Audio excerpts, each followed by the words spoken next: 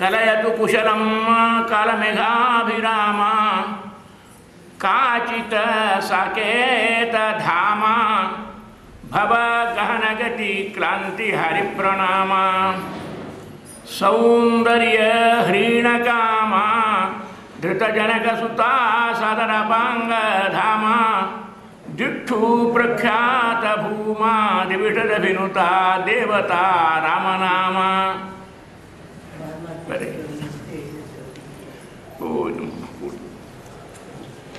ಕಲ್ಯಾಣೋಲ್ಲಾಸ ಸೀಮಾ ಕಲಯತು ಕುಶಲಂ ಕಾಲಮೇಘಾಭಿರಾಮ. ರಾಮಚಂದ್ರ ದೇವರ ಒಂದು ದಿವ್ಯವಾಗಿರ್ತಕ್ಕಂಥ ಸ್ತೋತ್ರ ಇದು, ಬಹಳ ಅರ್ಥಪೂರ್ಣವಾಗಿರ್ತಕ್ಕಂಥದ್ದು. ರಾಮ ಏನಿದ್ದ ಅನ್ನೋದನ್ನು ಈ ಒಂದು ಪದ್ಯದೊಳಗೆ ಬಹಳ ಸುಂದರವಾಗಿ ಚಿತ್ರಿಸಿದ್ದಾರೆ. ಕಲ್ಯಾಣೋಲ್ಲಾಸ ಸೀಮಾ, ಕಲ್ಯಾಣ ಅಂದರೆ ಕ್ಷೇಮ, ಸಂತೋಷ, ಆನಂದ, ಸುಖ, ಶಾಂತಿ, ಕಲ್ಯಾಣ ಕಲ್ಯಾಣ ಅಂತ ಹೇಳ್ತಾರೆ. ಆ ಕಲ್ಯಾಣವನ್ನು ಜಗತ್ತಿಗೆ ಮಾಡುವುದರೊಳಗೆ ಸೀಮಾ ರಾಮದೇವರು ಕೊನೆಗೆ ಲಿಮಿಟ್, ಇದಕ್ಕಿಂತ ಹೆಚ್ಚಿನ ಕಲ್ಯಾಣ ಜಗತ್ತಿಗೆ ಯಾರೂ ಮಾಡಲಿಲ್ಲ, ಎಂದೂ ಮಾಡಲಿಲ್ಲ.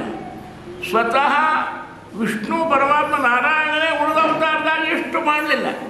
ಮತ್ಸ್ಯ ಕೂರ್ಮ ವರಾಹ ನರಸಿಂಹ ವಾಮನ ಪರಶುರಾಮ ರಾಮ ಕೃಷ್ಣ ಬುದ್ಧ ಕಲಿಕೆ 10 ಅವತಾರ ಎತ್ತಿ ಮುಕ್ತಿ ಮಂದಿರಕ್ಕೆ ಮಂದಿನೆಲ್ಲ ಕರ್ಕೊಂಡು ಹೋಗಬೇಕು ಅಂತ ಪ್ರಯತ್ನ ಮಾಡಿರ್ತಕ್ಕಂಥ ಭಗವಂತ ಅದಕ್ಕಾಗಿ ಏನು ಕಲ್ಯಾಣವನ್ನು ಮಾಡಿದ್ದಾನೆ, ಕ್ಷೇಮವನ್ನು ಮಾಡಿದ್ದಾನೆ. ರಾಮದೇವರು ಮಾಡಿದಷ್ಟು ಕಲ್ಯಾಣ ಏನು ಮಾಡಿದ ರಾಮ ಅಂದರೆ ಡಂಗರ ಹೊಡಿಸಿದ. ಏನಂದ ಡಂಗರ? ಬರೇ ಈ ಮೈನಿದು ಅಥವಾ ಇದ್ರದ್ದು ಅವೆಲ್ಲ ಡಂಗರ ಅಲ್ಲ. ಹಂಗಾರೆ ಮೋಕ್ಷಕ್ಕೆ ಯಾರ್ಯಾರು ಬರ್ತೀರಿ ಎಲ್ಲರೂ ಬರ್ರಿ. ಏನು ಮತ್ಸ್ಯಾವತಾರದಾಗಿಲ್ಲ, ಕೂರ್ಮಾವತಾರದಾಗಿಲ್ಲ, ನರಸಿಂಹಾವತಾರದಾಗಿಲ್ಲ, ರಾಮಾವತಾರದಾಗ ಮಾತ್ರ ಸಮಾಯಾತ ಸಮಾಯಾತ ಯೇ ಯೇ ಮೋಕ್ಷ ಪದೇಚ್ಛವಃ ಏವ ಮಾಘೋಷಯದ್ ರಾಮ. ಎಷ್ಟು ಸರ್ವಾರು ಸರ್ವ ಪರಮಾತ್ಮ ಮೋಕ್ಷಕ್ಕೆ ಬರೋವರೆಲ್ಲ ಬರ್ರಿ ಅಂತ ತಿಳ್ಕೊಂಡು ಭಗವಂತ ಘೋಷಣೆಯನ್ನು ಮಾಡಿದ. ಬಹಳ ಜನ ನಾನು ಮೋಕ್ಷ ನೀನು ಮೋಕ್ಷ ಹೊಂಟ್ರಿ. ದೇವರು ಎಲ್ಲೋ ಊಟ ಕರೆದ್ರೆ ಮಂದಿ ಅಂಥವರಿಂದ ಗುಂಪುಕೊಂಡು ಹೋಗ್ತಾ ಇರ್ತಾರೆ. ಅದರಿಂದ ಮೋಕ್ಷ ಮಂದಿರಕ್ಕೆ ಕರ್ಕೊಂಡು ಹೋಗ್ತೇವೆ ಅಂತ ತಿಳ್ಕೊಂಡು ಹೇಳಿದರೆ ಜನ ಬಹಳಷ್ಟು ಜನ ಬಂದರು, ಅಸಂಖ್ಯಾತ ಜನ. ಎಲ್ಲ ಮಂದಿ ಎಲ್ಲ ಅತ್ತಿ ಸಸ್ಯಂದ್ರ ಸಹಿತ ತಮ್ಮ ಅತ್ತೆ ಅವ್ರಿಗೆ ಸ್ವಲ್ಪ ಇರ್ರವ ನಾವು ಮುಟ್ಟಕ್ಕೆ ಹೋಗಿ ಬರ್ತೀವಿ, ಮನೆ ನೋಡ್ಕೋತಾರ್ರಿ, ಹಿಂದಿನ ಲೈಟು ಮುಂದಿನ ನಳ ಇದೆಲ್ಲ ನೋಡ್ರಿ ಅಂತ ನಾವು ಬರ್ತೀವಿ ಅಂತ ಇವರೆಲ್ಲ ಸಸ್ಯಂದ್ರ ಹೊರಟರು. ಮಕ್ಕಳು ಮೊಮ್ಮಕ್ಕಳು ಎಲ್ಲ ಮುಪ್ಪ ನಮ್ಮ ಕಡೆ ಮನೆಯಾಗ ಕೂಡಿಸಿ ಅಜ್ಜಯ್ಯನೇ ಏನು ಮನೆಯಾಗ ಕೂತ್ಕೊಂಡ್ಬಿಡು ನಾವು ಮುಟ್ಟಕ್ಕೆ ಹೋಗ್ತೀವಿ ಅಂತ ಎಲ್ಲ ಮಂದಿ ಹೊರಟ್ರಿ. ರಾಮದೇವರೆಂದರು ಹನುಮಂತ ಇದೇನಪ್ಪ ಮಂದಿ ಅಪರಂಪಾರ ಮಂದಿ ಬರ್ಲಿಕ್ಕೆ ಕೋಟಿಗಟ್ಟಲೆ ಜನ. ನಾನು ಮೋಕ್ಷ ನೀನು ಮೋಕ್ಷ. ಯಾಕೆ? ರಾಮದೇವರು ರಾವಣನ ಸಂಹಾರ ಮಾಡಿ ಅದ್ಭುತವಾದಂಥ ತನ್ನ ಶಕ್ತಿ ಸಾಮರ್ಥ್ಯವನ್ನು ತೋರಿಸಿದ್ದ. ಆದ್ದರಿಂದ ಹಂಗಾರೆ ಕರ್ಕೊಂಡು ಹೋಗ್ತಾರೆ ಅಂತ ತಿಳ್ಕೊಂಡು ಮಂದೆಲ್ಲನೂ ಗುಂಪು ಕಟ್ಕೊಂಡು ಕೋಟಿ ಕೋಟಿ ಜನ ಲಕ್ಷ ಲಕ್ಷ ಜನ ಕೂಡಿದರು. ಅವಾಗ ಹನುಮಂತ ದೇವರು ಹೇಳಿ, ವಾಯುದೇವರು ನೋಡ್ರಪ್ಪ, ಈ ಸರಿಯು ನದಿ ಹರಿತಾ ಇದೆ, ತುಂಬ ಹರಿತಾ ಇದೆ, ಶ್ರಾವಣ ಮಾಸ ನದಿ ಹರಿತಾ ಇದೆ. ಆಚೆಯ ದಂಡಿಗೆ ವೈಕುಂಠದ ವಿಮಾನ ಬಂದದ್ದು. ನಿಮಗೆ ಯಾರು ವೈಕುಂಠ ವಿಮಾನಕ್ಕೆ ಹೋಗಬೇಕು ಅಂತ ಅನಿಸ್ತದೆ ಅವರೆಲ್ಲರೂ ಕೂಡ ಈ ಸರೋವರದಾಗ ಸರಿಯು ನದಿ ಒಳಗೆ ಸ್ನಾನ ಮಾಡಿ ಮುಳುಗಿ ಹಾಕ್ರಿ, ಎದ್ದು ಕೂಡಲೇ ಅದಕ್ಕೆ ಹೋಗಿ ನೀವು ವಿಮಾನ ಹತ್ಬಹುದು ಅಂತ ಹೇಳಿದರು. ಮಂದಿಯಂದರು ಸಸ್ಯಂದ್ರ ಹೇಳಿದ್ರು, ನಮ್ಮ ಅತ್ತೆ ಅವ್ರಿಗೆ ಕಳಿಸ್ತೇವೆ, ಹಿರಿ ಮನುಷ್ಯರು ಅವ್ರು ಬಿಟ್ಟು ನಾವೇನು ಹೋಗಿದ್ರಿ. ಅದಕ್ಕಾಗಿ ವೈಕುಂಠದ ಅವರೇ ಹೋಗಲಿ, ಮಕ್ಕಳು ಮೊಮ್ಮಕ್ಕಳು ಎಲ್ಲರೂ ಹೋಗಿ ಅವ್ರನ್ನೆಲ್ಲ ಆ ಪ್ರಕಾರ ತಾವು ನಿಂತರು. ಯೋಗ್ಯರು ಸಚೇತನರು ಅಂತ ಯಾರಿದ್ರು ಅವರೆಲ್ಲ ತೃಣಜೀವ ಪರ್ಯಂತರವಾಗಿ ಯೋಗ್ಯರನ್ನೆಲ್ಲ ರಾಮಚಂದ್ರ ದೇವರು ಮೋಕ್ಷಕ್ಕೆ ಕರ್ಕೊಂಡು ಹೋಗಿದ್ದಾನೆ. ನಾವು ನೀವು ಹೋಗಿದ್ದೇವ್ರಿ, ಎಲ್ಲರೂ ಕೂಡ ಹೋದವ್ರು ಒಬ್ಬರು ಹತ್ತಲಿಲ್ಲ, ಎಲ್ಲ ನಮ್ಮ ಹಿರಿಯರನ್ನು ಕಳಿಸಿದ್ವಿ, ನಾವಿಲ್ಲಿ ಮಂದಿ ಉಳ್ಕೊಂಡು ಕೂತ್ಕೊಂಡಿದ್ದೇವೆ. ಆದ್ದರಿಂದ ಭಗವಂತ ಅದಕ್ಕೆ ಕಲ್ಯಾಣೋಲ್ಲಾಸ ಸೀಮಾ ಇಷ್ಟು ಕ್ಷೇಮವನ್ನು ಭಗವಂತನೇ ಕೃಷ್ಣಾವತಾರದ ಮಾಡಲಿಲ್ಲ. ನರಸಿಂಹಾವತಾರ ಒಬ್ಬರು ಹಿರಣ್ಯಕಶಿಪುವಿನ ಸಲುವಾಗಿ ನರಸಿಂಹಾವತಾರ ಮಾಡಿ ಪ್ರಹ್ಲಾದವನ್ನು ರಕ್ಷಣೆ ಮಾಡಿದ ಅಷ್ಟೇ. ಒಂದೊಂದು ಅವತಾರ ಒಬ್ಬೊಬ್ಬರ ರಕ್ಷಣಕ್ಕಾಗಿ. ಆದರೆ ರಾಮಾವತಾರ ಎಲ್ಲ ಜಗತ್ತಿನಲ್ಲಿರ್ತಕ್ಕಂಥ ಪ್ರತಿಯೊಬ್ಬ ಮನುಷ್ಯನ ಉದ್ಧಾರಕ್ಕಾಗಿ ರಾಮಚಂದ್ರ ದೇವರು ಅವತಾರ ಮಾಡಿದ್ದಾನೆ. ಕಲ್ಯಾಣೋಲ್ಲಾಸ ಸೀಮಾ ಕಲಯತು ಕುಶಲಂ ಕುಶಲಂ ಕ್ಷೇಮ ಕಲಯತು ಕುಶಲಂ ಕಾಲಮೇಘಾಭಿರಾಮ ಕಾಚಿತ ಸಾಕೇತ ಧಾಕೇತ ಅಯೋಧ್ಯ. ರಾಮ ಎಲ್ಲಿದ್ದ ಹುಟ್ಟಿದ್ದ ಅಂತ ಮಾತು ಅನ್ಬೇಕಾದ್ರೆ ಅಲ್ಲಿ ಸಾಯ್ತಾರೆ ಮಂದಿ ಕಾಂಗ್ರೆಸ್ನವ್ರು ಎಲ್ಲೂ ಮುಸಲ್ಮಾನರು ಹೊರಟೋಗ್ತಾವೆ ಅಂತ ತಿಳ್ಕೊಂಡು ಬಾಯಿಂದ ಉಚ್ಚಾರ ಮಾಡೋದಿಲ್ಲ. ಅದನ್ನು ಎಲ್ಲನೂ ದಾಖಲೆಯದೇ ಇಲ್ಲ. ಕಾಚಿತ ಸಾಕೇತ ಧಾಮ ಭವ ಗಹನಗತಿ, ಸಂಸಾರದ ಭಯಂಕರವಾಗಿರ್ತಕ್ಕಂಥ ಗತಿಯಿಂದ ಬಳಲಿರ್ತಕ್ಕಂಥ ಜನರಿಗೆಲ್ಲನೂ ಭವಗಹನಗತಿ ಕ್ಲಾಂತಿ ಹರಿ ಪ್ರಣಾಮ ಸೌಂದರ್ಯ ಹ್ರೀಣಕಾಮ. ರಾಮನ ಸೌಂದರ್ಯ ಹೆಂಗಿತ್ರಿ? ರಾಮ ಕೃಷ್ಣ ಇಬ್ಬರು ಭಾರಿ ಅದ್ಭುತವಾದ ರೂಪ ಅವ್ರದ್ದು, ಲೋಕೋತ್ತರ ಸೌಂದರ್ಯ. ರಾಮ ಹೆಂಗಿದ್ದ? ಕರಿ ಇದ್ದ. ಕೃಷ್ಣ ಹೆಂಗಿದ್ದ? ಕಪ್ಪಿದ್ದ. ರಾಮ ಕೃಷ್ಣ ಕಪ್ಪು, ಮಂದೆಲ್ಲ ಕಪ್ಪು ಅಂದರೆ ಒಂದು ದೊಡ್ಡ ತಪ್ಪು ಅಂತ ತಿಳ್ಕೊತಿರ್ತಾರೆ. ಏನು ಅನ್ಯಾಯ ಹಾಕೊಳ್ಳಲ್ಲ. ಕಪ್ಪುನು ಸೌಭಾಗ್ಯದ ಲಕ್ಷಣ ಅದು. ಆದ್ದರಿಂದ ಲಕ್ಷ್ಮೀದೇವಿ, ಪಾರ್ವತೀದೇವಿ, ಕಾಳಿ ಮಾತಾ ಅಂದರೆ ಅವರು ಕೂಡ ಹಾಕ್ತಾ ಇದ್ದಾರೆ. ಆದ್ದರಿಂದ ಕಪ್ಪು ಅನ್ನೋದು ದೇಹಕ್ಕೆ ಒಪ್ಪ ಹೊರತು ಅದೊಂದು ದೊಡ್ಡ ತಪ್ಪಲ್ಲ, ಅಪರಾಧವಲ್ಲ. ಅದಕ್ಕಾಗಿ ರಾಮ ಕಪ್ಪು, ಕೃಷ್ಣ ಕಪ್ಪು. ಕೃಷ್ಣ ಗೋಕುಲ ಮಥುರಾ ಬೃಂದಾವನದಾಗ ತಿರುಗಾಡೋ ಕಾಲಕ್ಕೆ ಅಲ್ಲಿರ್ತಕ್ಕಂಥ ಗಿಡ ಬಳ್ಳಿ ಪಶು ಪಕ್ಷಿ ಚಿಗುರಿ ಹಾವು ಗೋವು ಹುಚ್ಚಾಗಿ ನೋಡ್ತಿರ್ಬೇಕಂತ ರಾಮನನ್ನು. ಅವನು ನೋಡ್ಕೊತಿರ್ಬೇಕು. ಗಿಡಗಳು ಮಾತಾಡ್ತಾ ಇದ್ರು. ಕಪ್ಪು ಹೆಪ್ಪು ಮುರಿದೆದ್ದ ಮುದ್ದು ಮಗ ಯಾವ ಇವನು ಎಂದು. ಕಪ್ಪು ಹೆಪ್ಪು ಮುರಿದು, ಕಪ್ಪಿಗೆ ಹೆಪ್ಪ ಹಾಕಿದ್ರೆ ಹಾಲಿಗೆ ಹೆಪ್ಪು ಮೊಸರಿಗೆ ಹೆಪ್ಪ ಅಲ್ಲ. ಕಪ್ಪು ಹೆಪ್ಪು ಮುರಿದೆದ್ದ ಮುದ್ದು ಮಗ ಯಾವ ಇವನು ಎಂದು. ಕೇಳೆ ಕಾಡು ಮರ, ಒಂದು ಕಾಡು ಮರ ಕೇತಂತೀವಿ ಯಾರಪ್ಪ ಅಂತ. ಕೇಳೆ ಕಾಡು ಮರ ನೀರೆಲ್ಲ ಹೇಳಿತು ಇವ ನಮ್ಮ ನೇರ ಬಂದು. ನೀರು ಹಣ್ಣು ತಾನು ಕಪ್ಪಿರ್ತದೆ, ಅದಕ್ಕೆ ಯಾರು ತಿಳ್ಕೊಂಡ್ರು? ನಮ್ಮ ಪೈಕಿ ಅವನು ಕೂಡ. ಕಪ್ಪು ಹೆಪ್ಪು ಮುರಿದೆದ್ದ ಮುದ್ದು ಮಗ ಯಾವ ಇವನು ಎಂದು. ಕೇಳೆ ಕಾಡು ಮರ ನೀರೆಲ್ಲ ಹೇಳಿತು ಇವ ನಮ್ಮ ನೇರ ಬಂದು. ಹಂಗೆ ರಾಮನು ಕೂಡ ಕಪ್ಪು. ಕಪ್ಪಂದ್ರೆ ಅಂಥ ಕಪ್ಪರಿ, ಡಾಂಬರಿನ ಕಪ್ಪಲ್ಲ, ಕಾಡಿಗೆ ಕಪ್ಪಲ್ಲ. ಹಂಗಾರ ರಾಮಮ್ಮ ಇಂದೀವರ ಶ್ಯಾಮಮ್ಮ ಕಂದರ್ಪ ಸದೃಶಪ್ರಭಂ. ಇಂದ್ರನೀಲಮಣಿ ಅಂತ ಹಾಕಿದ್ದೆ ರಾಮ. ಕಾಮಮ್ಮ ಇಂದೀವರ ಶ್ಯಾಮಮ್ಮ ಕಂದರ್ಪ ಸದೃಶಪ್ರಭಂ ಬಭೂವ ಇಂದ್ರೋಪಮಂ ದೃಷ್ಟ ರಾಕ್ಷಸಿ ಕಾಮಮೋಹಿತ. ರಾಮನ್ ನೋಡಿದ್ರೆ ರಾಕ್ಷಸ ಸ್ತ್ರೀಯರು ಸಹಿತ ಹುಚ್ಚಾಗಿ ಕೊಡ್ತಾ ಇದ್ರಂತೆ. ಶೂರ್ಪನಖ ರಾಮನನ್ನು ನೋಡಿ, ರಾಮಂ ಇಂದೀವರ ಶ್ಯಾಮಮ್ಮ, ಅವನನ್ನು ನೋಡಿ ಮೂರ್ಖಳಾಗಿ ನನ್ನನ್ನು ಮದುವೆ ಆಗುವಂತ ತಿಳ್ಕೊಂಡು ಮದುವೆಲ್ಲ ಹಾಗೆ ಇದನ್ನು ಮಾಡುವಂತ ಬೇಡಿದ್ಲು. ಕಡಿಗೆ ಕಟ್ಸೋಣ ಕಿತ್ತೇನೆ ಮೂಗು ಕತ್ತರಿಸಿ ಹಾಕಿದ, ಹೀಗೆಲ್ಲ ಕಥಾ ಬರ್ತಾ ಇದೆ. ಅಂತೂ ರಾಮಾಯಣಕ್ಕೆ ಶೀತಾನ ಸೌಂದರ್ಯ ಕಾರಣ ಅಂತ ಮಂದಿ ಹೇಳ್ತಾ ಇದ್ದಾರೆ. ವಾಲ್ಮೀಕಿನು ಹೇಳಿದ್ದಾನೆ. ವಸ್ತುತಸ್ತು ಇದ್ದು ರಾಮನ ಸೌಂದರ್ಯವೇ ರಾಮಾಯಣ ದುರಂತಕ್ಕೆ ಕಾರಣ. ಆದ್ದರಿಂದ ರಾಮಂ ಇಂದೀವರ ಶ್ಯಾಮಮ್ಮ ಕಂದರ್ಪ ಸದೃಶಪ್ರಭಂ ಬಭೂವ ಇಂದ್ರೋಪಮಂ ದೃಷ್ಟ ರಾಕ್ಷಸಿ ಕಾಮಮೋಹಿತ ಅಂತ ಹೇಳಿದ ಹಾಗೆ ಅದನ್ನು ಈ ಶ್ಲೋಕದೊಳಗೆ ಕಲ್ಯಾಣೋಲ್ಲಾಸ ಸೀಮಾ ಕಲಯತು ಕುಶಲಂ ಕ್ಷೇಮಂ ಸಂತೋಷಂ ಕಲಯತು ಕುಶಲಂ ಕಾಲಮೇಘಾಭಿರಾಮ ಕಾಚಿತ ಸಾಕೇತ ಧಾಮ ಭವ ಗಹನಗತಿ ಕ್ಲಾಂತಿ ಭ್ರಾಂತಿ ಶ್ರಾಂತಿ ಕಾಂತಿ ಹರಿಪ್ರಣಾಮ ಸೌಂದರ್ಯ ಹ್ರೀಣಕಾಮ. ಅವನು ನೋಡಿದ ಕಾಮ ನಾಚ್ಕೋತಿದ್ದಂತೆ ರಾಮನ ಸೌಂದರ್ಯವನ್ನು ಕಂಡು. ಸೌಂದರ್ಯ ಹ್ರೀಣಕಾಮ ಧೃತ ಜನಕ ಸುತ ಸೀತಾದೇವಿ, ಧೃತ ಜನಕ ಸುತ ಸಾದರಾಪಾಂಗ ಧಾಮ ದಿಕ್ಷು ಪ್ರಖ್ಯಾತ ಭೂಮ ದಿವಿಷರಭಿನುತ ದೇವತಾ ರಾಮನಾಮ. ಯಂ ಬ್ರಹ್ಮ ವರುಣ ಇಂದ್ರ ರುದ್ರ ಮರುತಃ ಸ್ತುನ್ವಂತಿ ದಿವ್ಯೈಸ್ತವೈಃ ವೇದೈಃ ಸಾಂಗ ಪದ ಕ್ರಮ ಉಪನಿಷದೈಃ ಗಾಯಂತಿ ಧ್ಯಾಯಂತಿ ಯಂ ಸಾಮಗಾಃ ಧ್ಯಾನಾವಸ್ಥಿತ ತದ್ಗತೇನ ಮನಸಾ ಪಶ್ಯಂತಿ ಯಂ ಯೋಗಿನೋ ಯಸ್ಯಾಂತಂ ನ ವಿದುಃ ಸುರಾ ಅಸುರಾ ಧನುಜಾ ಮನುಜಾ ದಾನವಾ ಮಾನವಾ ವಾನರಾಗಣಾಃ ದೇವಾಯ ತಸ್ಮೈ ನಮಃ.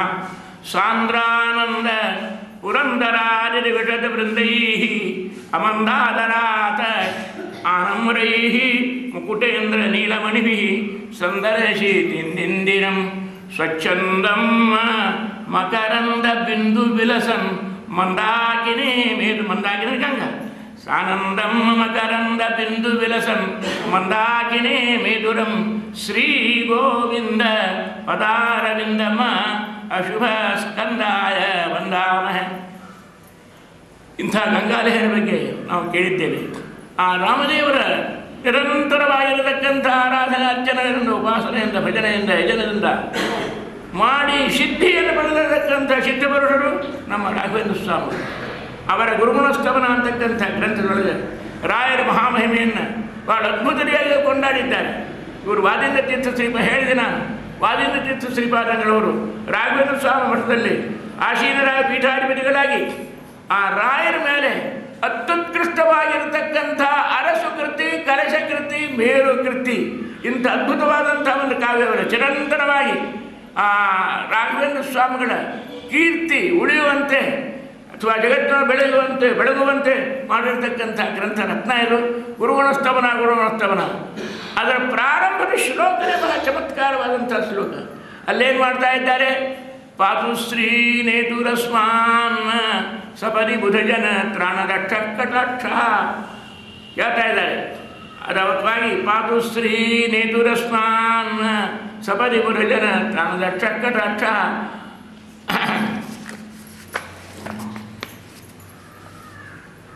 ಶ್ರೀಭೂ ದುರ್ಗಾ ತ್ರಿಗಂತ ಪ್ರಚಯ ಪರಿಚಯೋದಾರ ಕಿರ್ಮೀರ ಭಾವ ಉನ್ಮೀಲನ್ ನೀಲ ನೀರೇ ರುಹ ನಿವಹಮಃ ಪುಷ್ಟಿ ಪುಷ್ಟಿಂಧಯ ಶ್ರೀ ಶ್ರೀ ಭೂ ದುರ್ಗಾ ಶ್ರೀಭೂ ದುರ್ಗಾ ತ್ರಿಗಂತ ಪರಿಚಯ ಪ್ರಚಯ ಪರಿಚಯೋದಾರ ಕಿರ್ಮೀರ ಭಾವ ಸ್ವೈರ ಕ್ಷೀರೋದ ನಿರ್ಯತ ಶಶಿರುಚಿ ನಿಚಯ ಅಖರ್ವ ಗರ್ವಾಪನೋದೆ ಪಾತು ಶ್ರೀ ನೇತುರಸ್ಮಾನ್ ಸಪದಿ ಬುಧಜನ ತ್ರಾಣ ರಕ್ಷ. ಪರಮಾತ್ಮನ ಕರುಣಾ ಕಟಾಕ್ಷ ನಮ್ಮನ್ನು ರಕ್ಷಣವನ್ನು ಮಾಡಿ, ಉದ್ಧಾರ ಮಾಡಿ.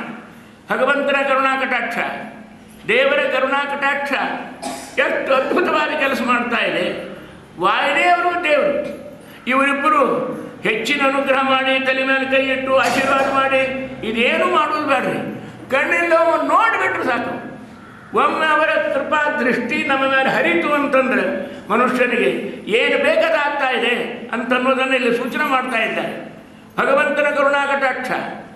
ಸ್ವಲ್ಪ ಪುರಾಣವನ್ನು ಪರಿಶೀಲನೆ ಮಾಡಿದರೆ ದೇವದಾನವರು ಕೂಡಿಕೊಂಡು ಸಮುದ್ರ ಮಂಥನವನ್ನು ಮಾಡ್ತಾ ಇದ್ರು. ಹಾಲಿನ ಹೆಗ್ಗಡಲನ್ನು ಎಲ್ಲ 33 ಕೋಟಿ ದೇವತೆಗಳು 99 ಕೋಟಿ ದೈತ್ಯರು ಕೂಡಿ ಮಂಥನವನ್ನು ಮಾಡುವ ಕಾಲಕ್ಕೆ ಆ ಮಂಥನದ ರಭಸದೊಳಗೆ ಏನಾಯಿತು ಹೇಳಿದರು. ಮಂಥನ ಮಾಡೋದಕ್ಕಿಂತ ಮೊದಲು ಭಗವಂತನ ಹತ್ತಿರ ಬಂದು ಬೇಡ್ಕೊಂಡ್ರು. ದೇವತೆಗಳು ಬಂದರು. 33 ಕೋಟಿ ದೇವತೆಗಳು ಭಗವನ್ ನಾರಾಯಣಂ ಮನಾಮಯಂ ಶರಣ್ಯಂ ಶರಣಂ ಜಗ್ಗು ನಾರಾಯಣ ಮನೋಮಯ ನಾರಾಯಣ ಮನಾಮಯಂ ಅನಾಮಯಂ ನಾರಾಯಣಂ ಶರಣ. ಎಲ್ಲ ಕೊರಿಗೆವನು ಹೋಗೋದು ಅವರಲ್ಲೇ ಹೋಗೋದು. ಯಾರಿಗಾದರೂ ಕೂಡ ಸಂಕಟ ಬಂದಾಗ ವೆಂಕಟರಮಣ ನಾವು ಅಷ್ಟೇ ಅಲ್ರಿ, ದೇವಾದಿ ದೇವತೆಗಳು ಕೂಡ ಹೊತ್ತು ಬಂದಾಗ ಭಗವಂತನ ಪಾದಕಮನಕ್ಕೆ ಹೋಗಿ ಶರಣ ಹೋಗ್ತಾ ಇರ್ತಾರೆ. ಹೋಗಿ ದೇವರನ್ನು ನಮಸ್ಕಾರ ಮಾಡಿ, ಯಾಕ್ರಪ್ಪ ಏನು ಅಂತ ಕೇಳಿದರು. ಸ್ವಾಮಿ ಮೇಲೆ ಮೇಲೆ ಬರುವುದಿಲ್ಲ, ನಿಮ್ಮನ್ನು ಕಾಡುವುದಿಲ್ಲ, ಒಂದೇ ನಮ್ಮದು ಬೇಕಾಗಿದೆ ಅಪೇಕ್ಷ, ಅದನ್ನು ಕೊಟ್ಟು ಬಿಡ್ರಿ, ಪುನಃ ನಮ್ಮನ್ನು ಕಾಡುವುದೇ ಇಲ್ಲ, ನಾವು ಮತ್ತೆ ಬೇಡುವುದೇ ಇಲ್ಲ, ಅಷ್ಟೊಂದು ಬರುವುದಿಲ್ಲ. ಏನು ಹೇಳ್ರಿ ಎಂದು ಪರಮಾತ್ಮ. ಏನಿಲ್ಲ, ನಮಗೆಲ್ಲರಿಗೂ ಒಂದೇ ಹೊಟ್ಟಬೇನೆ. ಏನು ಬೇಕಾದಷ್ಟು ಐಶ್ವರ್ಯ ಅದ, ದುಡ್ಡು ಅದ, ವೈಭವ ಅದ, ಹರೆ ಅದ, ಕಾರುಣ್ಯ ಅದ, ಎಲ್ಲ ಅದ ಸ್ವಾಮಿ. ಅದರ ತೂಗು ಖಡ್ಡಿಗೆ ಮೇಲೆ ಇಂದಿಲ್ಲ ನಾಳೆ ಎಂದಿಲ್ಲ ಒಂದು ದಿವಸ ಮರಣ ಬರ್ತದಲ್ಲಪ್ಪ. ಎಷ್ಟು ಐಶ್ವರ್ಯ, ಎಷ್ಟು ಕಾರು, ಎಷ್ಟು ಬಂಗಲೆ, ಎಷ್ಟು ದಾಸದಾಶ್ವರ್ಯ ಏನಿದೆ ಸಹಿತ ಎಂದಿಲ್ಲ ಒಂದು ದಿವಸ ನಾವು ಹೋಗಬೇಕಲ್ಲ. ಅದಕ್ಕೆ ಸ್ವಾಮಿ ನಿನ್ನಲ್ಲಿ ಒಂದೇ ಬೆನ್ನಹ ನಮ್ಮದು ಏನು, ನಮಗೆ ಸಾವು ಬರಬಾರ್ದು ಅಂದ್ರೆ ದೇವತೆಗಳು ಸಾವು ಬರಲಾರ್ದಂಗೆ ಬೇಕಾದ ಮಾಡ್ರಿ. ಇಲ್ಲ ಈ ಮೇಲೆ ಇಷ್ಟೆಲ್ಲ ವೈಭವದಿಂದ ಕೂಡ್ತಾ ಇರ್ತಾನೆ ಎಲ್ಲ. ಹೀಗೆ ಕಾರ್ನ ಹೋಗ್ಬಿಟ್ಟು ಸತ್ತೋಗಿ ಎಷ್ಟು ಮಂದಿ, ಟ್ರೈನ್ನಾಗ ಹೋಗುವಾಗ ಎಷ್ಟು ಮಂದಿ ಆಕ್ಸಿಡೆಂಟ್ ಆಗ್ಯಾರ. ಆದ್ದರಿಂದ ದೇವರನ್ನ ಕೇಳ್ಕೊಂಡು ಏನಾದರೂ ಯಾವುದೇ ಪ್ರಸಂಗ ಆಗಲಿ ಎಂದೆಂದೂ ಕೂಡ ನಾವು ಬಾರ್ದು, ಹಿಂಗೆ ಇರ್ಬೇಕು, ಹಿಂಗೆ ಇರ್ಬೇಕು, ಹಿಂಗೆ ಇರ್ಬೇಕು ದೇವರಂದ. ಹಂಗಾರೆ ಒಂದು ಪ್ರಯತ್ನ ಮಾಡ್ರಿ ಅಂತ ದೇವರಿಗೆ. ಇನ್ನೊಂದು ಸ್ವಲ್ಪ ನಮ್ಮ ಬೇಡಿಕೆಗೆ ಇನ್ನೊಂದು ಸ್ವಲ್ಪ ಹೆಚ್ಚಿನ ಜೋಡಿಸ್ಬೇಕು. ಏನು ಜೋಡಿಸ್ಬೇಕು? ಸಾವು ಬರಬಾರ್ದು ಇಷ್ಟೇ ಅಲ್ರಿ, ಮುಪ್ಪು ಬರಬಾರ್ದು. ಮುಪ್ಪು ಅನ್ನೋದು ಸಾವಿರಕ್ಕಿಂತ ಕೆಟ್ಟು. ಸಾವು ಹಂಗಾರೆ ಸಹನ ಮಾಡ್ತಾನೆ ಮನುಷ್ಯ. ತಿಂದೇನಂದ್ರೆ ಉಂಡೇನಂದ್ರೆ ಬೇಕಾದಷ್ಟು ಕಳಿಸಿರ್ತಾನೆ ಜೀವನದಾಗ. ಅವ ಸಂಪಾದನೆ ಮಾಡಿರ್ತಾನೆ, ಐಶ್ವರ್ಯ ರಾಶಿ ರಾಶಿ ಬಿದ್ದಿರ್ತದೆ, ತಿನ್ನಂಗಿಲ್ಲ. ಭಂಡಾರಿ ಸ್ವಾಮಿಗಳು, ಬೇಜಾರು ಸ್ವಾಮಿಗಳು, ಮದ್ರಾಸ ಸಭಾ ಮಾಡಿದ್ರು, ಹೋಗಿದ್ದೇವೆ ನಾವೆಲ್ಲರೂ ಕೂಡ. 5,000 ಮಂದಿಗೆ ಪಂಚಭಟ್ಟ ಪಕ್ವಾನ್ನವನ್ನು ಮಾಡಿ ಬಡಿಸ್ತಾ ಇದ್ರು. ಸ್ವಾಮಿಗಳು ಹೇಳಿದ್ರು, ಯಜಮಾನ್ರೆ ನೀವು ಸೀತಾರಾಮರಾಮ್ ಅಂತ ತಿಳ್ಕೊಂಡ್ರು, ನೀವು ಒಂದು ಎಲೆ ಹಾಕೊಂಡು ಕೂಡ್ರಿ ಅಂದರು. ಅಲ್ಲೇ ಹಾಕೊಂಡು ಕೂಡಿಸಿದ್ರು. ಎಲ್ಲರಿಗೂ ಪಂಚಭಟ್ಟ ಪಕ್ವಾನ್ನಗಳು, ಪಾಸುಂಡೆ, ಶ್ರೀಖಂಡ, ಪದರಫೇಣೆ, ಶಾಮಿ ಫೇಣೆ, ಒಂದಲ್ಲ ಎಲೆ ತುಂಬಿ 2 ಎಲೆ ಹಾಕಿದ್ರು, ದೊಡ್ಡ ದೊಡ್ಡ ತುಂಬೋದು. ಅವಾಗ ಬಳಸ್ಲಿಕ್ಕೆ ಬಂದರು. ಯಾವುದು ಬಳಸ್ಬೇಡ ಅನ್ನೋ ಸಾವುಕಾರ, ಇಷ್ಟೆಲ್ಲ ಖರ್ಚು ಮಾಡಿ ನಾವು ಯಾಕ್ರಿ ಅಂದ್ರೆ, ಇಲ್ರಿ ನನಗೆ ಡಯಾಬಿಟಿಸ್ ಅದನ್ನು ಏನು ತಿನ್ನಂಗಿಲ್ಲ, ನುಚ್ಚು ಭಕ್ರಿ ಹಾಕಂದ್ರೆ ಆಶ್ಚರ್ಯ ನಮ್ಗೆ. ಮೊದಲ ಹುಬ್ಬಳ್ಳಿ, ಧಾರವಾಡ, ವಿಜಯಪುರ ಜಿಲ್ಲಾದವರು ನುಚ್ಚು ಭಕ್ರಿ ಇಲ್ಲಿ ಯಾಕೆ ಬಂತಪ್ಪ ಅಂದೇವಿ ಅಂದರೆ, ದೇವರ ರಗಡ ಐಶ್ವರ್ಯ ಕೊಡ್ತಾನೆ, ವೈಭವ ಕೊಡ್ತಾನೆ. ಪೆನ್ಷನ್ ಆದ್ರೆ ಏನಾದರೂ ಕೂಡ ಮನುಷ್ಯ ಸುದೈವದಿಂದ ಅವ ದೊಡ್ಡ ಪದವಿ ಗಳಿಸಿದ ಅಂದರೆ 1,00,000, 2,00,000, 3,00,000 ಪಗಾರ ಏನು ನಂಬಿಕೆ ಆಗೋದಿಲ್ಲ. ಆತ ಸಾಫ್ಟ್ವೇರ್ ಇಂಜಿನಿಯರ್ ಇಂದಾನೆ ಅಂದರೆ ಬಗ್ಗೆ 1,00,000 ಮೇಲೆ ಪಗಾರ ಶುರುವಾಗ್ತದೆ ಅವ್ರಿಗೆ, ತಪ್ಪಲ್ಲ. ಅಷ್ಟು ಆದಾವಣೆ ಸಹಿತ ಕೊನೆಗೆ ಅಂಜಿಕೆ ಎಂದಿಲ್ಲ, ಒಂದು ದಿವಸ ಹೋಗ್ತದಲ್ಲಪ್ಪ ಎಲ್ಲ ಬಿಟ್ಟು ಅಂತ ಹೇಳ್ತಾ ಇದೆ. ದೇವತೆಗಳು ಬಂದು ಕೇವಲ ಭಗವಂತ ನಮಗೆ ಸಾವು ಬರಬಾರ್ದು, ಮೂಪು ಬರಬಾರ್ದು. ಅಂಗಂಗಲಿತಂ ಚರಿತಂ ಮುಂಡಂ ದಶನವೇ ಶಂಕರಾಚಾರ್ಯ ಹೇಳಿದ್ದಾರೆ. ಅಂಗಂಗಲಿತಂ ಫಲಿತಂ ಮುಂಡಂ ದಶನವಿಹೀನಂ ಜಾತಂ ತುಂಡಂ ಭಜ ಗೋವಿಂದಂ ಮೂಢಮತೆ ಅಂತ ಹೇಳಿದ ಹಾಗೆ. ಅದಕ್ಕಾಗಿ ದೇವರಿಗೆ ಬೇಡ್ಕೊಂಡು, ಸ್ವಾಮಿ ಮುಪ್ಪು ಬರಬಾರ್ದು, ಮರಣ ಬರಬಾರ್ದು, ನಾವು ಅಮರ ಆಗಬೇಕು. ಅಮರ ಅಂದ್ರೆ ಸಾವು ಇಲ್ಲದೆ ಇದ್ದವು, ಅದರಂತೆ ಅಜರ ಆಗಬೇಕು. ಜರ ಉಪ್ಪು ಇಲ್ದಂಗೆ ಹೆಂಗೊಂದು ಮಾಡುವ ವ್ಯವಸ್ಥೆ ಆಗಬೇಕು. ದೇವರಿಂದ ಆಗಲ್ಪ ಮಾಡ್ತೇನೆ, ಒಂದು ಕೆಲಸ ಮಾಡಿರಿ. ಏನು ನೋಡು, ಒಂದು ಗುಡ್ಡ ಅದ, ಆ ಗುಡ್ಡ ಸಾಮಾನ್ಯ ನಿಜವಾಗುವುದ, ಆ ಗುಡ್ಡ ವೆರಿ ಗುಡ್ಡ. ಯಾಕೆ ಅಲ್ಲಿ ಅತ್ಯುತ್ತಮವಾಗಿರತಕ್ಕಂಥ ವನಸ್ಪತಿಗಳು, ಔಷಧಿಗಳು, ಅಮೃತದಂಥ ಇರ್ತಕ್ಕಂಥವುಗಳು ಎಲ್ಲವ. ಅದನ್ನು ತೊಗೊಂಡು ಬರ್ರಿ, ಅದನ್ನು ತೊಗೊಂಡು ಬಂದು ತಗೊಂಡು ಹಾಲಿನ ಕಡಲಿನೊಳಗಿಡ್ರಿ. ಹಾಲಿನ ಹೆಗ್ಗಡರು, ಆ ಹಾಲಿನ ಹೆಗ್ಗಡೊಳಗೆ ಆ ಬೆಟ್ಟ ಇಟ್ಟು ಅದನ್ನು ಕಡಿರಿ. ಆಮೇಲೆ ಅಮೃತ ಬರ್ತಾ ಅದನ್ನು ಪಡೀರಿ, ಅದನ್ನು ಕುಡೀರಿ. ಅಜರ ಆಗಲಿ ಅಮರ ಆಗಲಿ. ಏನು ಸ್ವಾಮಿ ಎಲ್ಲರೇ ಗುಡ್ಡ ಏನು ತರುವುದು ಏನು? ಎಲ್ಲರೂ ಊರಿಗೆ ಹೋಗ್ಬೇಕಾರೆ ಒಂದು ಸೂಟ್ ಕೇಸ್ ಇತ್ತನ್ನು ಹಮಾಲಿನ ಮಾಡ್ತಾರೆ ಮನುಷ್ಯ. ಅಂದಮೇಲೆ ಗುಡ್ಡ ಹೆಂಗೆ ಮಾಡೋದು ಅಸಖ್ಯ ಅಂತಂದರು. ಹಂಗೆ ಮಾಡಬೇಡ್ರು. ಹೊತ್ತು ಬಂದಾಗ ಯಾವುದೋ ಕಾಲು ಹಿಡಿತಾರೆ, ಕತ್ತಿ ಕಾಲು ಹಿಡ್ದಂಗೆ. ದೈತ್ಯರು ಕರ್ಕೊಂಡು ಹೋಗ್ರಿ, ದೈತ್ಯರು ಬರ್ತಾರೆ, ನೀವು ಅವ್ರು ಕೂಡ ಎತ್ತರದನ್ನು ಆಗಲಿ ಅನ್ನೋ. ದೈತ್ಯರಿಗೆ ಭಾಳ ಹುಡುಪಾತ, ಅವ್ರಿಗೆ ಸಾಯಂಗಿಲ್ಲ, ಬೇಷಾಗಿ ನಿಮ್ಮನ್ನು ನೋಡ್ತೀನಿ ವ್ಯವಸ್ಥೆ ಬಂದರೆ ಬಂದು ನಿಂತದೆ ದೈತ್ಯರು. ಆಮೇಲೆ ಆ ದೈತ್ಯರು 33 ಕೋಟಿ ದೈವತೆಗಳು, 99 ಕೋಟಿ ದೈತ್ಯರು ಎಲ್ಲರೂ ಕೂಡಿದರು. ಆ ಬೆಟ್ಟ ಎತ್ತಿದರು. ಮಂದರ ಅಂತ ಹೇಳ್ಕೊಂಡು ದೊಡ್ಡ ಆಕಾಶಕ್ಕೆ ಗಗನ ಗೋಪುರದಂತ ಇರ್ತಕ್ಕಂಥ ಬೆಟ್ಟ ಎತ್ತಿದ್ರು, ಕೆತ್ತಿದ್ರು, ಹೊತ್ತರು. 4 ಹೆಜ್ಜೆ ಎಲ್ಲ ಮುಂದೆ ಹೆಜ್ಜೆ ಹಾಕಿದ್ರು, ನಡೆದರು. ಕತ್ತರಿಸಿ ಬಿಟ್ಟುಬಿಟ್ಟಿದ್ದಾರೆ. ಮೈ ಮೇಲೆ ಬಿದ್ದೋತು, ಜಬ್ಬಾಗಿ ಹೋಗಿದ್ದಾರೆ. ಅಯ್ಯೋ ಇದೇನಪ್ಪ ಮೋಕ್ಷ ಬಂದು ಸಾವು ಹೋಗ್ತದೆ ಅಂತಂದ್ರೆ ಇಲ್ಲೇ ಸಾವು ಬಂತಲ್ಲ ನಮಗೆ. ಹುಳಾಲೆ ಕಟ್ಟಿದ್ರು. ಇಂದ್ರಾದಿ ದೇವತೆಗಳು ಭಗವಂತನಿಗೆ ಮೊರೆ ಇಟ್ಟರು. ಪರಮಾತ್ಮ ಬಂದ, ಸ್ವಾಮಿ ಬಂದ, ಎಲ್ಲ ಬಿದ್ದಿದ್ದು ತಾಗೆ ಜಬ್ಬಾಗಿ ಹೋಗಿದ್ದು. ಆದ್ದರಿಂದ ದೇವರು ಬಂದ, ಏನು ಮುಟ್ಲಿಲ್ಲ, ಔಷಧ ಕೊಡಲಿಲ್ಲ, ಇಂಜೆಕ್ಷನ್ ಇಲ್ಲ, ಟಾನಿಕ್ ಇಲ್ಲ, ಬಂದು ಕರುಣಾ ಕಟಾಕ್ಷದಿಂದ ನೋಡಿದ ಅಷ್ಟೇ. ಕೇವಲ ನೋಡೋಣ ಮಾತ್ರದಿಂದ ತಕ್ಷಣದಲ್ಲಿ ಚಟಪಡಿ ಜಾಡಿಸಿಕೊಂಡು ಎಲ್ಲರೂ ಎದ್ದು ನಿಂತ್ಕೊಂಡ್ಬಿಟ್ಟಿದ್ದಾರೆ. ಅದನ್ನು ಸ್ತೋತ್ರ ಮಾಡಿದ್ದಾರೆ. ಈ ಮಂಗಳಾಚರಣೆ ಪಟ್ಟಿದಾಗ ವಾದಿಂದ ತೀರ್ಥ ಶ್ರೀಪಾದಂಗಳವರು, ಸ್ವಾಮಿ ನೀನು ಮಾಡಬೇಡ, ನಮಗೆ ನಮ್ಮನ್ನೊಂದು ಕರುಣಾ ದೃಷ್ಟಿಯಿಂದ ನೋಡಿಬಿಡೋ ಪ್ರಭು. ನಾವು ಅಷ್ಟೇ ಅಲ್ಲ, ಲಕ್ಷ್ಮೀದೇವಿ, ಶ್ರೀದೇವಿ, ಭೂದೇವಿ 3 ಮಂದಿ ಕೂಡಿ ಸ್ವಾಮಿ ನಮ್ಮ ಕಡೆ ನೋಡೋ ನಿನ್ನ ನೋಡ್ತಾ ಇದ್ದಾರಪ್ಪ. ಶ್ರೀ ಭೂ ದುರ್ಗಾ ತ್ರಿಗಂತ ಪ್ರಚಯ ಪರಿಚಯೋದಾರ ಕಿರ್ಮೀರ ಭಾವ ಉನ್ಮೀಲನ್ ನೀಲ ನೀರೇ ರುಹ ನಿವಹ ಪುಷ್ಟಿ ಮುಷ್ಟಿಂಧಯ ಶ್ರೀ ಭೂ ದುರ್ಗಾ 3 ಲಕ್ಷ್ಮೀದೇವಿ ರೂಪ್ರಿ. ಶ್ರೀದೇವಿ, ಭೂದೇವಿ, ಲಕ್ಷ್ಮೀದೇವಿ. ಶ್ರೀ ಭೂ ದುರ್ಗಾ ತ್ರಿಗಂತ ಪ್ರಚಯ ಪರಿಚಯೋದಾರ ಕಿರ್ಮೀರ ಭಾವ ಸ್ವೈರ ಕ್ಷೀರೋದ ನಿರ್ಯತ ಶಶಿರುಚಿ ನಿಚಯಾ ಖರ್ವಗರ್ವಾಪನೋದಿ ಪಾದು ಶ್ರೀ ನೇತುರಸ್ಮಾನ್ ಸಪದಿ ಭುಜಜನ ತ್ರಾಣ ರಕ್ಷಕ ದಕ್ಷ. ಪರಮಾತ್ಮ ನೋಡಿದ ತಕ್ಷಣದೊಳಗೆ ಎಲ್ಲರೂ ಎದ್ದು ನಿಂತಿದ್ದಾರೆ. ಭಗವಂತ ಹೇಳ್ದ, ಆಯ್ತಲ್ಲಪ್ಪ, ಹಂಗೆ ನನ್ನ ಕೆಲಸ ಆಯಿತು, ಮಂದಿರ ಬೆಟ್ಟ ಎತ್ತದೆ. ಆದ್ದರಿಂದ ಇದನ್ನು ಈ 2 ಹೆಜ್ಜೆ ಆದರೆ ನನಗೆ ಸ್ವಾಮಿ ಅದನ್ನು ಸಮುದ್ರ ತನಕ ತರುಸಂಗ ಹಾಲಿನ ಕಡಲಿನ ತನಕ. ಆವಾಗ ಭಗವಂತ ಗರುಡನ ಕರೆದ, ಗರುಡ ಇಲ್ಲಿ ಬಾ ಅಂದರು. ಗರುಡ ಬಂದ, ಗಾಬರಾದ. ಇದನ್ನು ದೇವತೆಗಳಿಗೆಲ್ಲ ಹೊರಲಿಕ್ಕಾಗಲಿಲ್ಲ. ಅದನ್ನು ತಗೊಂಡು ನನ್ನ ಮೇಲೆ ಹೇರುತ್ತಾನೆ, ತೊಗೊಂಡು ಹೋಗಂತ. ನನ್ನ ಗತಿ ಏನು ಅನ್ನೋ, ನನಗೆ ಹೆಚ್ಚಿನ ಹೆಗಲಿಲ್ಲ, ಕೈ ಇಲ್ಲ, ಏನೋ ಗರುಡ ಪಕ್ಷಿ ಎಷ್ಟಾದೀತು ಅಂತ ಹೇಳಿದ ತಕ್ಷಣ ದೇವರನ್ನು ಗಾಬರಾಗ್ಬೇಡ ಗರುಡ, ನೀ ಹ್ಞೂ ಅನ್ನೋಣ ಮಾತ್ರದಿಂದ ನಿನಗೆ ಫಲ ನನಗೆ ಕೊಡ್ತಾ ಇದ್ದೆ. ಅರ್ಜುನ ಗಾಬರಾದ. 18 ಅಕ್ಷೋಹಿಣಿ ಸೇರಿದ, 11 ಅಕ್ಷೋಹಿಣಿ ಸೇರಿದ ಕೃಪಾಚಾರ, ಭೀಮಾಚಾರ, ದ್ರೋಣಾಚಾರ, ಕರ್ಣ, ಅಶ್ವತ್ಥಾಮ ಎದುರು ಎಂತೆಂಥ ವೀರರು, ಶೂರರು ನಿಂತುಕೊಂಡಿದ್ದಾರೆ. ಇವರು 7 ಅಕ್ಷೋಹಿಣಿ, ಅದು 11 ಅಕ್ಷೋಹಿಣಿ. ನಡುಗಲಿಕ್ಕೆ ಹತ್ತಿದ. ವೇ ಬದ್ವಿಜ ಶರೀರೇ ಮೇ ರೋಮಹರ್ಷಶ್ಚ ಜಾಯತೆ ಗಾಂಡೀವಂ ಸಂಸತೆ ಹಸ್ತಾತ್ ಯದ್ವಾಜಯೇ ಮಾ ಯಜಮಾನುಜಯು ಅಂತ ಅಂಜಿ ನಡುಗಲಿಕ್ಕಿದ್ದಾಗ ಕೃಷ್ಣ ಹೇಳಿದೆ, ಅರ್ಜುನ ಗಾಬರಾಗಬೇಡ. ಈಗ ನಿಮಿತ್ತ ಮಾತ್ರ ಭಗವತ್, ನೀನು ನಿಮಿತ್ತ, ನೆಪ ನೀನು. ಹೊಡೆಯುವವು ನಾನು, ಕಡಿಯುವವು ನಾನು, ಕೊಲ್ಲುವವು ನಾನು, ಗೆಲ್ಲುವವು ನೀನು. ಕೊಲ್ಲವು ನಾನು, ಗೆಲ್ಲವು ನೀನು. ಆದ್ದರಿಂದ ನೀ ಹೂ ಅನ್ನು, ನಿನ್ನ ಪದರ ಪುಣ್ಯ ಕಟ್ತಾ ಇದ್ದೀನಿ. ನಿಮಿತ್ತ ಮಾತ್ರಮ್ಮ, ಇಷ್ಟು ನೀ ಅಂದ್ಬಿಡು ಹೂ ಅಂತಂದ್ರೆ ನಿನ್ನ ಪುಣ್ಯ ಬರ್ತಾ ಇದ್ದಾರೆ. ಹಾಗೆ ಹೇಳಿದಂಗೆ ಭಗವಂತ ಹೇಳಿದ ಗರುಡನಿಗೆ, ಎಲ್ಲ ಹುಚ್ಚಪ್ಪ ಇಲ್ವಾ.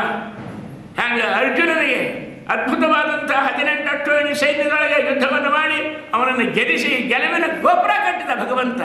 ಪಟ್ಟಾಭಿಷೇಕ ಮಾಡಿದ ಧರ್ಮರಾಜನಿಗೆ. ಆದ್ದರಿಂದ ನಿಮಿತ್ತ ಮಾತ್ರ ಅವರು. ಅದಕ್ಕಾಗಿ ಹೇಳಿದ ಗರುಡಿಗೆ, ನೀ ಸುಮ್ಮಿರು ಬಾ ಅಂತ ಹೇಳಿದ. ಗರುಡ ಬಂದ. ಅವನ ಮೇಲೆ ಆ ಬೆಟ್ಟ, ಅದರ ತುದಿ ಶಿಖರ ಅನಾಮತ ಎತ್ತಿ ಗರುಡನ ಮೇಲೆ ಹೇರಿದ. ಗರುಡ ಹಾಕಿದ, ಹೊರಡಂದ. ಇಷ್ಟೇ ಅಲ್ರಿ, ದೇವತೆಗಳಿಗೆ ಹೇಳಿದ, ನೀವೆಲ್ಲ ಬರ್ತೀರಾ ಅಲ್ಲೇ ಕ್ಷೀರ ಸಮುದ್ರಕ್ಕೆ, ಹಾಲಿನ ಕಡಲದಲ್ಲ, ಅಲ್ಲಿ ಬರ್ತೀರಾ? ಹಂಗೆ ಏನು ಬರ್ಬೇಕು ಅವ್ರು? ಏನು ಸ್ವಾಮಿ ಅದು ಎಂದು ಬರ್ಬೇಕಾಗ್ತದೆ? ಹಂಗಾರೆ ಇದ್ರ ಮೇಲೆ ಹತ್ತಿರಿ ಅಂದ. ಗರುಡನ ಮೇಲೆ ಗುಡ್ಡದ ಮೇಲೆ ಎಲ್ಲ 33 ಕೋಟಿ ದೇವತೆಗಳು, ದೈತ್ಯರು ಎಲ್ಲರೂ ಕೂತರು. ಗರುಡ ಹೊರಡಿ ಅಂದ. ಏನು ಹೊರಡ್ಬೇಕು ಗರುಡ? ಹೇಳಿದ, ಸ್ವಾಮಿ ನಾನು ಸಾಧ್ಯ ಇಲ್ಲ ಅಂದ. ಭಗವಂತ ಅವಾಗ ಅವನಿಗೆ ಆಶೀರ್ವಾದ ಮಾಡಿದ್ದಾನೆ. ಕರುಣಾಕಟಾಕ್ಷದಿಂದ ಗರುಡ ನೋಡಿದ್ದಾನೆ. ಗರುಡ ಅದನ್ನು ಹೊತ್ತಿದ್ದಾನೆ ನೋಡ್ರಿ. ಹೊತ್ತಾಗ ದೇವರಿಗೆ ಗರುಡ ಎಷ್ಟು ಭಾರ ಆತು ಅಂದ. ಸ್ವಾಮಿ ಎಷ್ಟು ಭಾರ ಅಂದರೆ, ಕೊರಳಾಗ ಹಾರ ಹಾಕಿದರೆ ಎಷ್ಟು ಭಾರ ಇರಬೇಕು, ಅಷ್ಟೇ ಎಲ್ಲ ಗುಡ್ಡ ಇದೆಲ್ಲ ಆಯಿತು. ತೊಗೊಂಡು ಬಂದು ಅದನ್ನು ಕಡಿದು ಅಮೃತವನ್ನು ದೇವರಿಗೆ ಉಣಿಸಿ ಅವರು ಅಜರ ಆಗು ಹಂಗೆ, ಅಮರ ಆಗು ಹಂಗೆ ಸ್ವಾಮಿ ಅನುಗ್ರಹವನ್ನು ಮಾಡಿದ್ದಾನೆ. ಅದನ್ನು ಮೊದಲು ನೆನೆಸಿದರು. ವಾದಿನ ಇದನ್ನು ಓದಿದವರು, ಗುರುಗುಣಸ್ತವನವನ್ನು ಕೇಳಿದವರು, ಗುರುಗುಣಸ್ತವನದ ಪಠಣವನ್ನು ಮಾಡಿದವರು, ಅವರೆಲ್ಲರೂ ಕೂಡ ಅಜರ ಆಗಲಿ ಅಮರ ಆಗಲಿ, ಕಡತನಕ ಅಜರ ಅಂತಲ್ಲ, ಅಂತೂ ಇರುವ ತನಕ ಮರಣ ಬರುವ ತನಕ ಅವರಿಗೆ ಮುಪ್ಪು ಬಂದಿರಬಾರ್ದು. ಆ ರೀತಿಯಾಗಿ ಆರೋಗ್ಯದಿಂದ, ಭಾಗ್ಯದಿಂದ ಕರುಣಿಸಲಿ ಅಂತ ತಿಳ್ಕೊಂಡು ಅಭಿಪ್ರಾಯ ಪೂರ್ಣವಾದಂತಹ ಒಂದು ಪದ್ಯವನ್ನು ಪ್ರಾರಂಭ ಮಾಡ್ತಾ ಇದ್ದಾರೆ. ಸ್ವೈರ ಕ್ಷೀರೋದ ನಿರ್ಯತ ಶಶಿರುಚಿ ನಿಜಯಾ ಕರ್ವ ಗರ್ವಾಪನೋದಿ ಪಾತು ಶ್ರೀ ನೇತುರಸ್ಮಾನ್ ಸಪದಿ ಬುಧಜನ ತ್ರಾಣ ರಕ್ಷ ಕಟಾಕ್ಷ. ಎರಡನೇದ್ದೇ ಆ ಶ್ರೀದೇವಿ, ಭೂದೇವಿ, ದುರ್ಗಾದೇವಿ, ಭಗವಂತನ 3 ಮಡದಿಯರು, ಶ್ರೀದೇವಿ, ಭೂದೇವಿ, ಅದರಲ್ಲಿ ದುರ್ಗಾದೇವಿ, ಆ 3 ದೇವತೆಯರನ್ನು ಸ್ತೋತ್ರ ಮಾಡ್ತಾ ಇದ್ದಾರೆ. ಮಾತಸ್ತ್ವಾಮುಪಕಲ್ಪಿತ ಅಖಿಲ ಜಗತ್ ಸತ್ಯೇಜ ಭರ್ಗೇರಿತೆ ಚೇತೋ ನ ಪ್ರಜಹಾತು ಜಾತು ಚಿದಪಿ ಸ್ವರ್ಗೇ ವರ್ಗೇ ವಿನಃ. ತಾಯಿ, ನಿಮ್ಮನ್ನು ಎಂದೂ ಮರಿದಂಗಿಲ್ಲ ನಾವು.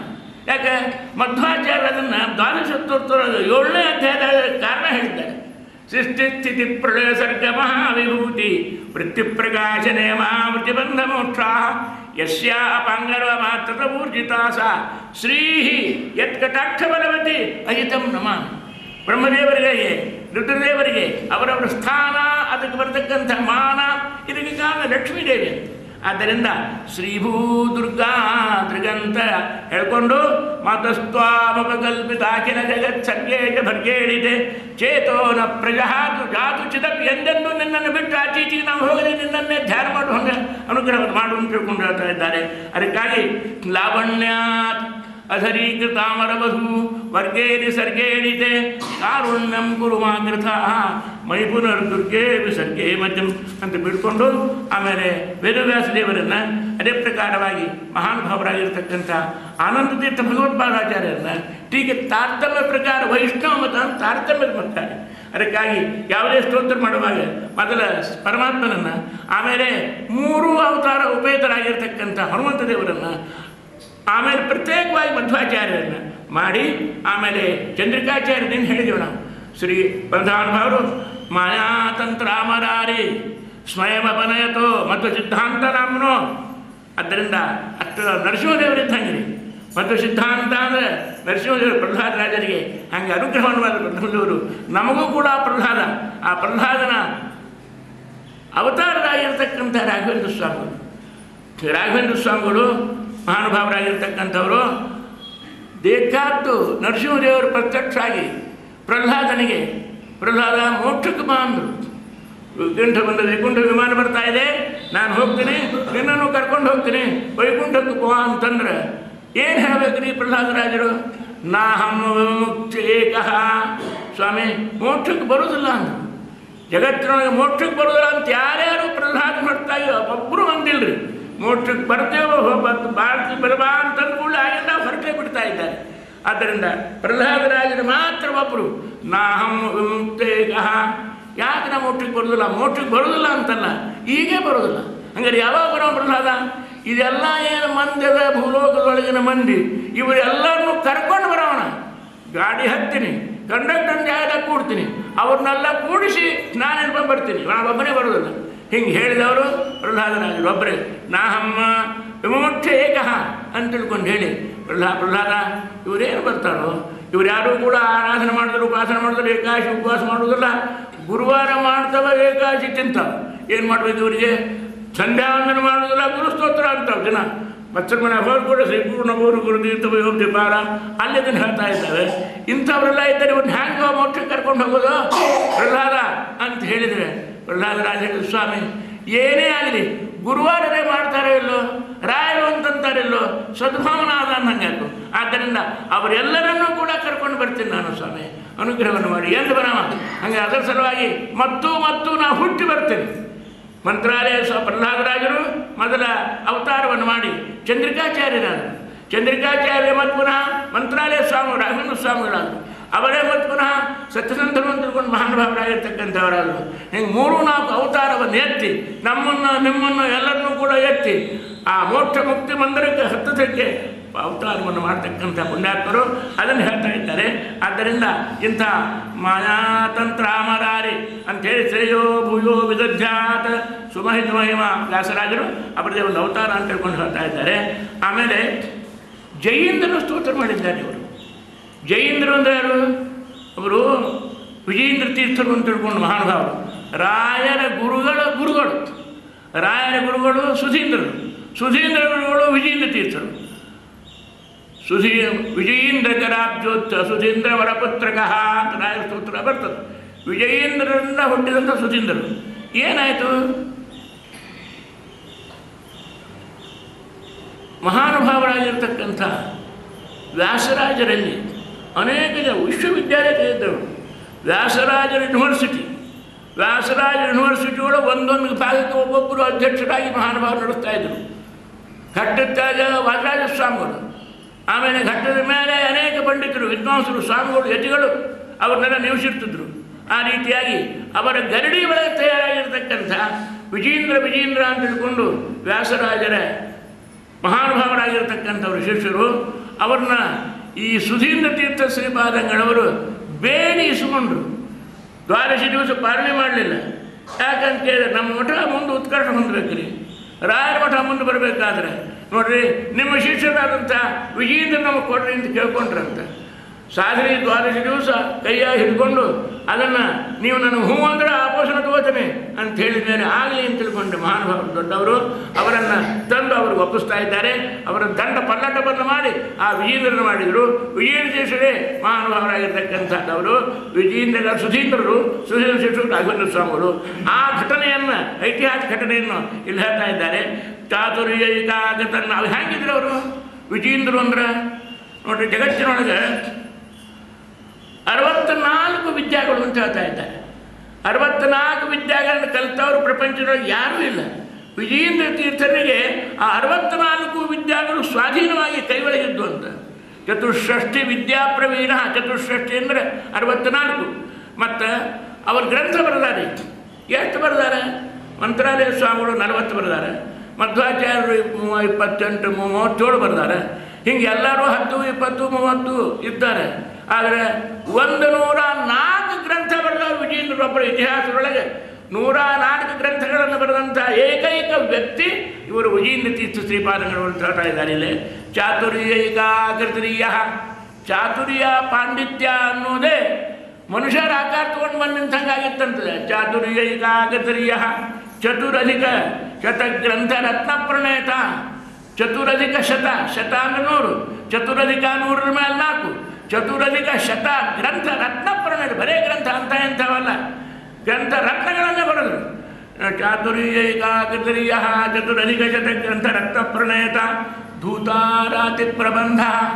ಆ 104 ಗ್ರಂಥಗಳಿಂದ ಪರಕೀಯರು, ಅಬದ್ಧ ಮತಗಳು, ದುರ್ಮತಗಳು, ಕುಮತಗಳು ಅವೆಲ್ಲನೂ ಪೂರ ಹಾಳಾಗಿ ಹೋಗಿಬಿಟ್ಟು ಧೂತಾರಾತಿ ಪ್ರಬಂಧ. ಅದರ ಮೇಲೆ ಚತುಷ್ಷಷ್ಠಿ ವಿದ್ಯಾ, 64 ಕಲೆಗಳು, 108 ಗ್ರಂಥಗಳು, 64 ಕಲೆಗಳು, ಇದದ್ದೆಲ್ಲ ಸಾಕಾರ ರೂಪವಾಗಿರತಕ್ಕಂಥ ಸೋಯನ್ನ ಶ್ರೀ ಸುರೇಂದ್ರವು ಕೃತಿವರತನಯೋ ಅದ್ವೈತ ಶಿವ ಸಹಿಷ್ಣು ಉಷ್ಣಾದು ಶ್ರೀಜಯೇಂದ್ರ ತ್ರಿಭುವನ ವಿದಿತ ಸರ್ವತಂತ್ರ ಸ್ವತಂತ್ರ. ಅವರ ಶಿಷ್ಯರು ಮಹಾನುಭಾವರಾಗಿರ್ತಕ್ಕಂಥ ವಿಜಯೇಂದ್ರ ತೀರ್ಥರ ಶಿಷ್ಯರು. ಅವರು ಸುಧೀಂದ್ರ ಅಂತ ರಾಯರ ಸಾಕ್ಷಾತ್ ಗುರುಗಳು. ಮಂತ್ರಾಲಯ ಸ್ವಾಮಿಗಳಿಗೆ ಆಶ್ರಮ ಕೊಟ್ಟಿರ್ತಕ್ಕಂಥ ರಾಯರಿಟ್ಟು ದೊಡ್ಡ ಅವರಿಗೆ ಗುರುಗಳಾಗಬೇಕಾದ್ರೆ ಎಂಥ ಯೋಗ್ಯತಾ ಇರಬೇಡ್ರಿ. ಅವರನ್ನು ವರ್ಣ ಮಾಡ್ತಾ ಇದ್ದಾರೆ. ವ್ಯಾಧೂತಾವಧ್ಯ ಹತ್ಯಾ ಮತಿಗತನಾಚಾರ ಚಾತುರ್ಯ ಹರ್ಷತ ಕರ್ನಾಟಕ ಪ್ರತಿಪದ ರಚಿತಾನೇಕ ರತ್ನಾಭಿಷೇಕ ಪತ್ರೀಶಾರೂಢ ಲಕ್ಷ್ಮೀಪತಿನಯನೋದೃಳಂಬರೀಣ ಪುಷ್ಣ ವಿಖ್ಯಾತ ಶ್ರೀ ಸುಧೀಂದ್ರವು ಪ್ರತಿವಚರತನಂ ಭದ್ರ ಮುನ್ನಿತ್ರೇನ. ಅವರು ಅನೇಕ ಕೃತಿಗಳನ್ನು ರಚನೆ ಮಾಡಿದರು. ಸುಧೀಂದ್ರರು ರಾಯರ ಗುರುಗಳಿದ್ದಾರಲ್ಲ, ರಾಯರಿಗೆ ಆಶ್ರಮ ಕೊಟ್ಟು ಅವ್ರನ್ನೇನು ಸುಧೀಂದ್ರು ಅಂತ ತಿಳ್ಕೊಂಡು ಮಹಾನುಭಾವ ಗುರುಗಳು. ಅವರು ಬಹಳಷ್ಟು ಗ್ರಂಥ ಬರೆದರು. ಒಂದೊಂದು ಗ್ರಂಥ ರತ್ನ ಇದ್ದಂಗಿದ್ದು. ಇದನ್ನು ವಿಜಯನಗರ ಸಾಮ್ರಾಜ್ಯದ ಅಧಿಪತಿಯಾಗಿರ್ತಕ್ಕಂಥ ಮಹಾನುಭಾವ ಅವರು 2-3 ಮಂದಿ. ಅವರು ಅವ್ರ ಹಿಂದಿನವರು, ಅವರ ಹೆಸರು ನನಗೆ ಇತಿಹಾಸದೊಳಗೇನು ಅಂತೂ ಕೃಷ್ಣದೇವರಾಜ, ಅವನ ಹಿಂದಿನ ರಾಜ, 3 ತಲೆಮಾರಿನ ಆ ರಾಜ ಮಹಾರಾಜರು ವಿಜಯನಗರ ಕರ್ನಾಟಕ ಸಾಮ್ರಾಜ್ಯದ ಅಧೀಶ್ವರರು. ಇವರು ಬರೆದಿರ್ತಕ್ಕಂಥ ಗ್ರಂಥಗಳನ್ನು ನೋಡಿ ಅವರ ಹತ್ತಿರ ಬಂದು ಪ್ರಾರ್ಥನೆ ಮಾಡಿಕೊಂಡ್ರು. ಸ್ವಾಮಿ ಗುರುಗಳ, ನಮ್ಮದು ಒಂದು ಅಪೇಕ್ಷೆ ಇದೆ. ಏನು ಅಂತ ಕೇಳಿದ್ರು. ನೀವಿಷ್ಟು ಗ್ರಂಥಗಳನ್ನು ಬರೆದಿರಿ, ಅದಕ್ಕೆ ನಿಮ್ಮನ್ನು ಸಿಂಹಾಸನ ಮೇಲೆ ಕೂತು ರತ್ನಾಭಿಷೇಕ ಮಾಡಬೇಕು. ನೀವು ರತ್ನದಿಂದ, ಮುತ್ತಿನಿಂದ ರತ್ನದಿಂದಲೇ ಅಭಿಷೇಕ. ಇಷ್ಟು ಒಂದು ಸಲ ಅಲ್ರಿ, ಎಷ್ಟು ಗ್ರಂಥ ಬರೆದಾರೆ. ಒಂದೊಂದು ಗ್ರಂಥಕ್ಕೆ ಒಬ್ಬೊಬ್ಬ ಅಭಿಷೇಕ. ಒಂದೊಂದು ಗ್ರಂಥ ಆಗಿನ ಕಾಲ ರಾಜರು ಎಷ್ಟು ವಿದ್ಯಾರ್ಥಿ ಪ್ರೋತ್ಸಾಹ ಕೊಡ್ತಿದ್ರು ಅನ್ನೋದು ದೃಷ್ಟಾಂತ ಇದು. ಆದ್ದರಿಂದ ವ್ಯಾಧೂತ, ಯಾಕೆ ಅವರು ಎಷ್ಟು ಕೃತಿಗಳವ, ಆ ಕೃತಿಗಳೊಳಗೆ ಒಂದೂ ಕೂಡ ನಾವು ಹುಡುಕಾಡಿದರೆ ಒಂದು ದೋಷ, ತಪ್ಪು, ಪ್ರಮಾದ ಸಿಗ್ತಾ ಇರಲಿಲ್ಲ. ವ್ಯಾಧೂತಾವಧ್ಯ ಹೃದಯ ಅಮಿತ ಗತಿರಚನಾ ಚಾರು ಚಾತುರ್ಯ ಹೃಷ್ಯತ್ ಕರ್ನಾಟಕ ಠೋಳಿಪಾಲ. ಕರ್ನಾಟಕ ಮಹಾರಾಜ ಅವನಿಂದ ಪ್ರತಿಪದ ರಚಿತ ಅನೇಕ ರತ್ನಾಭಿಷೇಕ ಮಾಡಿರ್ತಕ್ಕಂಥ ಇವರು ಲಕ್ಷ್ಮೀ ಪತ್ರೀಶಾರೂಢ ಲಕ್ಷ್ಮೀ ಪತಿ ಪದ ನಲಿನೋದಾರವಲಂಬರೀತ. ಲಕ್ಷ್ಮೀಪತಿಯಾಗಿರ್ತಕ್ಕಂಥ ಪರಮಾತ್ಮನ ಏಕಾಂತ ಭಕ್ತರಾಗಿರ್ತಕ್ಕಂಥ ಅವರು ಸುಧೀಂದ್ರರು ನನಗೆ ಭಕ್ತರ ಮುನ್ನಿದ್ರೆಯಿಂದ ನಮಗೆ ಕಲ್ಯಾಣವನ್ನು ಉಂಟು ಮಾಡಿ ಬೇಡ್ಕೊಂಡಿದ್ದಾರೆ. ಅದಕ್ಕಾಗಿ ಅವರ ಶಿಷ್ಯರೇ ರಾಯ. ಆ ರಾಯರ ಬಗ್ಗೆ ಅನೇಕ ಪದ್ಯಗಳನ್ನು ಹೇಳ್ತಾ ಇದ್ದಾರೆ. ಅವರು ಬರೆದಂಥ ಗ್ರಂಥಗಳ ಬಗ್ಗೆ ಹೇಳ್ತಾ ಇದ್ದಾರೆ. ಅದರ ವೈಶಿಷ್ಟ್ಯ ಏನು ಅಂತಲೂ ಹೇಳ್ತಾ ಇದ್ದಾರೆ.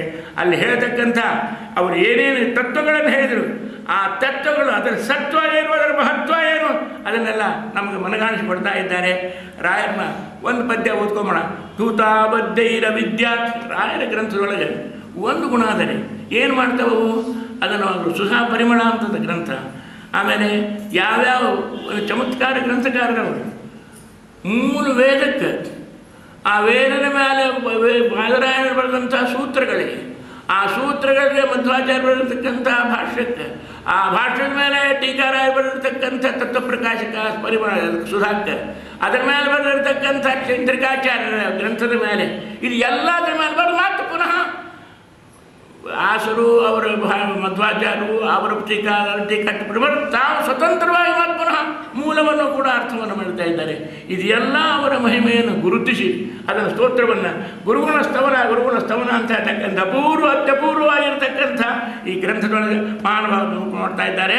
ಅದಕ್ಕೆ ಅವರು ಹೇಳಿದರು, ರಾಯರ ಗ್ರಂಥಗಳ ಒಂದು ಕಾರ್ಯ ಏನು, ವೈಶಿಷ್ಟ್ಯ ಏನು ಅಂದರೆ ಒಂದು ಶ್ಲೋಕದಾಗ ಹೇಳ್ತಾರೆ, ಧೂತಾವಧ್ಯೈ ಅವಿದ್ಯಾ ವಿಘಟನ ಪಟುಭಿ. ನಮ್ಮ ಅಜ್ಞಾನ, ನಮ್ಮ ತಮಸ್ಸು ಹೃದಯದೊಳಗೆ ಹೆಪ್ಪಗಟ್ಟಿರ್ತಕ್ಕಂಥ ಅಜ್ಞಾನ ಅದನ್ನೆಲ್ಲವನ್ನು ಕೂಡ ತೊಡೆದು ಹಾಕಲಿಕ್ಕೆ ಕಳೆದು ಒಯ್ಯಲಿಕ್ಕೆ ಗ್ರಂಥ ಸಮರ್ಥವಾದಂಥ ಗ್ರಂಥ ರಾಯರ ಗ್ರಂಥ. ಅದನ್ನು ಹೇಳ್ತಾ ಇದ್ದಾರೆ, ಧೂತಾವಧ್ಯೈ ಅವಿದ್ಯಾ ವಿಘಟನ ಪಟುಭಿ ಅಂತ ತಿಳ್ಕೊಂಡೆ ವಿದ್ವದಭ್ಯರ್ಥನೆಯೈ. ಪಂಡಿತರು ಅವುಗಳನ್ನು ಕೇಳ್ತಾ ಇರ್ತಾರೆ. ನಮಗೆ ಗಲಗಲಿಗೆ ಒಬ್ಬ ಸತ್ಯಧ್ಯಾನ ತೀರ್ಥ ಶ್ರೀಪಾದಂಗಳವರು ಬಂದಿದ್ದರು. ನಮ್ಮ ತಂದೆ ಕೂರ್ಮಾಚಾರ್ಯರು, ಸುಗುಣಾಚಾರ್ಯರು, ಮುದ್ದಾಚಾರ್ಯರು, ವಸಂತಾಚಾರ್ಯರು, ರಾಮಾಚಾರ್ಯರು, ಮಹಾಪಂಡಿತರೆಲ್ಲರೂ ಕೂಡ ರಾಮಾಚಾರ್ಯರೆಲ್ಲ ಇವರು ಬಂದವರು ನೋಡಿ, ಇವರಿಗೆಲ್ಲ ಅನುಭವ ಭಾಳ. ಅವರು ಗ್ರಂಥವನ್ನು ಕೇಳಿದ್ದಾರೆ, ಓದಿದ್ದಾರೆ, ಅವರು ಶಿಷ್ಯರಾಗಿದ್ದಾರೆ. ಅವರು ಮನೆತರನೇ ರಾಮಾಚಾರ್ಯ ಶಿಷ್ಯರಾಗಿದ್ದರು. ಆದ್ದರಿಂದ ಅವರು ಗಲಗಲಿ ಮನೆತ ದೂರಿಂದ ಸಂಬಂಧಪಟ್ಟಂಥವರು. ಆವಾಗ ಗಲಗಲಿಯ ಸ್ವಾಮಿಗಳು ಬಂದಾಗ ನರಸಿಂಹದೇವರ ಗುಡಿ ಒಳಗೆ ಅವರು ತತ್ವಪ್ರಕಾಶಿಕ ಪಾಠ ಆಗ್ತಾ ಇದ್ದರು. ಸತ್ಯಧ್ಯಾನ ತೀರ್ಥರು ಎಲ್ಲ ಪಂಡಿತರು ಕೂತ್ಕೊಂಡಿದ್ದರು. ನಾವು ಓದು ಹುಡುಗರಿನ್ನೂ ಆವಾಗ ನ್ಯಾಯಶಾಸ್ತ್ರ ಅಭ್ಯಾಸ ಮಾಡೋ ಸಣ್ಣ ಹುಡುಗರಿನ್ನೂ ತರ್ಕ ಸಂಗ್ರಹ ಅದೇ ಪ್ರಾರಂಭ ಮಾಡಿದ್ದೆ ನಾನು. ಸ್ವಾಮಿಗಳು ಆವಾಗ ತತ್ವಪ್ರಕಾಶಿಕ ಪಾಠ ಹೇಳ್ತಾ ಇದ್ದರು. ಪಾಠ ಹೇಳೋ ಕಾಲಕ್ಕೆ ಒಂದು ಕಡೆ ಎಲ್ಲ ಸತ್ಯಜ್ಞಾನ ತೀರ್ಥರಿಗೆ ಒಂದು ಭಾಗ ಸ್ವಲ್ಪ ನಿಂತಂಗಾಯಿತು. ಸ್ವಲ್ಪ ವಿಚಾರ ಮಾಡಲಿಕ್ಕೆ ಹಚ್ಚಿದರು. ಯಾಕೋ ಈ ಪಂಕ್ತಿಗಳು ಸರಿಯಾಗಿ ಯೋಚನೆ ಆಗುವುದು. ಅದಕ್ಕೆ ಕೇಳಿದರು ನಮ್ಮ ತಂದೆ ಕೂರ್ಮಾಚಾರ್ಯ, ನಿಮ್ಮನ್ಯಾಗ ಈ ತತ್ವಪ್ರಕಾಶಕ ಆದಮೇಲೆ ಟಿಪ್ಪಣಿಗಳು ಯಾವ ಅವೇನು ಅಂತ ಕೇಳಿದ್ರು. ನಮ್ಮನ್ಯಾಗ ಅದೇನು ನಾನೇ ಓಡಾಡ್ತಾ ಇದ್ದೆ. ನಾನು ಹೇಳಿದರು, ಬಂಡನಾಥ ಅಲ್ಲೇ ತತ್ವಪ್ರಕಾಶ ಟಿಪ್ಪಣಿ ತೊಗೊಂಡು ಬಾ ಅಂದರು. ನಾವು ಹೊಡ್ಕೊಂಡು ನಾನು ಸ್ವಾಮಿಗಳು ನಾನು ಹೇಳಿದ್ರು ಭಾರಿ ಉಮೇದು ಜಿಕ್ಕೋದು ಓಡ್ಕೋತು ಹೋಗಿ ಅಲ್ಲಿರ್ತಕ್ಕಂಥ ತತ್ವಪ್ರಕಾಶಕ ಅಲ್ಲಿಂದು ಒಂದು ಶರ್ಕರ ಅಂತ ಒಂದು ಟಿಪ್ಪಣಿ ಅದ. ಆ ಶರ್ಕರ ಟಿಪ್ಪಣಿ ಅದನ್ನು ತಂದೆ ನಾನು. ಯಾಕಂದರೆ ಸಾಮಾನ್ಯವಾಗಿ ಎಲ್ಲರಿಗೂ ತಿಳಿಯೋಂಗೆ ಸರಳ ಟಿಪ್ಪಣಿ ಅದು. ಶರ್ಕರ ಅಂದರೆ ಸಕ್ಕರೆ ಟಿಪ್ಪಣಿ ಅಂತ ಅರ್ಥ. ಆದ್ದರಿಂದ ಅದನ್ನು ತೊಗೊಂಡು ಬಂದು ಕೊಟ್ಟೆ ಸ್ವಾಮಿಗಳಿಗೆ. ಸತ್ಯಜ್ಞಾನಿಗೆ ನೋಡಿದರು, ದಡ್ಡ ಶರ್ಕರ ತಂದೆಯಾ, ಇನ್ನೊಂದು ತೊಗೊಂಬ, ಮತ್ತಾವುದೋ ಒಂದು ನೋಡು, ಇನ್ನು ರಾಯರ ಒಂದು ಟಿಪ್ಪಣಿ ಅದ ನೋಡು, ಅದನ್ನು ತೊಗೊಂಬ. ಭಾವದೀಪ ಅಂತ ರಾಯರ ಟಿಪ್ಪಣಿ ರೀ. ತತ್ವಪ್ರಕಾಶಕ ಭಾವದೀಪ ಅಂತ ಇಟ್ಕೊಂಡು ಅಂದರೆ ಟೀಕಾರಾಯರ, ಮಧ್ವಾಚಾರ್ಯರ, ವೇದವ್ಯಾಸದೇವರ ವೇದಗಳ ಭಾವ ಎಲ್ಲನೂ ದೀಪ. ಅದು ಜಗ್ಗಂತ ಅದನ್ನು ನೋಡಿ ತಿಳಿಬೇಕು. ಹಿಂಗೊಂದು ಗ್ರಂಥ ಬರೆದಿದ್ದಾರೆ ಅವರು ಮಹಾರಾಜರು. ಅದಕ್ಕಾಗಿ ಎಡೆ ಹುತ್ತಪ್ಪ ದಡ್ಡ ತುಂಬ ಭಾವದೀಪ ತುಂಬ ಅಂದರು. ಮತ್ತು ಓಡ್ಕೋತ ಹೋಗಿ ಭಾವದೀಪ ತಂದು ಕೊಟ್ಟೆ. ನೋಡಿದರು, ತೆಗೆದರು. ಬರಾಬರಿ ಇವರಿಗೆ ಎಲ್ಲಿ ಸಂಶಯ ಬಂದಿತ್ತು ನೋಡಬೇಕು ಅಂತ ಹೇಳಿದ್ರು. ಅದರಲ್ಲೇ ರಾಯರು ಚೆಂದಾಗಿ ವಿವರಣೆ ಮಾಡಿಬಿಟ್ಟಿದ್ರು.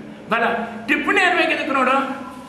ಆದ್ದರಿಂದ ಭಾವದೀಪ ಅಂತ ತಿಳ್ಕೊಂಡು ರಾಯರ ಸ್ತೋತ್ರದಾಗ ಬರ್ತದೆ, ದೀಪ ಸಂಯೋಜನಾ ಜ್ಞಾನಂ ಪುತ್ರಲಾಭೋ ಭವೇ ಧ್ರುವಂ. ದೀಪ ಸಂಯೋಜನ ಅಂದರೆ ಭಾವದೀಪ, ಬರೇ ದೀಪ ಹಚ್ಚಿದ್ರಲ್ಲ, ಅದನ್ನು ಹಚ್ಚಿರಿ. ಅದ್ರ ಜೊತೆಗೆ ಭಾವದೀಪ ಅಂತಕ್ಕಂಥ ಗ್ರಂಥವನ್ನು ಯೋಜನೆ ಮಾಡಿಬಿಟ್ರೆ ದಿವ್ಯವಾಗಿರ್ತಕ್ಕಂಥ ವೇದಾಂತ ಜ್ಞಾನ ಮನುಷ್ಯನಿಗೆ ಆಗ್ತದೆ ಅಂತ ತಿಳ್ಕೊಂಡು ಹೇಳ್ತಾ ಇದ್ದಾರೆ. ಅದರಲ್ಲಿ ಸ್ತೋತ್ರ ಮಾಡ್ತಾ ಇದ್ದಾರೆ. ಧೂತಾವಧ್ಯೈ ಅವಿದ್ಯಾ ವಿಘಟನ ಆಗಬೇಕು. ಅದೆಲ್ಲನೂ ಸುವಿದ್ಯಾ ಘಟನ, ಅವಿದ್ಯಾ ವಿಘಟನ ಇದಾಗಬೇಕಾದ್ರೆ ರಾಯರ ಗ್ರಂಥಗಳು ಅಂತ ಹೇಳ್ತಾ ಇದ್ದಾರೆ. ಧೂತಾವಧ್ಯೈರವಿದ್ಯಾ ವಿಘಟನ ಪಟು ಅತೇವ ವಿದ್ವದಭ್ಯರ್ಥನೆ. ವಿದ್ವಾಂಸರು ಸತ್ಯಜ್ಞಾನಂಥ ಮಹಾನುಭಾವರು ಅವನ್ನೆಲ್ಲ ಬೇಡ್ತಾ ಇದ್ದಾರೆ, ಓದ್ತಾ ಇದ್ದಾರೆ. ವಾಚ ಪ್ರಾಚಾಂ ಪ್ರವಾಚಾಂ ಉಪಚಯ ಭಜನ್ ಯತ್ಕೃತ ಗ್ರಂಥ ಜಾತೈ. ರಾಯರ ಗ್ರಂಥಗಳಿಂದ ಎರಡು ಕೆಲಸ ಆಯಿತು. ಏನಾಯಿತು? ಹಿಂದಿನ ಗ್ರಂಥಗಳೆಲ್ಲನೂ ಉಪಚಯ ಬಂದಿತು. ಟೀಕಾರಾಯರ ಗ್ರಂಥ, ವ್ಯಾಸರಾಜರ ಗ್ರಂಥ, ಮಧ್ವಾಚಾರ್ಯ ಗ್ರಂಥ ಉಪಚಯವನ್ನು, ಅಭಿವೃದ್ಧಿಯನ್ನು, ವಿಸ್ತಾರವನ್ನು, ಉಪಬ್ರಹ್ಮಣವನ್ನು ಹೊಂದಿದರು. ಇನ್ನೊಂದು ಅಪಚಯ. ದುರ್ಗ್ರಂಥಗಳು ಅಂತೇನೋ ಮಾಯಾವಾದಿಗಳು ಅಥವಾ ಮೀಮಾಂಸನೋ ನೈಯಾಯಿಕರು ಅಬದ್ಧ ಮತಗಳೆಲ್ಲ ತಾನಾಗಿ ಹೊಳೆದು ಹೋಗಿಬಿಟ್ಟು. ಆದ್ದರಿಂದ ಒಂದು ಉಪಚಯ, ಒಂದು ಅಪಚಯ. ಸದ್ಗ್ರಂಥಗಳು, ಉದ್ಗ್ರಂಥಗಳು, ಮಹದ್ಗ್ರಂಥಗಳು ಅವೆಲ್ಲ ಉಪಚಯ. ಅಸತ್ ಗ್ರಂಥಗಳು, ದುರ್ಮತಗಳು, ದುರ್ವಿಚಾರಗಳು ಅವೆಲ್ಲ ಅಪಚಯ ಹೊಂದಿವೆ. ವಾಚ ಪ್ರಾಚಾಂ ಪ್ರವಾಚಾಂ ಉಪಚಯ ಭಜನ್ ಯತ್ಕೃತ ಗ್ರಂಥ ಜಾತ ಅಂತ ತಿಳ್ಕೊಂಡೆ. ಸಂಖ್ಯಾವಂತೋ ಯಮಾಹು. ಸಂಖ್ಯಾವಂತ ವಿದ್ವಾಂಸರು ಬರೀ ಮ್ಯಾಥಮೆಟಿಕ್ಸ್ ಬಂದವನು ಮಾತ್ರ ಸಂಖ್ಯಾವಾನ ಅಲ್ಲ. ಸಂಖ್ಯಾ ಅಂದರೆ ಜಗತ್ತಿನೊಳಗೆ ಎಷ್ಟೆಷ್ಟು ವಿದ್ಯಾಗಳಲ್ಲ ಅದರೆಲ್ಲದರಲ್ಲೂ ಕೂಡ ಅಸಂಖ್ಯ ಪಾಂಡಿತ್ಯವನ್ನು ಪಡೆದಂಥವರು ಸಂಖ್ಯಾವಂತರು ಅಂತ ಹೇಳ್ತಾ ಇದ್ದಾರೆ.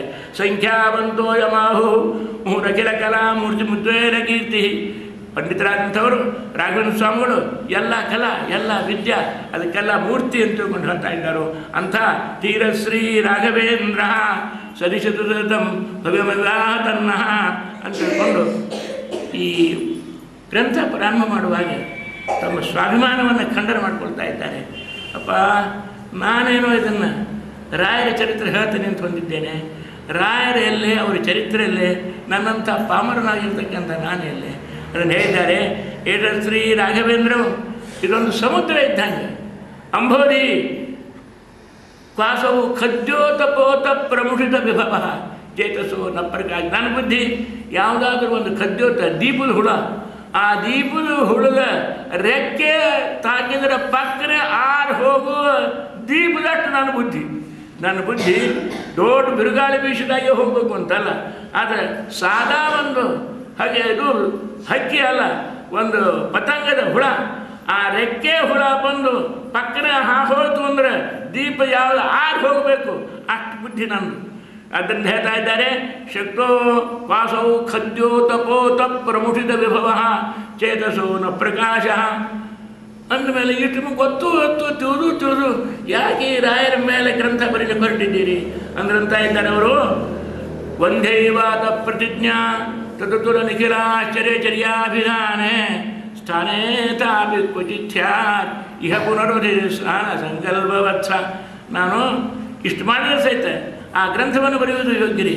ಯಾಕೆ ಯೋಗ್ಯ? ಮನುಷ್ಯ ಆಗಲೇ ಇದ್ರೆ ಸಹಿತ ಅದನ್ನು ಸಂಕಲ್ಪ ಮಾಡಿದರೂ ಪುಣ್ಯ ಬರ್ತದೆ ಅಂತಾರೆ. ಈಗ ಸಮುದ್ರ ಸ್ನಾನ ಮಾಡಿ ಬಂದೇವ್ರಿ ಅಂತ ಹೇಳ್ತಾರೆ. ಯಾರಾದರೂ ಕೂಡ ಹೋಗಿ ಬಂದರು ಅಂದರೆ ಮದ್ರಾಸಕ್ಕೆ ಹೋಗಿ ಬಂದರೆ, ಬೊಂಬೈಗೆ ಹೋಗಿ ಬಂದರೆ ಸಮುದ್ರ ಸ್ನಾನ ಮಾಡಿ ಬಂದೇವೆ ಅಂತಾರೆ. ಅಪರಂಪಾರ ಸಮುದ್ರ, ಇವ್ರು ಎಲ್ಲಿ ಹೋಗಿರ್ತಾರೆ ಸಮುದ್ರವನ್ನು ನಾವು ಸ್ನಾನ ಮಾಡಿದೆ ಅಂತಾರೆ. ನಡು ಹೋಗಿ ಸ್ನಾನ ಮಾಡ್ತಾರೆ. ದಂಡಿ ಮೇಲೆ ಕೂತಿರ್ತಾರೆ, ತೆರೆ ಬಂದು ಬಡ್ದಿರ್ತವೆ, ಮನೆ ಆ ಪಂಜಾ ಕರ್ಕೊಂಡು ಹೊತ್ತ ಕರ್ಕೊಂಡು ತಂಬಿ ಕರ್ಕೊಂಡು ಹೊಡ್ಕೊತ ಬಂದಿರ್ತಾರೆ. ಅಷ್ಟಾದರೂ ಸಹಿತ ನಾನು ಸ್ನಾನ ಮಾಡಿ ಬಂದೆ, ಸಮುದ್ರ ಸ್ನಾನ ಮಾಡಿ ಬಂದೆ, ಅದು ಸುಳ್ಳಲ್ಲ. ಸಮುದ್ರ ಸ್ನಾನ ಮಾಡಿದ್ದು ಸುಳ್ಳಲ್ಲ, ಹೋದದ್ದು ಸುಳ್ಳಲ್ಲ, ತೆರೆ ಬಡ್ದದ್ದು ಸುಳ್ಳಲ್ಲ. ಆದ್ದರಿಂದ ಆದ ಸಹಿತ ಅದರಿಂದ ಒಂದು ಪುಣ್ಯ.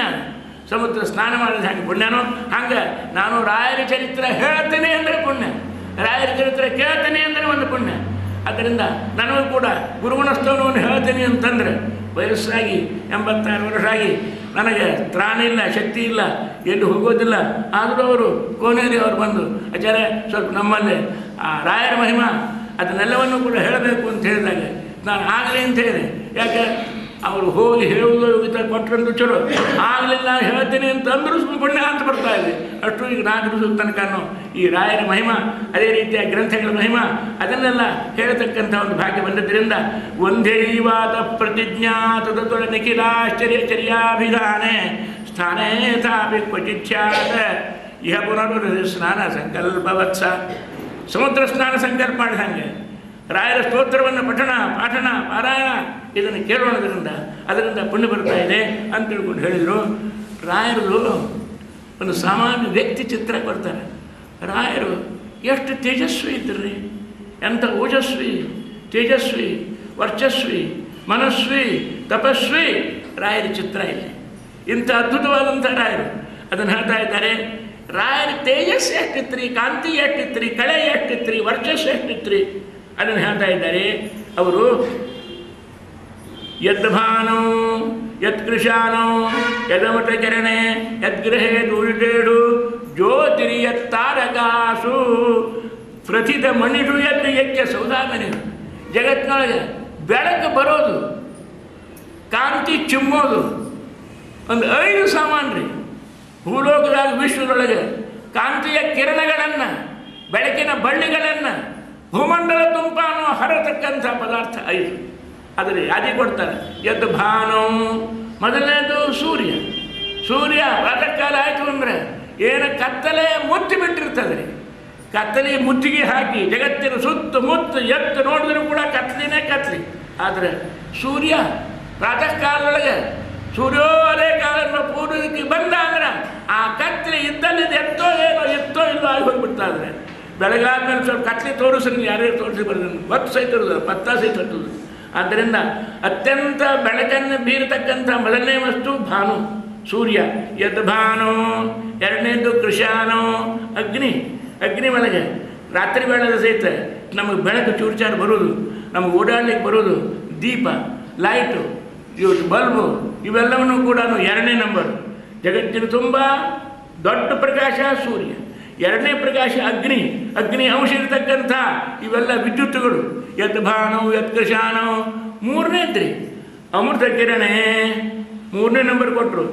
ಚಂದ್ರ. ಚಂದ್ರಗೆ ಇಡೀ ತಿಂಗಳಿರುವುದಿಲ್ಲ ರೀ, 15 ದಿವಸ ಚೂರು ಚೂರು ಚೂರು ಚೂರು ಇರ್ತದೆ, 15 ದಿವಸ ಬೆಳೀತಾ ಇದೆ. ಅದರಿಂದ ಮೂರನೇ ನಂಬರ್ ಬೆಳಕನ್ನು ಬೀರತಕ್ಕಂಥ ವಸ್ತು ಚಂದ್ರ. ಯತ್ ಭಾನು ಯತ್ ಕೃಷಾನೋ ಯದ್ ಅಮೃತ ಕಿರಣೆ. ನಾಲ್ಕನೇದ್ದು ಸೀನಾಗಿ ಚಿಕ್ಕ ಚಿಕ್ಕಾಗಿ ಅಮಾವಾಸ್ಯೆ ರಾತ್ರಿ ಸಹಿತ ಮುಗಿಲಿನ ಮಂಟಪದೊಳಗೆ ಸ್ವಲ್ಪ ಸ್ವಲ್ಪ ಸ್ವಲ್ಪ ಸ್ವಲ್ಪ ನಕ್ಷತ್ರಗಳು ಮಿನುಗ್ತಾ ಇರ್ತಾವೆ, ಮಿಂಚುತ್ತಾ ಇರ್ತಾವೆ, ಹೊಡಿತಾ ಇರ್ತಾವೆ. ಆದ್ದರಿಂದ ಇದು 4ನೇ ನಂಬರು. ಯದ್ ಭಾನು ಯತ್ ಕೃಷಾನೋ ಯದಮೃತಕರಣೆ ಯದ್ಗ್ರಹೇ ದೂರಿತೇಷು ಜ್ಯೋತಿರ್ಯತ್ ತಾರಕಾಸು. ಆದ್ದರಿಂದ ನಕ್ಷತ್ರಗಳಲ್ಲಿ ಇಷ್ಟಲ್ಲದೆ 5ನೇ 6ನೇ ದರ್ಜಾದ್ದು ಅಂದರೆ ರತ್ನಗಳು. ಮುತ್ತು ರತ್ನ. ಅಲ್ಲೇನು ಒಳಗೆ ಲೈಟ್ ಹಚ್ಚಿ ತಿಳುದಿಲ್ಲ, ರತ್ನ ಹೊಡಿತಾ ಇರ್ತದೆ. ತಿರುಪತಿ ವೆಂಕಪ್ಪನ ಭೇಟಿ ಹೋದೇವಿ ನೋಡಿದ್ವಿ ಅಂದರೆ ರತ್ನ ಹೊಡಿತಾರೆ. ಸ್ವಾಮಿಗಳು ಮಂಟಪದ ವಜ್ರ ಮಂಟಪದಾಗ ರಾಮದೇವ್ರ ಕೊರಳಾಗ ಮಾಲೆ ಹಾಕಿರ್ತಾರೆ, ರತ್ನದ ಮಾಲೆ, ಮಣಿಗಳ ಮಾಲೆ. ಅವೆಲ್ಲರೂ ಕೂಡ ಸ್ವಲ್ಪ ಸ್ವಲ್ಪ, ಬಹಳಷ್ಟಲ್ಲ. ಅಂತೂ ಅಲ್ಲಿ ಬಿಟ್ಟಿಲ್ಲ ಇವರು ಎಲ್ಲನೂ ಒಟ್ಟು ಸೂರ್ಯನಿಂದ ಹಾರ ಮಾಡಿಕೊಂಡು ಮಣಿ ರತ್ನ ಮುತ್ತು ಅಲ್ಲಿ ತನಕನೂ ಅದು ತಗೊಂಡು ಜ್ಯೋತಿರಿಯ ತಾರಕಾಸು ವರ್ಷದ ಮನುಷ್ಯ ಹೆಚ್ಚ ಸೌದಾಗನೇಶು ಕಡೀದು ಹೇಳಿದರು. ಒಂದು ಮಿಂಚು ಒಂದು ನಿಮಿಷದೊಳಗೆ ಕಣ್ಣು ಮುಚ್ಚಿ ಕಣ್ಣು ತೆಗೆದೊಳಗೆ ಮಿಂಚು ಮಾಯ ಆಗ್ತದೆ. ಆದರೆ ಅಲ್ಲೂ ಒಂದು ಸ್ವಲ್ಪ ಮಿಂಚಿದಾಗ ಝಗ್ಗಂತ ಕತ್ಲೆ ಒಳಗೆ ಸಹಿತ ಅದು ಬರ್ತಾ ಇದೆ. ಇಷ್ಟು ಬೆಳಕಿನ ಬಳ್ಳಿಗಳು, ಪದಾರ್ಥಗಳು, ಇವು ಎಲ್ಲ ಕೂಡಿಸಿದರೆ ಸಹಿತ ರಾಯನ ತೇಜಸ್ಸಿನ ಮುಂದೆ ಒಂದು ಸಣ್ಣ ಮಿಂಚು ಹುಳ ಹೊಡೆದಂಗೆ ಹೊಳಿತಾವಂತ. ಸಂಭೂಯೇತ ಸಮಸ್ತಂ ತ್ವದಮಿತ ಹೃದಯಾಕಾಶ ನಿರ್ಯತ್ ಪ್ರಕಾಶೆ ಧೀರಶ್ರೀ ರಾಘವೇಂದ್ರ ವೃತ್ತಿವರ ಭಜತೆ ಅಂತ ಖದ್ಯೋತರಿ ಇತಿಂ. ಇವೆಲ್ಲ ಕೂಡಿ ಒಂದು ಮಿಂಚು ಹುಳ, ಮಿಣುಕು ಹುಳ, ಇವೆಲ್ಲ ಕೂಡ್ಕೊಂಡು ಸೂರ್ಯ ಚಂದ್ರ ಮಿಂಚು ಎಲ್ಲನೂ ಕೂಡಿದರೆ ನಿಮ್ಮ ತೇಜಸ್ಸಿನ ಮುಂದೆ, ನಮ್ಮ ವರ್ಚಸ್ಸಿನ ಮುಂದೆ, ನಿಮ್ಮ ಕಾಂತಿಯ ಮುಂದೆ ಇವೆಲ್ಲ ಮಿಣುಕು ಮಿಣುಕು ಮಿಣುಕು ಹುಳ ಹೇಗಾಗ್ತವೆ ಅಂತ ತಿಳಿದುಕೊಂಡು ಮಾನವರು ಕಣ್ಣಿಂದ ಕಂಡವರು ರಾಯರ ತೇಜೋಯುಕ್ತವಾದಂಥ ಮುಖಮಂಡಲವನ್ನು ಕಣ್ಣಿಂದ ಕಾಣತಕ್ಕಂಥ ಭಾಗ್ಯ ಇರತಕ್ಕಂಥ ಸಣ್ಣ ಹುಡುಗಿದ್ದಾಗ ನೋಡಿದ್ರಂತ. ಅದರದೊಂದು ಚಿತ್ರ ನಮ್ಮ ಕಣ್ಣೆದುರಿಗೆ ಸಾಮಾನ್ಯವಾಗಿ ನೆಲಕ್ಕೂ ಹಂಗೆ ಎಟ್ಕೂ ಹಂಗೆ ಹೇಳ್ತಾ ಇದ್ದಾರೆ. ಅದಕ್ಕಾಗಿ ಸಂಭೂಯೇತತ್ ಸಮಸ್ತಂ ತ್ವದಮಿತ ಹೃದಯಾಕಾಶ ನದಿಯತ್ ಪ್ರಕಾಶೆ ತೀರಶ್ರೀ ರಾಘವೇಂದ್ರ. ಅದಕ್ಕೆ ಬುದ್ಧಿವರಿ ಹೋಗಿದೆ ಅಂತ ಖದ್ಯೋತರೀತಂ. ತೀರಶ್ರೀ ರಾಘವೇಂದ್ರ ಅವರು ಒಂದೊಂದು ಗ್ರಂಥದ್ದು ಹೇಳ್ತಾರೆ. ಬರೀ ರಾಘವೇಂದ್ರ ಸ್ವಾಮಿಗಳ ವೈಯಕ್ತಿಕವಾಗಿರ್ತಕ್ಕಂಥ ಅವ್ರದ್ದು ಪ್ರಕಾಶವನ್ನು ಹೇಳಿ ಅವರು ಬರೆದದ್ದು ಶ್ರದ್ಧರಾವರ್ತದೊಳಗೆ ಒಂದು ಅದ್ಭುತವಾದಂಥ ಗ್ರಂಥವನ್ನು ರಾಯರು ಬರೆದಿದ್ದಾರೆ, ಮಹಾನುಭಾವರಾಗಿರ್ತಕ್ಕಂಥವರು. ಅದಕ್ಕೆ ದೃಷ್ಟ್ವಾ ಸಂತುಷ್ಟಚೇತ ಅವರ ಬರೆದಿರ್ತಕ್ಕಂಥ ಶ್ರದ್ಧಾವೃತ ಗ್ರಂಥವನ್ನು ನೋಡಿ ಮಧ್ವಾಚಾರ್ಯ ಭಾಳ ಸಂತೋಷ ಆಗಿ, ವೆಂಕಣ್ಣ ನೀ ಈ ನನ್ನ ಸಿಂಹಾಸನ ಮೇಲೆ ಕೂಡು ಅಂದ್ರಂತ. ಮಧ್ವಾಚಾರ್ಯವರಿಗೆ ಆಜ್ಞೆ ಮಾಡಿದರು. ಇವರಿಗಿಂತ ಮೊದಲು ಯಾರಿಗೋ ಒಬ್ಬರಿಗೆ ಆಶ್ರಮ ಕೊಟ್ಟಿದ್ರು ಅವರು. ಇವರು ಗುರುಗಳು ಒಬ್ಬರು ಯಾರಿಗೋ ಆಶ್ರಮ ಕೊಟ್ಟಿದ್ರು. ಅವ್ರಿಗೇನೋ ಹೆಸರು ಬರ್ತದೆ ನನಗೆ, ಅವ್ರದ್ದೆಲ್ಲ ವೃಂದಾವನದಲ್ಲಿ. ಆದ್ದರಿಂದ ಆದರೆ ಮಧ್ವಾಚಾರ್ಯರು ಎಲ್ಲ ಅವನು ಕೂಡಿಸೋ ವೆಂಕಟ ಭಟ್ ಅಂತಿದ್ದಾರಲ್ಲ, ಆ ವೆಂಕಟ ಭಟ್ಟನನ್ನು ಕೂಡಿಸು ಅಂತ ಹೇಳಿದ್ರಂತ. ಆ ಪ್ರಕಾರವಾಗಿ ವೆಂಕಟ ಭಟ್ಟನ್ನು ಕರ್ಕೊಂಡು ಬಂದು ಆಮೇಲೆ ಪುನಃ ಸಿಂಹಾಸನ ಮೇಲೆ ಕೂಡಿಸಿದರು. ಸುಧೀಂದ್ರ ತೀರ್ಥ ಶ್ರೀಪಾದಂಗಳವರು ವೆಂಕಟ ಭಟ್ಟನ್ನು ಕೂಡಿಸಿದರು.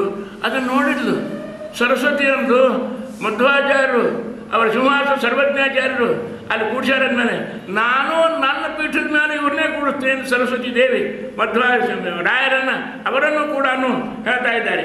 ನೂನಮ ವಾಣಿ ತದೀಯ ನನಗತ ತತ್ಕೃತ ಸ್ವಪ್ರಿಯೈಕ ಪ್ರತ್ಯಾಸಂಗ ಪ್ರಹೃಷ್ಟ ಸ್ವಯಂವಿರದ ಸ್ವಯಂಪದೇ ಅಭ್ಯಸಿಂಚದ. ಅದರಿಂದ 2 ಸಿಂಹಾಸನ ಅವರಿಗೆ ಮಧ್ವಾಚಾರ್ಯರಿಗೆ. ಮಧ್ವಾಚಾರ್ಯರದೊಂದು ರಾಘವೇಂದ್ರ ಸ್ವಾಮಿಗಳಿಗೆ, ಮಧ್ವಾಚಾರ್ಯ ಸರ್ವಜ್ಞ ಪೀಠ, ಆಮೇಲೆ ಸರಸ್ವತಿಯನ್ನು ಸರ್ವಜ್ಞ ಪೀಠ. ಆದ್ದರಿಂದ ಇಂಥ ಅದ್ಭುತವಾಗಿರ್ತಕ್ಕಂಥ ಮಹಾನುಭಾವರು. ಅದಕ್ಕಾಗಿ ಒಂದು ಮಾತು ಹೇಳಿದರು. ಏನು ಹೇಳ್ತಾ ಇದ್ದಾರೆ?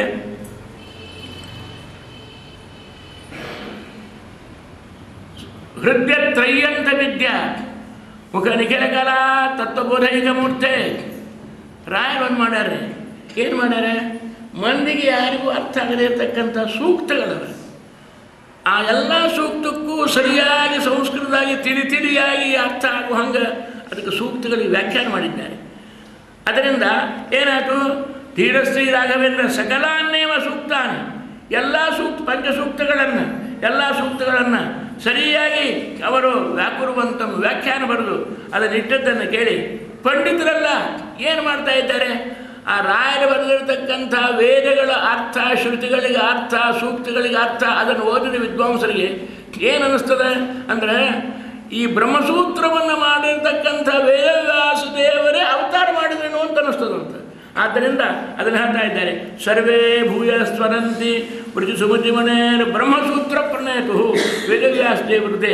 ಪುನಃ ಅವರು ಸಂಪೂರ್ಣ ಕೃಪಾ ಪಾತ್ರರು ಅಂತ ತಿಳ್ಕೊಂಡು ಅನ್ನಿಸ್ತಾ ಇದ್ದಾರೆ. ಒಂದು ಮಂತ್ರಾಲಯ ಸ್ವಾಮಿಗಳು ಮಧ್ವಾಚಾರ್ಯರು 10 ಪ್ರಕರಣ ಬರೆದಾರೆ. ದಶಪ್ರಕರಣ ಅಂತ ತಿಳ್ಕೊಂಡು ಹೆಸರದಕ್ಕೆ. ಆದ್ದರಿಂದ ಆ ತತ್ವಸಂಖ್ಯಾನ, ಅದರಿಂದ ಮಾಯಾವಾದಿ ಖಂಡನ, ಮಿಥ್ಯಾತ್ವಾನುಖಂಡನ, ಉಪಾಧಿ ಖಂಡನ, ತತ್ವಸಂಖ್ಯಾನ, ತತ್ವವೇದ, ದಶಪ್ರಕರಣ ಮಧ್ವಾಚಾರ್ಯ ಬರೆದು. ಅದಕ್ಕಾಗಿ ಈ 10 ಪ್ರಕರಣ ಪ್ರಮಾಣ ಲಕ್ಷಣ, ಕಥಾಲಕ್ಷಣ, ಮಾಯಾವಾದ ಖಂಡನ, ಮಿಥ್ಯಾತ್ವಾನುಖಂಡನ, ಅದರಿಂದ ಮಿಥ್ಯಾತ್ವಾನುಖಂಡ, ಪ್ರಮಾಣ ಲಕ್ಷಣ, ಕಥಾಲಕ್ಷಣ, ಮಾಯಾವಾದ ಖಂಡನ, ಮಿಥ್ಯಾತ್ವಾನುಖಂಡನ, ಉಪಾಧಿ ಖಂಡನ, ತತ್ವಸಂಖ್ಯಾನ, ತತ್ವವೇಗ, ತತ್ವೋದ್ಯೋಗ, ತತ್ವನಿರ್ಣಯ, ಈ ಪ್ರಕಾರವಾಗಿ 10 ಗ್ರಂಥಗಳನ್ನು ಮಧ್ವಾಚಾರ್ಯ ಬರೆದಿದ್ದಾರೆ. ಆ 10 ಗ್ರಂಥಗಳನ್ನು ಒಂದೂ ಬಿಡದೇನೆ ಮಂತ್ರಾಲಯ ಪ್ರಭುಗಳು ಖಂಡಾರ್ಥ ಅಂತ ಬರೆದಾರೆ. ಅಖಂಡಾರ್ಥವನ್ನು ಹೇಳ್ತಕ್ಕಂಥ ಖಂಡಾರ್ಥ ಅಂತ ಹೆಸರಲ್ಲಿ. ಆದ್ದರಿಂದ ಸ್ವಾಮಿ ಅವರು ಹೇಳ್ತಾ ಇದ್ದಾರೆ, ಅದಕ್ಕಾಗಿ ನೀವೇನು ಬರಿತಾ ಇದ್ದೀರಲ್ಲ ಇದನ್ನು, ಯಾದರಿಕ ವೇದಾಂತ ಖಂಡ ಪ್ರವಚನ ಕರ್ತನೆ ಪ್ರೇಮ ಹುಮಾನತಾದರಿಕ ಸರ್ವ ಆಮ್ನಾಯ 2 ಕೆಲಸ ಮಾಡಿದ್ದಾರೆ. ಸರ್ವ ವೇದಗಳಿಗೂ ಒಂದು ವ್ಯಾಖ್ಯಾನ ಬರೆದಾರೆ. ವಿದ್ಯಾರಣ್ಯರು ಹಾಗೆ ಎಲ್ಲ ವೇದದ ಮೇಲೆ ವ್ಯಾಖ್ಯಾನ ಬರೆದಾರೆ. ವಿದ್ಯಾರಣ್ಯರು ಒಂದು ವ್ಯಾಖ್ಯಾನ, ಅವರಿಗೆ 3 ವಿಧವಾದ ಅರ್ಥ ಮಧ್ವಾಚಾರ್ಯ ಹೇಳಿದ್ದು. ಆಧ್ಯಾತ್ಮಿಕ ಅರ್ಥ, ಆದಿಭೌತಿಕ ಅರ್ಥ, ಆದಿದೈವಿಕ ಅರ್ಥ. ತ್ರರ್ಥತಾಮೃತುವಿತ್ತದಶಾರ್ಥಂ ಭಾರತನ್ನನುಶತಾರ್ಥಮಪಿ ಸ್ಯಾತ್ ವೈಷ್ಣವಂ ಪದ ಸಹಸ್ರತಯಂ ಹಿ ಅಂತ ಮಧ್ವಜಿಯೊಳಗೆ ಅದು ವರ್ಣನೆ ಮಾಡ್ತಾ ಇದ್ದಾರೆ. ಆದ್ದರಿಂದ ತ್ರರ್ಥತಾಂಶತು ವೇದದಲ್ಲಿ ತ್ರರ್ಥತಾಮೃತವಿತ್ತ ದಶಾರ್ಥಂ ಭಾರತಕ್ಕೆ ಮಹಾಭಾರತಕ್ಕೆ 10 ವಿಧವಾದ ಅರ್ಥ. ವೇದಗಳಿಗೆ 3 ವಿಧವಾದ ಅರ್ಥ, ಭಾರತಕ್ಕೆ 10 ವಿಧವಾದ ಅರ್ಥ, ವಿಷ್ಣು ಸಹಸ್ರನಾಮಕ್ಕೆ 100 ವಿಧವಾದಂಥ ವಿಶ್ವಂ ವಿಷ್ಣು ಷಟ್ಕಾರೋ ಭೂತಭಗವತ್ ಪ್ರಭು ಭೂತಗದ್ ವಿಶ್ವಾನ 100 ಅರ್ಥ ಮಧ್ವಾಚಾರ್ಯ ಹೇಳ್ತಾ ಇದ್ದಾರೆ. ಆದ್ದರಿಂದ ಅವರೇನು ಮಹಾನುಭಾವರಾಗಿರ್ತಕ್ಕಂಥವರು ಅದನ್ನು ಹೇಳಿದ್ದಾರೆ. ಅದಕ್ಕಾಗಿ ಅಂಥ ವೇದಗಳಿಗೆಲ್ಲ ಅರ್ಥ ಬರೆದಾರೆ ರಾಯರು. ಇವರು ಸುಧೀಂದ್ರ ತೀರ್ಥರು ಹೇಳ್ತಾ ಇದ್ದಾರೆ, ನೀವೇನು ವೇದಗಳಿಗೆಲ್ಲ ಅರ್ಥ ಬರೆದಿದ್ರಿ ಅದು ಒಂದು ಭಾಗ. ಇನ್ನೊಂದು ಈ ದಶಪ್ರಕರಣಕ್ಕೇನು ಬರೆದಿರಿ, ಈ ದಶಪ್ರಕರಣಕ್ಕೆ ಬರೆದ ಖಂಡಾರ್ಥ ಅಂತ ಅದಕ್ಕೆ. ಆ ದಶಪ್ರಕರಣ ಖಂಡಾರ್ಥದಿಂದ ಅಖಂಡ ವೇದಗಳ ಅರ್ಥವನ್ನು ಹೇಳ್ತಕ್ಕಂಥ ಖಂಡಾರ್ಥದಿಂದ ವಿದ್ವಾಂಸರಿಗೆ ಏನು ತೃಪ್ತಿ, ಏನು ಆನಂದ, ಏನು ಜ್ಞಾನ ಆಗ್ತಾ ಇದೆ. ನಿಮ್ಮ ಸರ್ವ ವೇದಗಳ ಭಾಷೆಯಿಂದ ಕೂಡ ಅದರಿಂದ ಇಷ್ಟು ಅರ್ಥ ಆಗೋದಿಲ್ಲ ಅಂತ ತಿಳ್ಕೊಂಡು ಬರೋದು ಸ್ತೋತ್ರ ಮಾಡಿದ್ದಾರೆ. ಈಗೇನಾಗಿದ್ರಿ, ಮಧ್ವಾಚಾರ್ಯ ದಶಪ್ರಕರಣ ಬರತಕ್ಕಂಥ ಖಂಡಾರ್ಥದ್ದು ರಾಯರು ಬರೋದಲ್ಲ, ಅದೆಲ್ಲ ಸಿಗ್ತಾವೆ. ಆದರೆ ಸರ್ವ ವೇದಗಳಿಗೆ ಮಂದಿ ಉದಾಸೀನ, ಇವರ ಗ್ರಂಥದಿಂದ ಉಪಕಾರ ಅಥವಾ ಅಪಕಾರ ಅಥವಾ ನಮಗೆ ಹೇಳಲಿಕ್ಕೆ ಬರುವುದಿಲ್ಲ. ಅದರಿಂದ ಮಂದಿ ಅದನ್ನು ಉದಾಸೀನ ಮಾಡಿಬಿಟ್ರು. ವೇದಕ್ಕೆ ಸಮಗ್ರ ವೇದಕ್ಕೆ ಮಧ್ವಾಚಾರ್ಯ ಬರೆದಂಥ 3 ಅರ್ಥ ಏನು ಬರೆದಿದ್ರು ಆ ಗ್ರಂಥ ಎಲ್ಲೇ ಸಿಕ್ಕೋದಿಲ್ಲ. ಈ ಸಿಗೋದು ಇದು 10 ದಶಪ್ರಕರಣಗಳು. ಅದನ್ನು ಇವರು ಬರೆದಾರೆ. ಇವ್ರ ಮಾತೆ ಕಾರಣಾತೇನೋ ಹಂಗಾಗಿಲ್ಲ ಖರೆ. ಅಂತೂ ಅವರೇನು ಹೇಳ್ತಾರೆ, ಇದರೊಳಗೆ ಏನು ಮಂದಿಗೆ ಆನಂದದ ಆ ನಿಮ್ಮ ದಶಪ್ರಕರಣ ಮೇಲೆ ಖಂಡಾರ್ಥವನ್ನು ಓದುವುದರಿಂದ ಏನಂದ ಆಗ್ತದೆ, ಅದು ಎಲ್ಲ ಭಗವಂತನ ಅಭಿಪ್ರಾಯವನ್ನು ಪಡೆದು ಓದಿದ್ದನ್ನು ಅಷ್ಟಾಗುವುದಿಲ್ಲ ಅಂತ ಹೇಳ್ತಾ ಇದ್ದಾರೆ. ಅದಕ್ಕಾಗಿ ಯಾದರಿಕ ವೇದಾಂತ ಖಂಡ ಪ್ರವಚನ ರಚನೆ ಸ್ವಾಮಿನ್ನೇ ತತ್ಪ್ರತಿಯು ಕಥನ ಕಲೆಯೋ ರಾಘವೇಂದ್ರ ಮೂರ್ತಿ ಎಂದು ನ್ಯೂನಂ ಹೇಳಿದರು. ಅದಕ್ಕಾಗಿ ಸರ್ವಾಮ್ನಾಯ ಪ್ರವರ್ತರಿ ಅನುಪಮ ಚರಿತೆ ರಾಘವೇಂದ್ರ ಮೂರ್ತಿ ಅಂದರೆ ಇತ್ತೇ ತದ್ದೇವಾಜಾಮ ಅದಕ್ಕಾಗಿ ಸಕಲಾನ್ಯವ ವ್ಯಾಕುರುವಂತಂ ಭವಂತಂ ವ್ಯವಚಿತಮತಿಯೋ ಹಂತ ನಿಧ್ಯಾಸಯಂತಹ ಸರ್ವೇ ಭೂಯ ಸ್ಮರಂತಿ ವೃತ್ತಿಸಮುದ್ಯಮಣೇ ಬ್ರಹ್ಮರುದ್ರ ಪ್ರಣೇತು ಸರ್ವಾಮ್ನಾಯ ಪ್ರವಕ್ತರಿ ಅನುಭವ ಜನತೆ ರಾಘವೇಂದ್ರ ವೃತ್ತಿಯಿಂದೆ. ಇದು ಹೆಂಗೆ ಅಂತಂದರೆ ಒಂದು ದೃಷ್ಟಾಂತ ಕೊಡ್ತಾ ಇದ್ದಾರೆ ನೋಡ್ರಿ. ದೇಹಭಾಜಾಂ ಅತಿ ವಿಷದ ರುಚೌ ಜಾಗರೂಪಿ. ಆ ಸಮಗ್ರ ವೇದಾರ್ಥವನ್ನು ಹೇಳತಕ್ಕಂಥ ಗ್ರಂಥಿ ಇದ್ರು. ಮಂದಿಯೆಲ್ಲ ಈ ದಶಪ್ರಕರಣದ ಖಂಡಾರ್ಥ ಮಾತ್ರ ರುಚಿಸ್ತಾ ಇದೆ ಅನ್ನೋದಕ್ಕೆ ಒಂದು ದೃಷ್ಟಾಂತ ಕೊಡ್ತಾ ಇದ್ದಾರೆ ನೋಡ್ರಿ. ನಮಗೆ ರಾಕಾಚಂದ್ರ ಇದ್ದಾನೆ, ಹುಣ್ಣಿಮೆಯಲ್ಲಿರ್ತಕ್ಕಂಥ ಚಂದ್ರ, ಒಳ್ಳೆ ಕಾಂತಿಯಿಂದ ಕಂಗೊಳಿದ ಪೂರ್ಣ ಚಂದ್ರ ರಾಕಾಚಂದ್ರ. ಶರತ್ಚಂದ್ರ ಶರತ್ಕಾಲದೊಳಗೆ ಪೂರ್ಣಚಂದ್ರ. ಆ ಪೂರ್ಣಚಂದ್ರ ಇದ್ರೂ ಮಂದಿಗೆ ಬಿದಿಗಿ ಚಂದ್ರನ ಮೇಲೆ ಬಹಳಷ್ಟು ಒಂದು ರೀತಿ ಪ್ರೀತಿ ಇರ್ತದೆ ರೀ. ಬಿದಿಗಿ ಚಂದ್ರನ ಚಗಚೀನಗು ಮೆಲ್ಲನೆ ಮೂಡಿತ್ತ ಮೇಲಕ್ಕೆ ಬೆಳ್ಳಿನ ಕೂಡಿರಬೇಕು ಅಂತ ಹೇಳಿದ್ದಾರೆ. ಆದ್ದರಿಂದ ಬಿದಿಗಿ ಚಂದ್ರ ಚೊಗಚಿ ಇದ್ದಂಗೆ ಇರ್ತದೆ ಅದು. ಅದಕ್ಕೆ ಆ ಪೂರ್ಣಚಂದ್ರ ಹುಣ್ಣಿಮೆ ಚಂದ್ರ ಅವನ ಮೇಲೆ ಪ್ರೀತಿ ಇದ್ದಷ್ಟೇನೆ. ಅದಕ್ಕಿಂತ ಹೆಚ್ಚು ಒಮ್ಮೊಮ್ಮೆ ಬಿದಿಗಿ ಚಂದ್ರ ಅಂತ ತಿಳ್ಕೊಂಡೆ ಮಹಾದೇವರು ತಮ್ಮ ತಲೆ ಮೇಲೆ ಆ ಪೂರ್ಣಚಂದ್ರನ ಇಟ್ಕೊಂಡಿಲ್ಲ. ಸಾಕಪ್ಪ ಇದೇನು ಚಂದ್ರನೋಡು ಸಾಮದು. ಆ ಬಿದಿಗಿ ಚಂದ್ರನ ಚೊಗಚೀನಗಿಯು ಮೆಲ್ಲನೆ ಮೂಡಿತ್ತ ಮೇಲೆಗೆ ಬೆಳ್ಳಿನ ಕೂಡಿತ್ತು ಅಂತ ತಿಳ್ಕೊಂಡು ಹೇಳಿದ ಹಂಗೆ ಇಲ್ಲಿ ಇವರು ಹೇಳ್ತಾ ಇದ್ದಾರೆ. ಇವರು ಬಿದಿಗಿ ಚಂದ್ರನ ಮೇಲೆ ಹಂಗೆ ಮಂದಿಗೆಲ್ಲ ಪ್ರೀತಿ ಕುತೂಹಲ ಇರ್ತದೆ. ಹಂಗೆ ನಿಮ್ಮ ಸಮಗ್ರವಾದಂಥ ವೇದಕ್ಕೆ ಬರೆದಿರತಕ್ಕಂಥ ವ್ಯಾಖ್ಯಾನ ಭಾಷೆ ಇದ್ರ ಸಹಿತ ಈ ದಶಪ್ರಕರಣದಾಗ ನೋಡಿದಾಗ ಮಾತ್ರ ಮಂದಿಗೆ ಹೆಚ್ಚಿನ ಅತ್ಯಧಿಕವಾಗಿರತಕ್ಕಂಥ ಪ್ರೀತಿ ವಿಶ್ವಾಸ ಓದಬೇಕು ಅಂತ ತಿಳ್ಕೊಂಡು ಬುದ್ಧಿ ಹುಡ್ತಾ ಇದೆ ಸ್ವಾಮಿ. ಅದರ ಜ್ಞಾನ ಸ್ವಲ್ಪ ನಮಗೆ ಕರೆಸಲು ಸಾಕು, ಇಟ್ಟು ತೃಪ್ತಿ ನಮಗೆ. ದಶಪ್ರಕರಣ ಜ್ಞಾನ ನಮ್ಗೆ ಹುಟ್ಟು ಮಾಡಬೇಡ್ರಿ ಅಂತ ಬೇಡ್ಕೊಳ್ತಾ ಇದ್ದಾರೆ. ಹೃದಯ ಈಗ ಯಾವತ್ತು ವೇದಾಂತ ಖಂಡ ಪ್ರವಚನ ಕೃತನೆ ಪ್ರೇಮ ಹುಮಾನ ತಾವತ ಸರ್ವಾಮುನಾಯ ಪ್ರವರ್ತನೆ ಅನುಭವಜನಿದೆ ರಾಘವೇಂದ್ರ ವೃತ್ತಿ ಅಂದರೆ ಇತ್ಯೇತ ದೇಹಭಾಜ ಮತಿ ವಿಷದೃಜೋ ಜಾಗರೂಕೆ ಪೆಲೋಕೆ ರಾಕಾಚಂದ್ರೇ ದ್ವಿತೀಯ ಶಶಿಕರಸುಂದರೆ. ಇನ್ನೊಂದು ಹೇಳಿದ್ರಿಲ್ಲ, ಅವರು ಮಂತ್ರಾಲಯ ಪ್ರಭುಗಳು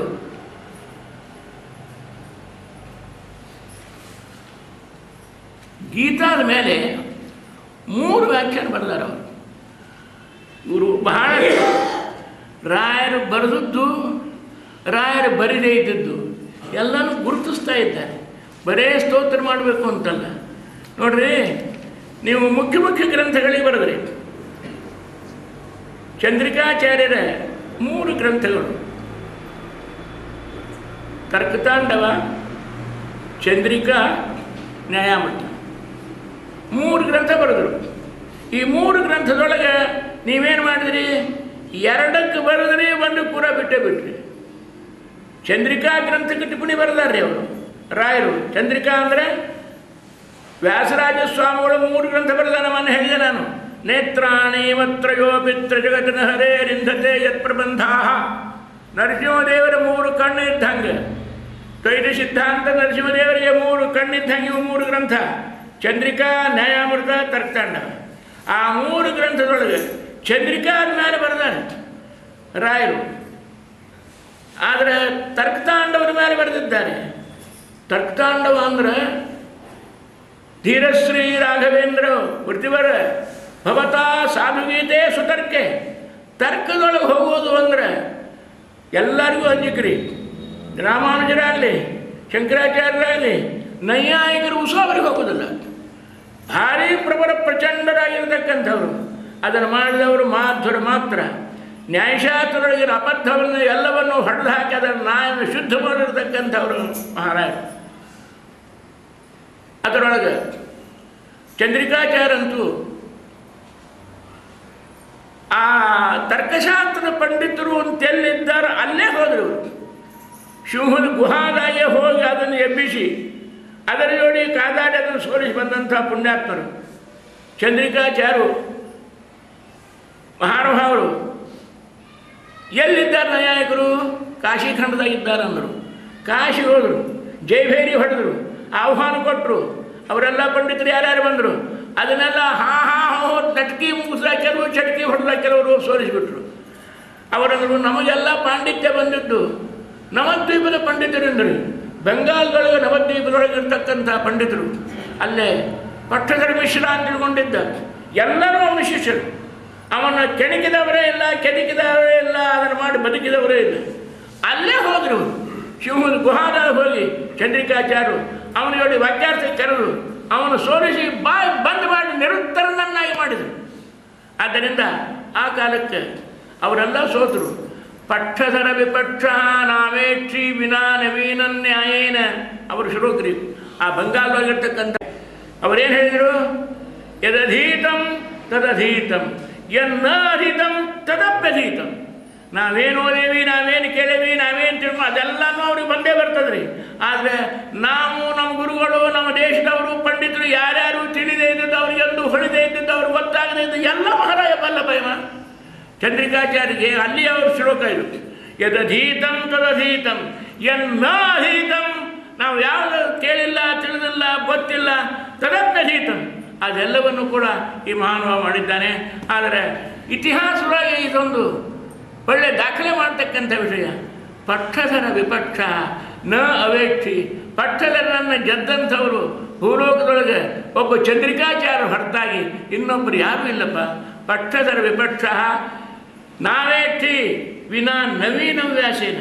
ಇವು ಯಾವನೋ ಹೊಸ ಒಬ್ಬ ವೇದವ್ಯಾಸ ಪ್ರೇಮ ಸಾಮಾನ್ಯಲ್ಲ ಅಂತ ತಿಳ್ಕೊಂಡು ಚಂದ್ರಿಕಾಚಾರ್ಯನ ಸ್ತೋತ್ರ ಮಾಡಿದ್ದಾರೆ ವ್ಯಾಸರಾಜರನ್ನು. ಈ ಸುದ್ದಿ ಏನಾಯ್ತು ರೀ? ಅವರು ಕೇಳಿದರು ಚಂದ್ರಿಕಾಚಾರ್ಯರನ್ನು.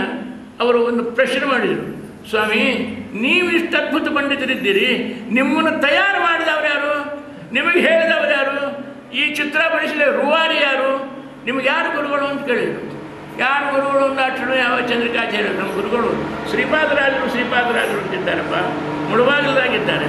ಆದ್ದರಿಂದ ಆ ಮುಳುಬಾಗಿಲದ ಸ್ವಾಮಿಗಳು ಮೂಲ ಪುರುಷರು ಶ್ರೀಪಾದರಾಜರು ಅಂತ ತಿಳ್ಕೊಂಡು ಅದಕ್ಕಾಗಿ ಅವರ ಶಿಷ್ಯರನ್ನು ಅವರಲ್ಲಿ ಓದಿದ್ದೇನೆ. ಅವರಲ್ಲಿ ಓದಿ ಹಿಂದಾಗಡೆ ನಾನು ಉತ್ತರಾದಿ ಮಠದ ಮಹಾನುಭಾವರಾದಂಥ ರಘುವರಿ ತೀರ್ಥ ಶ್ರೀಪಾದರವರ ಪರೀಕ್ಷೆ ಕೊಟ್ಟು ಅವರ ಕಡೆಯಿಂದ ಶಬಾಷ್ ಬಂದು ನಾನು ಪಡಿಸ್ಕೊಂಡಿದ್ದೇನೆ ಅಂತ ಹೇಳಿದ ತಕ್ಷಣವೇ ಹಂಗಾರೆ ಅವರೆಲ್ಲಿದ್ದಾರೆ ಅಂತ ಕೇಳಿದರು. ಕರ್ನಾಟಕ ಅಂತ ಒಂದು ದೇಶಪ್ಪ. ಆ ದೇಶದೊಳಗೆ ಮುಳುಬಾಗಿಲ ಅಂತ ಹೇಳ್ಕೊಂಡು ಬೆಂಗಳೂರಿಂದ ಒಂದು 100-200 ಮೈಲಿನ ಮೇಲೆ. ಆದ್ದರಿಂದ ಅಲ್ಲೇ ನಮ್ಮ ಗುರುಗಳು ಶ್ರೀಪಾದರಾಜರಿದ್ದಾರೆ.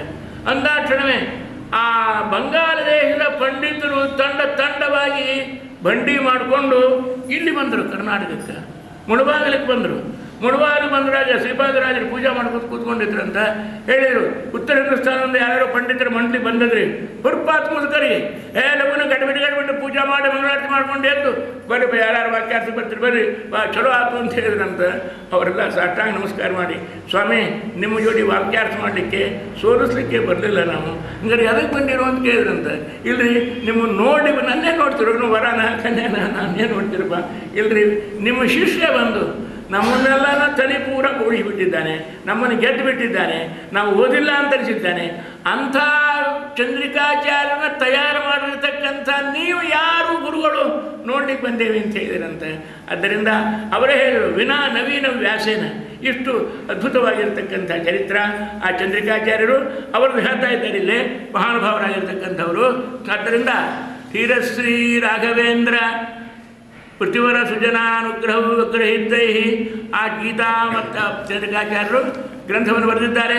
ಅದರ ಮೇಲೆ ಮಹಾನುಭಾವ ಗೀತಾ ಮತ್ಯರ್ಥ ಸೂತ ತಾನೇ ಓಧೃತ್ಯ ಧೀರಶ್ರೀ ರಾಘವೇಂದ್ರ ಪೃಥ್ವಿವರ ಸುಜನಾನುಗ್ರಹವು ವ್ಯಗ್ರಚಿತ್ತೈ ಆಚಾರ್ಯೈ ಸಂಗೃಹೀತಾ ಕತಿಜನ ಮನಮಃ ಸಾರಭೂತಾ ಸಿದ್ಧಿಭ್ಯ ತಾನೇ ಓಧೃತ್ಯ ಭೂಯ. ಒಂದೊಂದು ಅವುಗಳಲ್ಲಿ ಆ ಗ್ರಂಥಗಳ ವೈಶಿಷ್ಟ್ಯ ಹೇಳ್ತಾ ಇದ್ದಾರೆ. ಸಮಯ ಆಗ್ತಾ ಬರ್ತಾರೆ.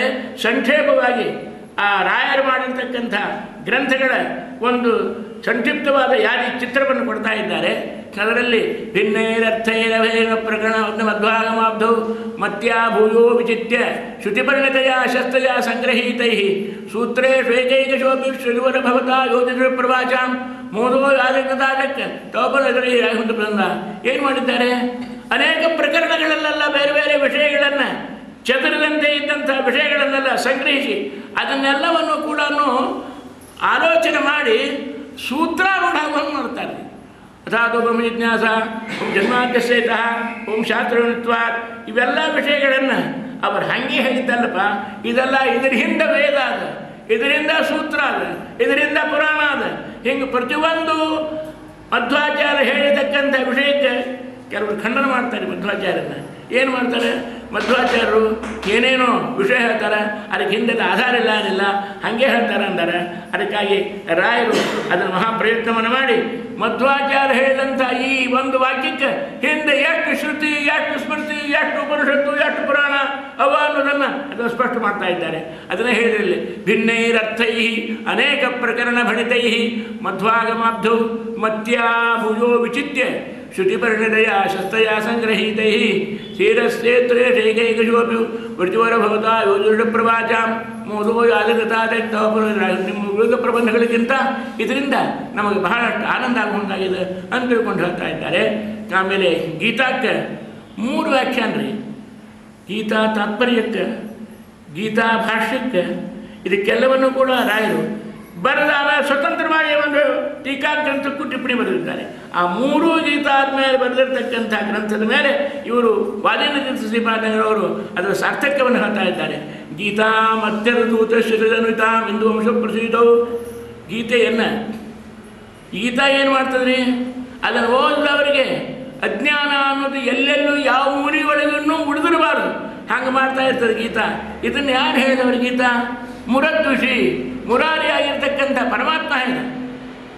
ಕೃಷ್ಣ ಪರಮಾತ್ಮ ಅರ್ಜುನ ಒಳ್ಳೆ ರಣರಂಗದ ಭಕ್ತಿ ಯುದ್ಧದ ಕಾಲಕ್ಕೆ ಒಮ್ಮಿಂದೊಮ್ಮಲೆ ಅವಾಗ ಕೃಷ್ಣ ನಾನು ಮಾಡೋದಿಲ್ಲ, ಕಿನ್ನೋ ರಾಜ್ಯೇನ ಗೋವಿಂದ ಕೆಂಭೋಗೇನ್ ಜೀವಿತೇ ರಮ ಅಂತ ತಿಳ್ಕೊಂಡು ಹೇಳಿ ಕೂತ್ಕೊಂಡಾಗ ಅವಾಗ ಅಶೋಚ್ಯ ನಾನು ಶೋಚಸ್ತು ಪ್ರಜ್ಞಾವಾದ ಅಂಶಭಾಗದೆ ಗತಾಸು ನ ಗತಾಸೂಶ್ಚ ನಾನು ಶೋಚಂತಿ ಪಂಡಿತ ಅಂತ ಹೇಳಿ ಅವನ ಅಜ್ಞಾನವನ್ನು ದೂರು ಮಾಡಿ ಭಗವಂತ ಅರ್ಜುನ ನಿಮಿತ್ತ ಮಾಡಿಕೊಂಡು ಜಗತ್ತಿಗೇನೆ ತತ್ವಬೋಧವನ್ನು ಜ್ಞಾನವನ್ನು ಬೋಧಿಸ್ತಾ ಇದ್ದಾನೆ.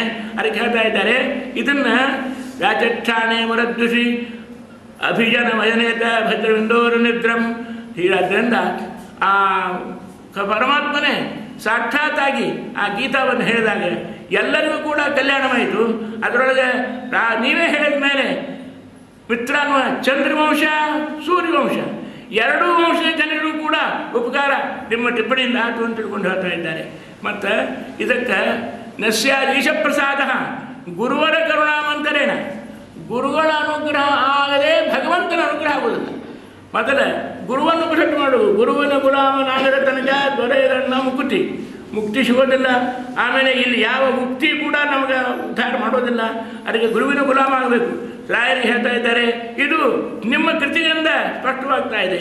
ಯಾಕಂದರೆ ಗೀತಾಕ್ಕೆ ನೀವೇ ಸ್ವಂತ ವ್ಯಾಖ್ಯಾನ ಬರೆದ್ರಿ, ಆದ ಸಹಿತ ನಿಮ್ಮ ಗುರುಗಳಾಗಿರ್ತಕ್ಕಂಥ ಟೀಕಾಚಾರ್ಯ ಬರೆದಿರ್ತಕ್ಕಂಥ ಗ್ರಂಥಕ್ಕೆ ಮತ್ತೊಂದು ನೀವು ಟಿಪ್ಪಣಿ ಬರೆದ್ರಿ. ಅದಕ್ಕಾಗಿ ವ್ಯಾಖ್ಯಾನ ಗೀತಾ ಬಪಿ ಗುರುಚರಣೋದಾರ ತದ್ಭಾಷ ಟೀಕಾ ವ್ಯಾಖ್ಯಾ ವಿಖ್ಯಾತ ವಿದ್ವನ್ಮಣಿಗಳ ವಿನುತ ಕಾರ್ಯಭುಜಸ್ತ್ವಯೈವ. ವಿದ್ವಾಂಸರೆಲ್ಲರೂ ತಲೆ ಮೇಲೆ ಇಟ್ಕೊಂಡು ಕುಣಿದಾಡ್ತಕ್ಕಂಥ ಅದ್ಭುತವಾದ ಒಂದು ಟೀಕಾರಾಯರ ಗ್ರಂಥಕ್ಕೆ ನೀವು ಮತ್ತೊಂದು ಟಿಪ್ಪಣಿ ಬರೆದ್ರಿ. ಆದ್ದರಿಂದ ಅದು ಅದ್ಭುತವಾದಂಥ ಕಾರ್ಯ ಅಂತ ತಿಳ್ಕೊಂಡು ಹೇಳ್ತಾ ಇದ್ದಾರೆ. ನೋಡ್ರಿ, ರಾಯರ ಮಕ್ಕಳು ಒಬ್ಬರಿದ್ದರು, ಲಕ್ಷ್ಮೀನಾರಾಯಣಾಚಾರ್ಯ ಅಂತ ತಿಳ್ಕೊಂಡು ಹೆಸರು. ಆ ಲಕ್ಷ್ಮೀನಾರಾಯಣಾಚಾರ್ಯರು ಅವರು ಒಂದು ಗ್ರಂಥ ಬರೆದರು ಋಗ್ಭಾಷ್ಯಕ್ಕೆ. ಋಗ್ವೇದ ಅಂತ ತಿಳ್ಕೊಂಡಲ್ಲ, ಆ ಋಗ್ವೇದಕ್ಕೆ ವಿದ್ಯಾರಣ್ಯರು ಹೆಂಗೆ ಭಾಷೆ ಬರೆದಾರೆ ಹಂಗೆ ರಾಯರ ಸಾಕ್ಷಾತ್ ಪೂರ್ವಾಶ್ರಮದ ಮಗ ಲಕ್ಷ್ಮೀನಾರಾಯಣಾಚಾರ್ಯ ಅಂತ ತಿಳ್ಕೊಂಡು ಅವರೊಂದು ವ್ಯಾಖ್ಯಾನ ಬರೆದರು. ಆ ವ್ಯಾಖ್ಯಾನವನ್ನು ಬರೆದ ಮೇಲೆ ಮಿಂದ ರಾಯರೇನು ಮಾಡಿದರು, ಆ ಋಗ್ಭಾಷ್ಯಕ್ಕೆ ತಾವು ಬರೆದ್ರೆ ತಮ್ಮ ಮಗನ ಟೀಕಾ ಟಿಪ್ಪಣಿ ವ್ಯರ್ಥ ಆಗ್ತದೆ, ಮಂದಿ ಒಳಗೆ ಯಾರು ಓದುವುದಿಲ್ಲ ಅಂತ ತಿಳ್ಕೊಂಡು ಆ ಮಗನ ಗ್ರಂಥಕ್ಕೆ ಜಗತ್ತೊಳಗೆ ಕೀರ್ತಿ ಬರಲಿ ಅಂತ ತಿಳ್ಕೊಂಡು ತಾವು ಅದನ್ನು ಬರೆಯುವುದು ಬಿಟ್ಟುಬಿಟ್ರು. ಅದಕ್ಕೆ ಬರೇ ಭಾಷ್ಯಾನುರೋಧವಾಗಿ ದಿಗ್ದರ್ಶನ ಮಾಡಿದರು. ಅದನ್ನು ಹೇಳ್ತಾ ಇದ್ದಾರೆ. ಅಂದರೆ ಯಾವುದೂ ಮುಚ್ಚಿಡುವುದಿಲ್ಲ. ರಾಘವೇಂದ್ರ ಸ್ವಾಮಿಗಳಿಗೆ ಆಶ್ರಮ ಆದ್ಮೇಲೆ ಸಹಿತ ತಮ್ಮ ಮಗನ ಮೇಲೆ ಪ್ರೀತಿ ಇತ್ತು. ಮಗನ ಮೇಲೆ ಪ್ರೀತಿ ಅಲ್ಲ, ಗ್ರಂಥದ ಮೇಲೆ ಪ್ರೀತಿ.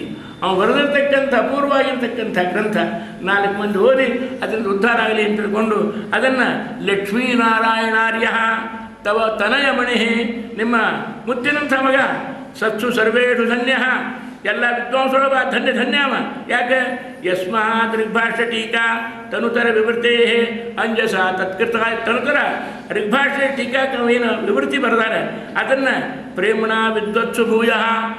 ಅಂದರೆ ಎಂಥ ಸ್ವಾಮಿಗಳೇ ಆಗಲಿ, ಎಂಥ ಯೋಗಿಗಳೇ ಆಗಲಿ, ಆದರೆ ಸಹಿತ ತಮ್ಮ ತಮ್ಮ ಮಕ್ಕಳ ಮೇಲೆ ಅವರಿಗೆ ಮೋಹ ಪ್ರೀತಿ ಇರೋದೇನು ತಪ್ಪಲ್ಲ. ಸತ್ಯಜ್ಞಾನ ತೀರ್ಥರು ದೊಡ್ಡ ಪಂಡಿತರು, ವಿದ್ವಾಂಸರು, ಸ್ವಾಮಿಗಳು, ಅಪರೋಕ್ಷ ಜ್ಞಾನಿಗಳು ಒಮ್ಮೆ ಸಂಚಾರಕ್ಕೆ ಹೊರಟಿದ್ರು. ಅವರು ಹೊರಡೋ ಕಾಲಕ್ಕೆ ಸತ್ಯ ಧ್ಯಾನರಾವಾಗ ಪೂರ್ವಾಶ್ರಮ ಸೇತುರಾಮಾಚಾರ್ಯ ಅಂತ ಹೆಸರು ಅವರಿಗೆ. ಅವರು ಹೋಗ್ತಾಯಿದ್ರು, ಹಿಂದಿಂದ ಬರ್ತಾಯಿದ್ರು. ಸ್ವಾಮಿಗಳು ಮೇಣೆ ಮುಂದೆ ಹೋದ ಸತ್ಯಜ್ಞಾನರು ಹೋದ ಮೇಲೆ ಒಂದು ನದಿ ದಂಡೆ ಮೇಲೆ ಅವರ ಪೂರ್ವಾಶ್ರಮ ಸತ್ಯಜ್ಞಾನ ಪೂರ್ವಾಶ್ರಮದ ಮಗ ಆ ಹುಡುಗ, ಅವರು ಸಂಜೆ ಆಗಿತ್ತು, ಹಸಿವಾಗಿದೆ, ಅಳುತ್ತಿತ್ತು. ಆವಾಗ ಎಲ್ಲ ಅಲ್ಲಿರ್ತಕ್ಕಂಥ ಹೆಣ್ಮಕ್ಳು, ತಾಯಿ, ಅಕ್ಕ, ಅತ್ತೆ, ಮುತ್ತಿ ತಾಯಿ ಮುದುಕಿತ್ತು. ಅವರೆಲ್ಲ ಹೇಳಿದ್ರು, ಬಾ ತಿನ್ಲಿಕ್ಕೆ ಕೊಡ್ತೇನೆ ಬಾರಪ್ಪ ಅಂತ. ಆ ಹುಡುಗ ಹೇಳ್ತು, ಇಲ್ಲ ಸಂಜೆ ಸಂಧ್ಯಾವಂದನ ಮಾಡಿದೆ, ನಾ ಏನು ತಿನ್ನಂಗಿಲ್ಲ, ಹಾಲು ಕುಡಿಯೋಂಗಿಲ್ಲ ಅಂತ ಹೇಳ್ತು. ಸಂಧ್ಯಾವಂದನ ಈ ಹೆಣ್ಮಕ್ಳಿಗೆ ಯಾರು ಸಂಧ್ಯಾವನ ಹೇಳಿ ಬರೋಂಗಿಲ್ಲ. ಆ ಹುಡುಗ ಅದೇ ಮುಂಜಾಗಿತ್ತು, ಸಂಧ್ಯಾವನ ಬಾಯಿಲೆ ಆಗಿದ್ದಿಲ್ಲ. ಆ ಸಂಧ್ಯಾವನ ಮಾಡಿದೆ ಆ ಹುಡುಗ ಹಾಲು ಕುಡಿಯೋಂಗಿಲ್ಲ, ನೀರು ಕುಡಿಯೋಂಗಿಲ್ಲ, ಉಪಹಾರ ಮಾಡೋಂಗಿಲ್ಲ, ಅಳ್ತಾ ಇತ್ತು. ಅಷ್ಟೊಂದು ಸ್ವಾಮಿಗಳು ಮನೆ ಬಂತು. ಸ್ವಾಮಿಗಳು ಮನೆ ಬಂದು ಯಾಕಾತಾನೆ ಅಂತ ಕೇಳಿದರು. ಇಲ್ಲ, ಅವ್ನು ಹಸಿವಾಗ್ಯದಂತೆ, ಸಂಧ್ಯಾವನ್ನ ಅವಾಗ ಇನ್ನೂ ಪೂರ ಬರುವುದಿಲ್ಲ, ಸಂಧ್ಯಾವಂದನ ಮಾಡಿದೆ ಏನು ಕೊಡಬಾರ್ದು ಅಂತ ತಿಳ್ಕೊಂಡು ನಾವು ತಿರುವುದಿಲ್ಲ ಅಂದಾನೆ ಅಂತ ಹೇಳಿದ ಸ್ವಾಮಿಗಳು ಮೀನೆ ನಿಂದಿರಿಸಿ ಕೆಳಗಿಳಿದು ನಮಗೆ ಸಂಧ್ಯಾವಂದನ ಹೇಳಿ ಕಟ್ಟಿದ್ರು ಸ್ವಾಮಿಗಳು, ಸತ್ಯಜ್ಞಾನ ತೀರ್ಥರು. ಅಷ್ಟರೊಳಗೆ ಹಿಂದಿನಿಂದ ಇವರು ಆಚಾರ್ಯ ಅವರು ಬಂದರು. ಸತ್ಯಜ್ಞಾನ ತೀರ್ಥರು ಪೂರ್ವಾಶ್ರಮ ಸೇತುರಾಮಾಚಾರ್ಯ ಬಂದು ನೋಡಿದ್ರು. ಸ್ವಾಮಿಗಳು ಸಂಧ್ಯಾವಂದನ ಹಿಡ್ಕೊಂಡು ಕೂತ್ಕೊಂಡಿದ್ರು. ಬಂದಾಕ್ಷಣವೇ ಸ್ವಾಮಿ ಇದೇನು ಮಗನ ಮೇಲೆ ಮೋಹ ಬಂತನು ಅಂತಂದರು. ಆದ್ದರಿಂದ ಆವಾಗ ಅವ್ರನ್ನ ಕಂಡಾಕ್ಷಣವೇ ಒಮ್ಮಿನ ಮನೆಯಿದ್ರು. ಆವಾಗ ಸತ್ಯಜ್ಞಾನ ತಾವು ಸಂಧ್ಯಾವನೆ ಮಾಡಿಸಿದರು. ಅಂತೂ ಈ ಘಟನಾದಿಂದ ಎಂಥವ್ರಿಗಾದ್ರೂ ಸಹಿತ ಮಕ್ಕಳ ಮೇಲೆ ಪ್ರೀತಿ ಮಾಡೋದು ಏನು ಅನ್ಯಾಯ ಅಲ್ಲ, ಅಪರಾಧ ಅಲ್ಲ. ಆದ್ದರಿಂದ ಹಾಗೆ ಈ ರಾಘವೇಂದ್ರ ಸ್ವಾಮಿಗಳು ತಮ್ಮ ಮಗನಾಗಿರ್ತಕ್ಕಂಥ ಲಕ್ಷ್ಮೀನಾರಾಯಣಾಚಾರ್ಯರು ಅಂತ ತಿಳ್ಕೊಂಡವರು. ಮಕ್ಕಳ ಹೆಸರು ಆ ಲಕ್ಷ್ಮೀನಾರಾಯಣಾಚಾರ್ಯರು ಗ್ರಂಥ ಬರೆದಿದ್ರು. ಅದಕ್ಕೆ ಋಗ್ಭಾಷೆಗೆ ಟೀಕಾ. ಆದ್ದರಿಂದ ಲಕ್ಷ್ಮೀನಾರಾಯಣಾರ್ಯ ತವ ತನಯಮಣಿ ಸತ್ಸು ಸರ್ವೇಷು ಧನ್ಯ, ಎಲ್ಲರಿಂದ ಧನ್ಯ ಧನ್ಯ. ಯಸ್ಮಾತ್ ಋಗ್ಭಾಷ್ಯ ಟೀಕಾ ತನುತರ ವಿವೃತ್ತೇ ಅಂಜಸ ತತ್ ಅವ್ರು ಮಾಡಿರ್ತಕ್ಕಂಥ ಆ ಋಗ್ಭಾಷ್ಯ ಟೀಕಾಕ್ಕೆ ಪ್ರೇಮಣ ವಿದ್ವತ್ಸುಭೂಯ ಪ್ರಚಯಂ ಪ್ರಸಿದ್ಧಿಂ ಅಭಿರಟನ್, ನಿಮ್ಮ ಮಗನ ಗ್ರಂಥಕ್ಕೆ ಕೀರ್ತಿ ಬರಲಿ ಅಂತ ತಿಳ್ಕೊಂಡು ರಾಘವೇಂದ್ರ ಊರ್ದಿಂದ್ರ ಪ್ರಾವೋಚಸ್ತಂ ಪ್ರಚೀತವು ಹೃದಯ ನಿಚಯಮರ್ಚ ಆಮೇಲೆ ಭಾಷ್ಯ ಉಳುಕಿ ಎಲ್ಲ ಋಷಿಗಳಿಗೆ ನೀವು ಅರ್ಥವನ್ನು ಬರೆದಿರಿ. ಆದ್ದರಿಂದ ನಿಮ್ಮಿಂದ ಉಪಕೃತನಾಗಿರ್ತಕ್ಕಂಥ ನಿಮ್ಮ ಮಗ ಲಕ್ಷ್ಮೀನಾರಾಯಣಾಚಾರ್ಯರು ನಿಜವಾಗಿಯೂ ಧನ್ಯರು ಅಂತ ತಿಳ್ಕೊಂಡು ಅವರನ್ನು ಮಾಡ್ತಾ ಇದ್ದಾರೆ. ಅದಕ್ಕಾಗಿ ಇನ್ನು ರಾಯರಲ್ಲಿ ಕೆಲವೊಂದು ಆಪಾತತಃ ಮೂರ್ಖ ಜನರ ಮನೆಯಲ್ಲಿ ಕಾಣತಕ್ಕಂಥ ದೋಷಗಳನ್ನು ಹೇಳ್ತಾ ನೀವು ಚಂದ್ರಿಕಾಕ್ಕೆ ಬರೆದ್ರಿ, ತರ್ಕತಾಂಡವಕ್ಕೆ ವ್ಯಾಖ್ಯಾನ ಬರೆದ್ರಿ. ತರ್ಕತಾಂಡವ ವ್ಯಾಖ್ಯಾನ ಅಂತ ಅಪೂರ್ವವಾಗಿ ಹೋಗ್ತೀರಿ. ತರ್ಕತಾಂಡವ ಅಂದರೆ ನೈಯಾಯಿಕರು ಅದರೊಳಗೆ ಭಾರಿ ಕೋಲಾಹಲ ಮಾಡಿಬಿಟ್ಟಿದ್ದಾರೆ. ನಮ್ಮ ವೇದಾಂತಗಳನ್ನೆಲ್ಲ ಮುಟ್ಟಿಗೆ ಮಾಡಿಬಿಟ್ಟಿದ್ದಾರೆ. ಆದ್ದರಿಂದ ಅದನ್ನು ಹ್ಯಾಂಗೆ ಖಂಡನೆ ಮಾಡಬೇಕು, ಯಾರು ಖಂಡನೆ ಮಾಡಬೇಕು? ಚಿಂತಾಮಣಿ ಅಂತ ತಿಳ್ಕೊಂಡು ಒಂದು ಗ್ರಂಥ ಗಂಗೇಶೋಪಾಧ್ಯಾಯ ಅಂತ ತಿಳ್ಕೊಂಡು ಬರೆದಿದ್ದಾನೆ. ಅದರ ಮೇಲೆ ಈರಿದಿಗಾರ, ಅದರ ಮೇಲೆ ಜಗದೀಶ ಭಟ್ಟಾಲಂಕಾರ, ಗಾದಾಧರಿ, ಜಗದೀಶಿ, ಮಥುರಾನಾಥ 3 ಮಂದಿ ಪಂಡಿತರು ಕೂಡಿಕೊಂಡು ಅದನ್ನು ಅಸಾಧ್ಯಪಡಿಸಿಬಿಟ್ಟಿದ್ದಾರೆ. ಅದರ ಮೇಲೆ ಯಾರು ಹೇಳೋರಿಲ್ಲ, ಕೇಳೋರಿಲ್ಲ. ಅದಕ್ಕಾಗಿ ಅದನ್ನೆಲ್ಲ ಖಂಡನವನ್ನು ಈ ತರ್ಕತಾಂಡವದೊಳಗೆ ಚಂದ್ರಿಕಾಚಾರ್ಯ ಮಾಡಿದ್ದಾರೆ.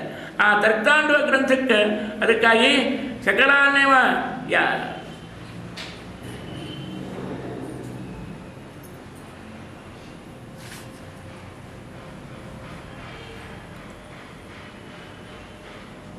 ಆ ತರ್ಕತಾಂಡವ ಗ್ರಂಥಕ್ಕೆ ಸದ್ಯ ಪ್ರತ್ಯರ್ಥಿ ಹೃದಯ ಮುನಿಮಣಿ ರಚಿತೆ ತಾಂಡವೇ ಯೋಜಿತಾರ್ಥೆ ಅವರು ಮಾಡಿ ಆ ತರ್ಕತಾಂಡವ ಗ್ರಂಥದ ಮೇಲೆ ಒಂದು ತಾವು ಮಹಾನುಭಾವರಾಗಿರ್ತಕ್ಕಂಥವರು ಆ ಮಣಿಕಾರನ ಗ್ರಂಥಗಳನ್ನೆಲ್ಲ ಖಂಡನ ಮಾಡಿ ಅವನು ಹೊಡೆದು ಹಾಕಿ ಅದರ ಮೇಲೆ ಅದ್ಭುತವಾದಂಥ ಬೆಳಕನ್ನು ಬೀರಿದರು.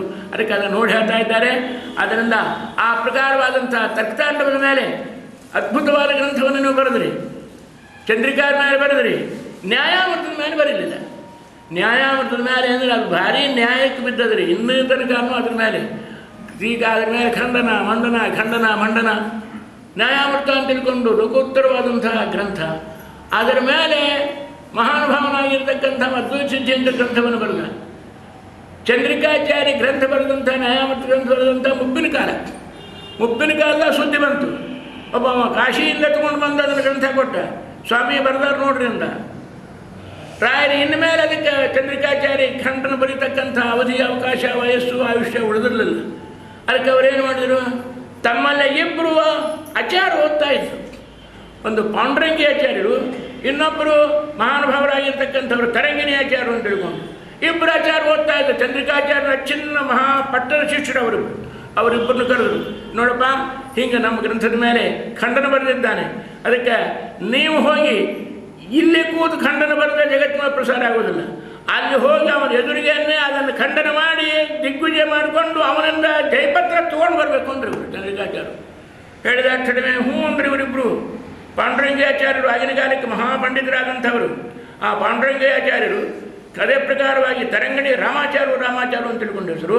ಇವರಿಬ್ಬರು ಹೋದರು ಆಗಿನ ಕಾಲಕ್ಕೆ ನಡ್ಕೋತ ಕಾಶಿಗೆ ಹೋದರು. ಆ ಅದ್ವೈತನ ಅಧ್ವರ್ಯವಾಗಿರ್ತಕ್ಕಂಥ ಪಂಡಿತನನ್ನು, ಅವನನ್ನು ಮಧುಸೂದನ ಸರಸ್ವತಿ ಅಂತ ಹೇಳಕ್ಕಂಥವನ ಅದ್ವೈತ ಸಿದ್ಧಿವರ್ಧಂಥವನತ್ತಾರೆ. ಅಲ್ಲಿ ಹೋಗಿ ಅವನು ಖಂಡನ ಮಾಡಬೇಕಲ್ಲ, ಹೆಂಗೆ ಖಂಡನ ಮಾಡಬೇಕು, ಏನು ಬರ್ದಾನ ಅನ್ನೋದು ಗೊತ್ತಾಗಬೇಕು ಮೊದಲು. ಇವರೇನು ಮಾಡಿದರು, ಈ ಅಂಗಾರ ಅಕ್ಷಂತಿ ಅಳಿಸ್ಕೊಂಡು ಈ ಅಡ್ಡ ಗಂಧ ಹಾಕ್ಕೊಂಡ್ರು, 3 ನಾಮ ಹಚ್ಕೊಂಡು ಅವು ಹೋಗಿ ಸಾಕ್ಷಾತ್ ನಮಸ್ಕಾರ ಮಾಡಿದರು. ಯಾಕೆ ಬಂದಿರಪ್ಪ, ಉತ್ತರ ಹಿಂದೂಸ್ತಾನದ ನಾವು ಬಂದೇವ್ರಿ, ದಕ್ಷಿಣ ಹಿಂದೂಸ್ತಾನದ ಬಂದೇವಿ, ನಿಮ್ಮಲ್ಲಿ ಓದಿ ಗ್ರಂಥವನ್ನು ನಿಮ್ಮ ತಿಳ್ಕೋಬೇಕು ಅಂತ ಬಹಳ ಸಂತೋಷ ಆಯಿತು. ಇಂಥ ವಿದ್ವಾಂಸರು ನನ್ನ ಕಡೆ ಓದ್ಲಿಕ್ಕೆ ಬಂದಾರಂದ್ರೆ ಹುರುಪಿನಿಂದ ಅವ ಹೇಳಿದ. ಎಲ್ಲ ತನ್ನ ಗುಟ್ಟನ್ನು ಬಿಟ್ಟು ಕೊಟ್ಟ, ಎಲ್ಲವನ್ನು ಕೂಡ ರಹಸ್ಯವನ್ನು ತಿಳಿಸಿದ, ಗ್ರಂಥ ಎಲ್ಲ ಬರ್ಕೊಂಡ್ರು. ಆಮೇಲೆ ಕೊನೆಗೆ ಮಂಗಳ ಕಾಲಕ್ಕೆ ಇವರು ಮಾಡುವ ಅನುವಾದ, ಹಿಂದಿಂದೆಲ್ಲ ಗ್ರಂಥ ಅನುವಾದ ಮಾಡ್ರಿ ಅಂದ್ರೆ ಸರ ಅನುವಾದ ಮಾಡಿ ಅದನ್ನು ಅವ್ರ ಎದುರಿಗನ್ನೇ ಖಂಡನ ಮಾಡಿಬಿಟ್ರು. ಇಡೀ ಗ್ರಂಥವನ್ನೆಲ್ಲ ಖಂಡು ತುಂಡು ಮಾಡಿ ಅವನ ಎದುರಿಗೆ ಮಾಡಿದ ತಕ್ಷಣವೇ ನೀವು ಯಾರು ಅಂದ. ನಾವರೇ ದಕ್ಷಿಣ ಹಿಂದೂಸ್ತಾನದ ಬಂದಿದ್ದೇವೆ, ನಮ್ಮ ಗುರುಗಳಲ್ಲಿದ್ದಾರೆ, ನಿಮ್ಮ ಗ್ರಂಥ ಖಂಡನ ಮಾಡಲಿಕ್ಕೆ ಬಂದೇವ್ರಿ. ಮತ್ತು ನನ್ನಲ್ಲಿ ಓದಿದ್ರಲ್ಲ, ಒಂದು ನಿಮ್ಮ ಗ್ರಂಥ ತಿಳ್ಕೊಳ್ಳದೆ ನಾವು ಖಂಡನ ಮಾಡೋದು ಹೆಂಗೆ ಅಂತ ತಿಳ್ಕೊಂಡು ನಿಮ್ಮ ಗ್ರಂಥ ಎಲ್ಲ ಪೂರ ಓದಿ ನಿಮ್ಮ ಗ್ರಂಥ ಖಂಡನವನ್ನು ಮಾಡಿ ಗುರು ರಬೀರಂ ಗುರವೇ ನಿವೇದ್ಯ ಅಂತ ತಿಳ್ಕೊಂಡು ಆ ಪ್ರಕಾರವಾಗಿ ಹೇಳಿದರು. ಹಂಗಾರೆ ನನ್ನಲ್ಲಿ ಓದಿರಪ್ಪ, ನಾನು ಗುರುದಕ್ಷಿಣೆ ಕೊಡ್ರಿ ಅಂದರು. ಕೇಳ್ರಿ, ಬೇಕಾದ್ರೆ ಕೇಳ್ರಿ, ಏನಿಲ್ಲ, ನೀವೇನು ನನ್ನ ಖಂಡನ ಬರೆದಿರಲ್ಲ ಆ ಗ್ರಂಥ ನನಗೆ ಕೊಟ್ಬಿಡ್ರಿ ಅಂದರು. ಅವರು ಕಂಠಕೋದ್ಧಾರ ಅಂತ ಅವರು ಬರೆದಿದ್ದಾರೆ ಮಹಾನುಭಾವರು. ಆದರೆ ತರಂಗಿಣಿ ಅವರು ತರಂಗಿಣಿ ಅಂತ ಅದಕ್ಕೆ ಹೆಸರು, ಕಂಠಕೋದ್ಧಾರ ಅಂತ ಹೆಸರು. 2 ಗ್ರಂಥ ಕೊಡ್ರಿ ಅಂದರು. 2 ಗ್ರಂಥ ಕೊಟ್ಟರು. ಅವ್ರು ಹೇಳಿದರು, ಶಿಷ್ಯರು ಕರ್ಕೊಂಬಂದು ಈಗ ಇದನ್ನು ಗಂಗಾ ನದಿ ಹಾಕಿಬಿಡ್ರಿ ಅಂದರು. ಗಂಗಾ ನದಿಯಾಗ ಒಯ್ದು ಹಾಕಿದ್ರು. ಅವರು ಗುರುಗಳು ಹಾಕಿರಿ, ನಾವು ಅದರ ಪ್ರತಿ ಮಾಡಿ ಅಲ್ಲೆಲ್ಲ ಕಟ್ಟು ಕಳಿಸ್ಬಿಟ್ಟಿದ್ದೇವ್ರಿ, ದಕ್ಷಿಣ ಹಿಂದೂಸ್ತಾನ ಹೋಗಿ ಪ್ರಚಾರ ಆಗ್ಯಾವ, ಆದ್ದರಿಂದ ಅದಕ್ಕೋದು ನಮ್ಗೆ ಬಾಧಕಿಲ್ಲ ಅಂತೇಳಿ. ಇಷ್ಟು ಅದ್ಭುತವಾಗಿರ್ತಕ್ಕಂಥ ನ್ಯಾಯಾಮೃತ ಅಂತಕ್ಕಂಥ ಗ್ರಂಥ. ಅದರ ಮೇಲೆ ಇನ್ನೂ ಖಂಡನ ಮಂಡನ ಅನಂತಕೃಷ್ಣ ಶಾಸ್ತ್ರಿ ಅಂತ ತಗೊಂಡು ನ್ಯಾಯಾಮೃತ ಖಂಡನ ಮಾಡೋದಿದ್ದ. ಅದರ ಮೇಲೆ ಮತ್ತು ಸತ್ಯಜ್ಞಾನ ಖಂಡನವನ್ನು ಮಾಡಿದರು, ಜಾಲಿಯ ಶ್ರೀನಿವಾಸಾಚಾರ್ಯ ಖಂಡನವನ್ನು ಮಾಡಿದರು, ಆಮೇಲೆ ಕೊಯಮತ್ತೂರು ವಾದರಾಚಾರ್ಯ ಮಾಡಿದರು, ಭಂಡಾರಿ ಸ್ವಾಮಿಗಳು ಮಾಡಿದರು. ಇವರೆಲ್ಲರೂ ಕೂಡ ಅದರ ಮೇಲೆ ಖಂಡನ ಮಂಡನ ನಡೀತಾವ. ಆದ್ದರಿಂದ ಇಷ್ಟೆಲ್ಲ ಇರತಕ್ಕಂಥ ನ್ಯಾಯಾಮೃತ ಗ್ರಂಥದ ಮೇಲೆ ಚಂದ್ರಿಕಾಚಾರ್ಯರು ವ್ಯಾಖ್ಯಾನ ಬರೀಲಿಲ್ಲ. 3 ಗ್ರಂಥ ದೊಡ್ಡ ವ್ಯಾಖ್ಯಾನ ರೀ ಅವರು. ಮೊದಲನೇದು ಚಂದ್ರಿಕಾ, ನ್ಯಾಯಾಮೃತ, ತರ್ಕತಾಂಡವ. ಅದರಿಂದ ತರ್ಕತಾಂಡವರ ಮೇಲೆ ಬರೆದರು, ಚಂದ್ರಿಕಾ ಮೇಲೆ ಬರೆದರು ರಾಯರು. ನ್ಯಾಯಾಮೃತ ಮುಟ್ಟಲಿಲ್ಲ. ಯಾಕೆ ಅದನ್ನು ವಾದಿಮತೀರ್ಥ ಶ್ರೀಪಾದಂಗಳವರು ಹೇಳ್ತಾ ಇದ್ದಾರೆ, ಸ್ವಾಮಿ ನೀವು ಅನೇಕ ಗ್ರಂಥಗಳನ್ನು ಬರೆದಿದ್ದೀರಿ, ಅದಕ್ಕಾಗಿ ಇಷ್ಟೆಲ್ಲ ಬರೆದರೂ ಸಹಿತ ಪ್ರೌಢಾನೇಕ ಪ್ರಬಂಧ ಪ್ರವಚನ ರಚನಾ ಲಬ್ಧ ವಿಶ್ರಬ್ಧ ಕೀರ್ತೆ ತೇ ಕಿಂ ನ್ಯಾಯಾಮೃತಸ್ಯ ಅವಿವರಣ ವಿಧನ ರಾಘವೇಂದ್ರ ಐಶಸ್ಯಾತ. ನ್ಯಾಯಾಮೃತ ಮೇಲೆ ನೀವು ಟೀಕಾ ಬಂದಿಲ್ಲ, ನಿಮಗೇನು ಅಪಕೀರ್ತಿ ಬಂತೇನು, ನಿಮಗೇನು ನ್ಯೂನತಾ ಬಂತೇನು, ನ್ಯಾಯಾಮೃತ ಟೀಕಾ ಬರೀದೇ ಇದ್ದಿದ್ದರಿಂದ ಅಂದ್ರೆ ಅದಕ್ಕೆ ಹೇಳ್ತಾ ಇದ್ದಾರೆ.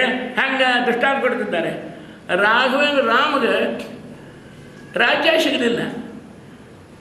ಕೈ ಅರಣ್ಯಕ್ಕೆ ಹೋಗಿ 14 ವರ್ಷ ರಾಮನೇ ರಾಜ್ಯ ಆಳ್ಬೇಡ, ನನ್ನ ಮಗ ರಾಜ್ಯ ಆಗಲಿ ಅಂತ ಹೇಳಿದ್ದು. ಮಗನ ಪಟ್ಟ ಕೊಡಿಸಿದ್ಲು. ರಾಮ 14 ವರ್ಷ ವನವಾಸಕ್ಕೆ ಹೋದ. 14 ವರ್ಷ ವನವಾಸಕ್ಕೆ ಹೋದ್ರೆ ರಾಮನ ಕೀರ್ತಿ ಏನಾದರೂ ಕಡಿಮೆ ಆಯ್ತೇನು, ಭರತನ ಕೀರ್ತಿ ರಾಮನಿಗಿಂತ ಹೆಚ್ಚಾಯ್ತೇನು, ಅದನ್ನು ಕೇಳ್ತಾ ಇದ್ದಾರೆ. ಯದ್ ರಾಜ್ಯ ಪ್ರಚಲವೇನ ಅಖಿಲ ಭುವನಪತೇ. ಅವ ಮಗ ಭರತ ಆಳಿದ್ದು ಇದಷ್ಟೇ ಸ್ವಲ್ಪ ದೇಶ, ಆದರೆ ರಾಮ ಆಡೋದು ಅಖಂಡ ಭೂಮಂಡಲಕ್ಕೆಲ್ಲನೂ ರಾಜ ಆಡ್ತಕ್ಕಂಥವ. ಅದರಿಂದಾಗಿ ರಾಘವ ಸೇವೆಗೆ ಅದರಿಂದ ರಾಮನ ಕೀರ್ತಿ ಹೆಚ್ಚಾಯಿತು. ಭರತನ ಮಾತು ನೆನಪಾಗುವುದಿಲ್ಲ ಹೆಸರು, ರಾಮನ ಹೆಸರು ಯಾರೂ ಮರೆಯೋದಿಲ್ಲ. ಆದ್ದರಿಂದ ಆ ತಂದೆಗೆ ರಾಜ್ಯ ತಾಯಿ ಮಾತು ಕೇಳಿಕೊಂಡು ರಾಜ್ಯ ತಮ್ಮ ಕೊಟ್ಟರು ರಾಮಗೆ ಅಪಕೀರ್ತಿ ಅಲ್ಲ, ಮತ್ತಿಷ್ಟು ಮೊದಲಿನ ಕೀರ್ತಿ ದುಪ್ಪಟ್ಟಾಯಿತು, ತಿಪ್ಪಟ್ಟಾಯಿತು, 1000 ಪಟ್ಟಾಯಿತು. ಅದನ್ನು ಹೇಳ್ತಾ ಇದ್ದಾರೆ. ಯದ್ರಾಜ್ಯ ಪ್ರಚಲವೇನ ಅಖಿಲ ಭುವನಪತೆ ರಾಘವಸ್ಯೇವ ಕೀರ್ತಿ ಲಬ್ಧೈವ ಪ್ರತ್ಯುತಾರಂ ಗುರುಚರಣಕೃತ ಆಮೋದ ನಿರ್ವಾಹಜನ್ನ. ಅವ್ರ ಗುರುಗಳು ಮಾಡಿರ್ತಕ್ಕಂಥ ಆಮೋದ ಅಂತಕ್ಕಂಥ ಟಿಪ್ಪಣಿ ಮೇಲಿಂದೇನೆ ಎಲ್ಲ ನಿರ್ವಾಹ ಆಯಿತು ಅಂತ ತಿಳ್ಕೊಂಡು ಹೇಳಿ ಇನ್ನೊಂದು ಕೌಶಲ್ಯವನ್ನು ಹೇಳ್ತಾ ಇದ್ದಾರೆ. ರಾಯರು ಏನು ಮಾಡ್ಯಾರೆ? 40 ಗ್ರಂಥ ಬರೆದಾರೆ, ವಿಸ್ತಾರವಾದಂಥ ಬೇಕಾದಷ್ಟು ಗ್ರಂಥವ. ಅದ್ರ ಜೋಡಿ 2 ಸಣ್ಣ ಸಣ್ಣ ಗ್ರಂಥ ಬರೆದಾರೆ. ಒಂದು ರಾಮಚಾರಿತ್ರ ಮಂಜರಿ, ಕೃಷ್ಣ ಚಾರಿತ್ರ ಮಂಜರಿ. ರಾಮಚಾರಿತ್ರ ಮಂಜರಿ ಅಂತಕ್ಕಂಥ 24,000 ವಾಲ್ಮೀಕಿಯ ರಾಮಾಯಣದೊಳಗೆ ಇರ್ತಕ್ಕಂಥ ರಾಮಚಂದ್ರ ದೇವರ ಅದ್ಭುತವಾದಂಥ ಇಡೀ ಚರಿತ್ರೆ ಎಲ್ಲನೂ ಕೂಡ ಒಂದು 10, 20, 30 ಶ್ಲೋಕದೊಳಗೆ ರಾಮಚಾರಿತ್ರ ಮಂಜರಿ ಅಂತ ಬರೆದಿದ್ದಾರೆ. ಭಾಗವತದೊಳಗೆ 18,000 ಶ್ಲೋಕದೊಳಗೆ 12 ಸ್ಕಂದದೊಳಗೆ ಬರ್ತಕ್ಕಂಥ ಕೃಷ್ಣನ ಚರಿತ್ರೆ ಎಲ್ಲನೂ ಕೂಡ ಕೃಷ್ಣ ಚಾರಿತ್ರ್ಯ ಮಂಜರಿ, ರಾಮಚಾರಿತ್ರ ಮಂಜರಿ. 2 ಗ್ರಂಥದೊಳಗೆ ರಾಮನ ದರ್ಶನ, ಕೃಷ್ಣನ ದರ್ಶನ ನಮಗೆ ಆಗು ಹಂಗೆ ರಾಯರು ಕಣ್ಣೆದುರಿಗೆ ರಾಮನ ಕೃಷ್ಣನ ತಂದು ಕೂಡಿಸಿ ಅವನ ಮೇಲೆ ಭಕ್ತಿ ಉದ್ರಿಕ್ತ ಆಗೋ ಹಂಗೆ ಮಾಡ್ತಾ ಇದ್ದಾರೆ. ಸ್ವಾಮಿ, ನಿಮ್ಮ ಎಲ್ಲ ಗ್ರಂಥ ಬಂದ ಕಡೆ ಈ ರಾಮಚಾರಿತ್ರ ಮಂದಿರಿ, ಕೃಷ್ಣ ಚಾರಿತ್ರ ಮಂದಿರಿ ಇವೆರಡನ್ನೂ ಕೂಡ ನಮಗೇನು ಕರುಣಿಸಿದ್ದೀರಿ. ಇದು ನಿಜವಾದ ಜನಾಪಾರಾಯಣ ಮಾಡಬಹುದು ರೀ. ರಾಮಚಾರಿತ್ರ ಮಂದಿರಿ, ಕೃಷ್ಣಚಾರಿತ್ರ ಮಂದಿರಿ, ಇದರ ಮೇಲೆ 7 ದಿವಸ ಪ್ರವಚನ ಮಾಡ್ಬೋದು. ಇಷ್ಟು ಅದ್ಭುತವಾಗಿರ್ತಕ್ಕಂಥ ರಾಮಾಯಣ ಸಾರ ಸರ್ವಸ್ವ, ಶ್ರೀಮದ್ ಭಾಗವತ ಸಾರ ಸರ್ವಸ್ವ ಎಲ್ಲವನ್ನೂ ಕೂಡ ಹೇಳಿ ವಾಚ ಇದನ್ನೆಲ್ಲ ಹಂಗೆ ಭಾಳ ಬೆಳೆಸಿಲ್ಲ. ವಾಚ ಸಂಕ್ಷಿಪ್ತಯ ಯದ್ ಬಹಳ ಚರಿತ್ರಂ ಉಪಾವರ್ಣಯ ತ್ವಂ ಮುರಾರೇ ಕಿಂಚ ಶ್ರೀ ರಾಘವೇಂದ್ರ ಪ್ರತಿಮ ರಘುಪತೇ ತೇನ ನೋ ವಿಸ್ಮಯೇಹಂ. ಅದರಿಂದ ರಾಮನ ಚರಿತ್ರ, ಕೃಷ್ಣನ ಚರಿತ್ರ, ರಾಮಚಾರಿತ್ರ ಮಂಜರಿ, ಕೃಷ್ಣ ಚಾರಿತ್ರ ಮಂಜರಿ ಇವೆರಡರಿಂದ ನೀವೇನು ಹೇಳಿದ್ದೀರಿ. ಇದನ್ನು ಮಾಡಿದ್ರೆ ನಮಗೇನು ಆಶ್ಚರ್ಯ ಇಲ್ಲ ಅಂತಾರೆ. ಏನು ದೊಡ್ಡ ಮಹತ್ವ ಇಲ್ಲ ಅದರಿಂದ, ನಮಗೆ ಆಶ್ಚರ್ಯ ಇಲ್ಲ. ಯಾಕೆ? ಕಿಂವಾ ದುಸ್ಸಾಧ್ಯವಸ್ತಿ ಜಗತಿ ಮಹದಾಂ. 3 ಲೋಕದಾಗ ಜಗತ್ತಿನೊಳಗೆ ದೊಡ್ಡವರಿಗೆ ಅಶಕ್ಯ ಅನ್ನೋದು ಯಾವುದದ ರೀ? ಮಹಾನುಭಾವರು, ದೊಡ್ಡವರು, ತೇಜಸ್ವಿಗಳು, ಮುನಿಗಳು, ಮಹರ್ಷಿಗಳು ಅಂತೇನಿದ್ದಾರೆ ಅವ್ರಿಗೆ ಅಶಕ್ಯ ಯಾವುದೂ ಇಲ್ಲ. ನೀವು ಕೂಡ ನಮ್ಮ ಎಲ್ಲ ಸ್ವಾಮಿಗಳ ಪಟ್ಟಿಗಳು ಬರೋರಲ್ಲ. ಉತ್ತರಾಯ ಮಠ, ರಾಯ ಮಠ, ವ್ಯಾಸಾಯ ಮಠ ಸ್ವಾಮಿಗಳ ಪೈಕಿ ನೀವು ಒಬ್ಬರಲ್ಲ. ಹಂಗೆ ನೀವು ಯಾರು? ಪ್ರಾಚೀನ ಕಾಲದಾಗ ಮಹಾನುಭಾವರಾಗಿರ್ತಕ್ಕಂಥ ಮುನಿಮಂಡಲ ಮಹರ್ಷಿಗಳು ಅಂತೇನಿದ್ರು ಆ ಸಾಲ ನೀವೊಬ್ಬರು. ಅವ್ರು ಏನು ಮಾಡ್ಯಾರ? ಏನು ಮಾಡಲಿಕ್ಕಿಲ್ಲ ನೋಡ್ರಿ. ಹಿಂದಕ್ಕೊಂದು ದೈತ್ಯರು ಮ್ಯಾಲೆ ಬರಬೇಕು, ಸಮುದ್ರದಾಗ ಹಡಿಬೇಕು, ಮ್ಯಾಲೆ ಬರಬೇಕು, ಮಂದಿನ ಹೊಡಿಬೇಕು, ಬಡಿಬೇಕು, ಕಡಿಬೇಕು, ಕೊಲ್ಲಬೇಕು, ಧ್ವಂಸ ಮಾಡಬೇಕು, ಹಿಂಸ ಮಾಡಬೇಕು. ಅವನು ತಿರುಗಿ ಹೊಡಿಲಿಕ್ಕೆ ಬಂದ ಅಷ್ಟೇ ಸಮುದ್ರ ಹೋಗಿ ಹೊಡ್ಕೊಂಡ್ಬಿಡ್ಬೇಕು. ಎಲ್ಲ ದೈತ್ಯರು ಬಂದು ಮ್ಯಾಲೆ ಬಂದು ಹಗಲು ಹೊತ್ತು ಹೊಡೆಯೋದು, ರಾತ್ರಿ ಹೋಗಿ ಹಡ್ಕೊಂಬೋದು. ಸಮುದ್ರದ ಹೋಗಿ ಹಿಡಿಯವ್ರು ಯಾರು, ಹೊಡೆಯವ್ರು ಯಾರು, ಅವ್ರ ಶಾಸನ ಮಾಡೋರು ಯಾರು. ಹೀಗಾಗಿ ಜಗತ್ತಿಗೆ ಬಹಳ ಉಪಕೃತವಾಯಿತು. ಆಗ ದೇವತೆಗಳು ಭಗವಂತನಿಗೆ ಶರಣ ಹೋದರು. ಸ್ವಾಮಿ, ಅವ್ರ ಉಪದ್ರವ ಹಾಳಾಗಿದೆ, ಏನು ಮಾಡೋಣ ನಮ್ಗೆ ಉಪಾಯ? ನೋಡ್ರಿ, ಬ್ರಾಹ್ಮಣರಿಗೆ ಶರಣ ಹೋಗರು. ಪುನಂತನು ಬ್ರಾಹ್ಮಣ ಪಾದ ಪಾಂಸವಃ. ಬ್ರಾಹ್ಮಣ ಏನು ಮಾಡ್ತಾರೆ ಅಂತ ಕೇಳಿದ್ರು. ಬೇಕಾದ ಮಾಡ್ತಾರೆ. ಕರ್ತಮ ಸತ್ಸಾರ ಬ್ರಾಹ್ಮಣಿದ್ದಾರೆ. ಯಾವ ಬ್ರಾಹ್ಮಣರ ಅಂತ ಹೇಳ್ಕೊಂಡು ಹೇಳಿದರು. ಅಲ್ಲಿ ಅಗಸ್ತ್ಯ ಅಂತ ಒಬ್ಬ ಬ್ರಾಹ್ಮಣಿದ್ದಾನೆ. ಅವ್ನು ಹೋಗಿ ಹೇಳ್ಕೋರಿ ಅಂತ ಹೇಳ್ಕೊಂಡು ಹೇಳಿದರು. ಅಗಸ್ತ್ಯನಿಗೆ ಹೋಗಿ ಹೇಳ್ಕೊಂಡ್ರು, ಹಿಂಗಾಗಿದೆ ಸ್ವಾಮಿ, ಆ ದೈತ್ಯರ ಪತ್ರ ಭಾಳ ಆಗಿದೆ, ಸಮುದ್ರ ಆಡ್ಕೋತಾರೆ, ಹೆಂಗೆ ನಿಂದ್ರಂದ್ರು. ಸ್ವಲ್ಪ ನಿಂದ್ರಿ, ಎಷ್ಟೋ ತನಕ ನಂದು ಸಾಯಂಕಾಲ ಸೂರ್ಯಾಸ್ತ ಸಂಧ್ಯಾವನ ತನಕ ನಿಂದ್ರಿ ಅಂದರು. ಸಂಧ್ಯಾವನ ಮಾಡಬೇಕು ಅಂದರು. ಹೋದ್ರು, ಸಂಧ್ಯಾವನ ಶುರು ಮಾಡಿದರು. ಸಮುದ್ರ ನೀರು ತೊಗೊಂಡು ಕೇಶವಾಯ ಸ್ವಾಹ ಅರ್ಧ ಸಮುದ್ರಕ್ಕೆ ಹೋಗಿ ಹೋಯ್ತು. ನಾರಾಯಣ ಸ್ವಾಹ ಹಾಗೆ ಹೋಯ್ತು. ಮಾಧವ ಇಡೀ ಸಮುದ್ರಲ್ಲ ಹೋಗಿ ಗೋವಿಂದ ಎನ್ನುವ ಹಾದಿಕ್ಕೆ ಯಾವುದೋ ಭಾವಿನಿ ಎತ್ಕೊಂಡು ಬಂದ್ಬಿಟ್ಟು ಮಹಾರಾಯ ಇಡೀ ಸಮುದ್ರ ಎಲ್ಲ ಕುಡಿದು ಕೂತ ಮಹಾನುಭಾವರಾಗಿರ್ತಕ್ಕಂಥವ್ರು. ಅದಕ್ಕೆ ಕೇಳ್ತಾರೆ ರಾಯರು, ನೀವು ಈ ನಮ್ಮ ಸ್ವಾಮಿಗಳು, ಯತಿಗಳು ಆ ಪೀಠ ಈ ಪೀಠದವ್ರಲ್ಲ. ನೀವು ಆ ದೊಡ್ಡ ಪೀಠ ಅಪರೋಕ್ಷ ಜ್ಞಾನಿಗಳಲ್ಲದೇನೆ ಕರ್ತಮಕರು ಋಷಿಗಳು, ವಶಿಷ್ಠ, ವಿಶ್ವಾಮಿತ್ರರು, ವಾಮದೇವ, ಅಗಸ್ತ್ಯ, ಬ್ರಹ್ಮದೇವರ ಮಾನಸ ಪುತ್ರರು, ಬ್ರಹ್ಮದೇವರ ಚೊಚ್ಚಲ ಗಂಡಸ ಮಕ್ಕಳು. ಆ ಶ್ರೇಣಿ ಒಳಗೆ ನಿಮ್ಮೊಬ್ಬರು ನಾವು ಲೆಕ್ಕ ಮಾಡಿದ್ದೇವೆ. ಆದ್ದರಿಂದ ಏನು ನಮಗೆ ಆಶ್ಚರ್ಯ ಇಲ್ಲ. ನೀವು ಇದನ್ನೆಲ್ಲ ಮಾಡಿದ್ದೆ ಅಂತೇಳಿದ್ರೆ ಸ್ವಲ್ಪ ಭಗವಂತನ ಚರಿತ್ರವನ್ನು ಸಾವಿರಾರು ಲಕ್ಷಾವಧಿ ಶ್ಲೋಕಗಳನ್ನೆಲ್ಲ 30-32 ಶ್ಲೋಕದಾಗ ಮಾಡಿ ಚಾರಿತ್ರ ಮಂದಿರಿ, ರಾಮಚಾರಿತ್ರ ಮಂದಿರಿ. ಇದ್ರಾಗ ನೋ ವಿಸ್ಮಯ ನಾ ಆಶ್ಚರ್ಯ ಬರುವುದಿಲ್ಲ. ಯಾಕೆ? ವಾಚ ಸಂಕ್ಷಿಪ್ತ ಬಹುಚರಿತಮುಪಾವರಣಸ್ತಂ ಮುರಾರೇ ಕಿಂಚ ಶ್ರೀ ರಾಘವೇಂದ್ರ ಪ್ರತಿಮ ರಘುಪತೇ ತೇನ ನೋ ವಿಸ್ಮಯ. ನನಗೇನು ಆಶ್ಚರ್ಯ ಇಲ್ಲ. ಯಾಕೆ? ಕಿಂವಾ ದುಸ್ಸಾಧ್ಯವಸ್ತಿ ತ್ರಿಜಗತಿ ಮಹತಾಂ ಆತ್ಮನ ಪಾಣಿಪದ್ಮೆ. ಏನು ಅಶಕ್ಯದ್ರಿ ನೋಡ್ರಿ, ಅವೇನು ಮಾಡ್ದ, ತನ್ನ ಪಾಣಿ ಪದ್ಮದೊಳಗೆ ಅಮಂದೋ ಮರಂದ ಕೆಲ ಜೋರು ಆಕಾರಿಸಿದ್ದು ಸಮುದ್ರ ಎಲ್ಲನೂ ಕೂಡ ಅದನ್ನು ಕೈಯೊಳಗಿನ ಒಂದು ಜೇನುತುಪ್ಪದ ಕುಡಿಯೋ ಹಂಗೆ ಆ ಹನಿಯನ್ನು ಏಕಾಪೋಷಣ ಮಾಡಿದ ಮಹಾನುಭಾವ. ಅಂದಮೇಲೆ ಆ ಸಾಲಿನೊಳಗಿರ್ತಕ್ಕಂಥ ನೀವು ಇಂಥ ಗ್ರಂಥ ಬರೆದು ನಮಗೇನು ಆಶ್ಚರ್ಯ ಆಗೋದಿಲ್ಲ ಅಂತ ತಿಳ್ಕೊಂಡು ಹೇಳಿ ರಾಯರ ಸ್ತೋತ್ರ ಮಾಡಿ ಕೊನೆಯದು ಒಂದು ಪದ್ಮವನ್ನು ಹೇಳ್ತಾ ಇದ್ದಾರೆ. ರಾಯರು ಮಾಡಿದ್ದೇನು, ಮತ್ತು ಸಿದ್ಧಾಂತ ಅಂತಕ್ಕಂಥ ವ್ಯಾಸ ಏನು ಇದು ಯಾರು ಮಾಡಿದರು? ಮಧ್ವ ಸಿದ್ಧಾಂತ ಅಂತಕ್ಕಂಥ ಕಲ್ಪವೃಕ್ಷ ಬೆಳೆಸಿದರು. ಈ ಕಲ್ಪವೃಕ್ಷ ಬೀಜ ಯಾರು ಹಾಕಿದರು, ಅದಕ್ಕೆ ನೀರು ಯಾರು ಹಾಕಿದರು, ಅದಕ್ಕೆ ಚಿಗುರು ಯಾವಾಗ ಬಿಡಿತು, ಅದಕ್ಕೆ ಕಾಯಿ ಯಾವಾಗ ಬಿಟ್ಟು, ಅದಕ್ಕೆ ಹಣ್ಣು ಯಾವಾಗ ಬಿಡ್ತು, ಇದನ್ನು ಒಂದು ಕಡೆ ಶ್ಲೋಕದಾಗ ನಿರೂಪಣೆ ಮಾಡ್ತಾ ಇದ್ದಾರೆ. ವ್ಯಾಸೇನ ಯುಕ್ತ ಬೀಜ, ಇದನ್ನು ವೇದವ್ಯಾಸ ದೇವರು ಪರಮಾತ್ಮನ ಜ್ಞಾನ ಕಾರ್ಯಾರ್ಥವಾಗಿ ಅವತಾರ, ವ್ಯಾಸಾವತಾರ. ಅವ ಮೊದಲು ಬೀಜ ಹಾಕಿದ, ವೇದವ್ಯಾಸ ದೇವರು ಬೀಜ ಹಾಕಿದರು. ಆಮೇಲೆ ಭಗವತ್ಪಾದ ಲಬ್ಧಾಂಕರು ಮಧ್ವಾಚಾರ್ಯರು ಅದು ಸ್ವಲ್ಪ ಚಿಗುರು ಬಡಿಯೋ ಹಂಗೆ ಮಾಡಿದರು. ಸ್ವಲ್ಪ ಅಂಕುರ ಬೆಳೀತದು, ಭಗವತ್ಪಾದ ಲಬ್ಧಾಂಕುರ ಶ್ರೀ.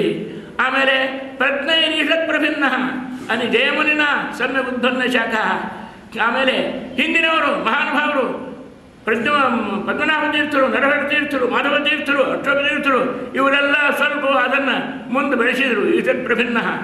ಆಮೇಲೆ ಜಯತೀರ್ಥರಿಂದ ಟೀಕಾರಾಯರಿಂದ ಒಳ್ಳೆ ಶಾಖೋಪಶಾಖಿಯಾಗಿ ಆ ಗಿಡ ಬೆಳೀತದು. ಆಮೇಲೆ ಮೌನೇಶ ವ್ಯಾಸರಾಜಾತ ಆ ಚಂದ್ರಿಕಾಚಾರ್ಯ ಏನು ಮಾಡಿದರು, ಅದಕ್ಕೆಲ್ಲ ಪಲ್ಲವಗಳು, ಕಿಸಲೆಗಳು ಅವೆಲ್ಲ ಒಡಿಹಂಗೆ ಮಾಡಿದರು. ಆಮೇಲೆ ವಿಜಯೇಂದ್ರ ತೀರ್ಥರಿಂದ ಪುಷ್ಪಿತ ಹೂ ಬಿಡ್ತು.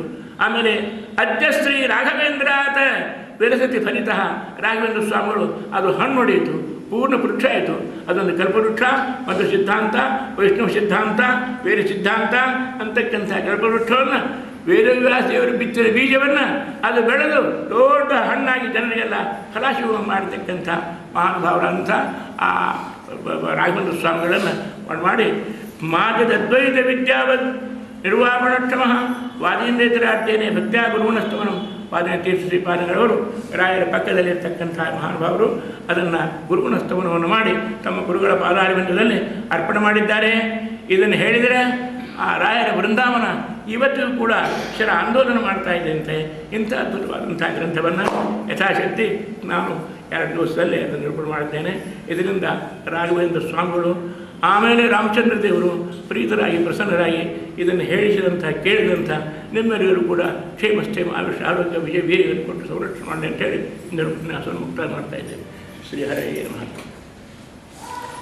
ಅಕ್ಷಯಂ ಕರ್ಮ ಯಸ್ಮಿನ್ ಪರೇ ಸರ್ಪಿತಂ ರಕ್ಷಯಂ ಯಾನ್ಯ ದುಃಖಾನಿ ಅನ್ನಾಮತಃ ಅಕ್ಷರೋ ಯೋಜನಃ ಸರ್ವದೈವಾಮೃತಃ ವೃಕ್ಷಿಕಂ ಯಸ್ಯ ವಿಶ್ವಂ ಸದಾಚಾರಿಕಂ ವೀಣಯಾಮೋ ವಾಸುದೇವಂ ದೇವತಾಮಂಡಲಃ ಖಂಡಮಂಡಲಂ ಶುದ್ಧಾನಂದೋರಕಂ ಜಿಡುಬಲಭೌರವದಾರವೀರ್ಯಾದಿಕೇನ ಚಿಂತಾ ಸಂತಾಪರೇ ಭವಮಚಮಕರಾಜಿರೋರಾಜಿರೂರಂ ಸದ್ಧರ್ವೈರಾಗ್ಯಭಕ್ತಿ ಶ್ರುತಿಮತಿನೇತಜ್ಞಾನಜ್ಞಾನಯೋಗಾತ್ ಗಮ್ಯಂ ವಂದೇ ಮುಕುಂದಾಭಿರ ಕಮಲವರಂ ಬ್ರಹ್ಮವೇದಾಂತವೇದ್ಯಂ ಜಯ ಹರಿಚಿಂತೆ ಸರ್ವದೇವೈಕವನ್ಯಃ ಪರಮಗುರುರಭಿತ್ತಾಮಾತ್ರಸಿದ್ಧನಾನಾಂ ನಿಖಿಲಗುಣಗಣಾನ್ವಯಮಗ್ರದೋಷಃ ಸರಸಿದನಯನೋಷೋತಿರ್ಮಾನದೋನಃ ವಂದೇ ವಂದ್ಯಂ ಸದಾನಂದಂ ವಾಸುದೇವ ಅದನ್ನೇ ಫಲ ಇದನ್ನು ಹೇಳ್ತೀವಿ ಪ್ರಸಾದ. ವಂದೇ ವಂದ್ಯಂ ಸದಾನಂದಂ ವಾಸುದೇವಂ ನಿರಂಜನಂ ಇಂದಿರಾಪತಿಮಾಧ್ಯಾದಿ ವರದೇಶ್ವರಪ್ರದಂ ಅಮಾವಿಖಿಲಾದೇಶ ಗೀತಾಕೃಷ್ಣಪೀಠವತ ವ್ಯಪ್ರತ್ಯಯ ನಿತ್ಯಾಗಂತಿ ಗುಣವಾಣಿಕೋಶಿತ ಪ್ರಭಾಜಾಲೋಲ್ಲಾಸೋಪರಿಲಾಸಮಸೆ ಜಗಜ್ಜನ್ಮಸ್ಥೇಮ ಪ್ರಯೋಜನಾಶೀರ್ಗುಣೇ ನಮೋ ಅಶೇಷ ಆಮನಾಯ ಸ್ಮೃತಿ ದೀಪ್ತಾಯ ಹರಯೇ. ನಾಳಿನ ದಿವಸ ಶ್ರೀಮದ್ ಭಾಗವತ ಸಂದೇಶವನ್ನು ನಿರೂಪಣೆ ಮಾಡ್ತಾ ಇದ್ದೇವೆ. ಎಲ್ಲರೂ ಸಕಾಲಕ್ಕೆ 5 ಗಂಟೆಗೆ ಬರಬೇಕಂತ ಪ್ರಾರ್ಥನೆ ಮಾಡ್ತಾ ಇದ್ದೇವೆ. ನಮೋ ಮಹದ್ಭವೇ ನಮೋ ವಿಘ್ನಮಾಶಿನಿಭ್ಯ ಯಜಾಮದೇವಾನುಶತ್ರುಮುವಾಚಾರ್ಯಸ್ವತಮವೃಕ್ಷದೇವಾಃ ರಾಜಾಧಿರಾಜ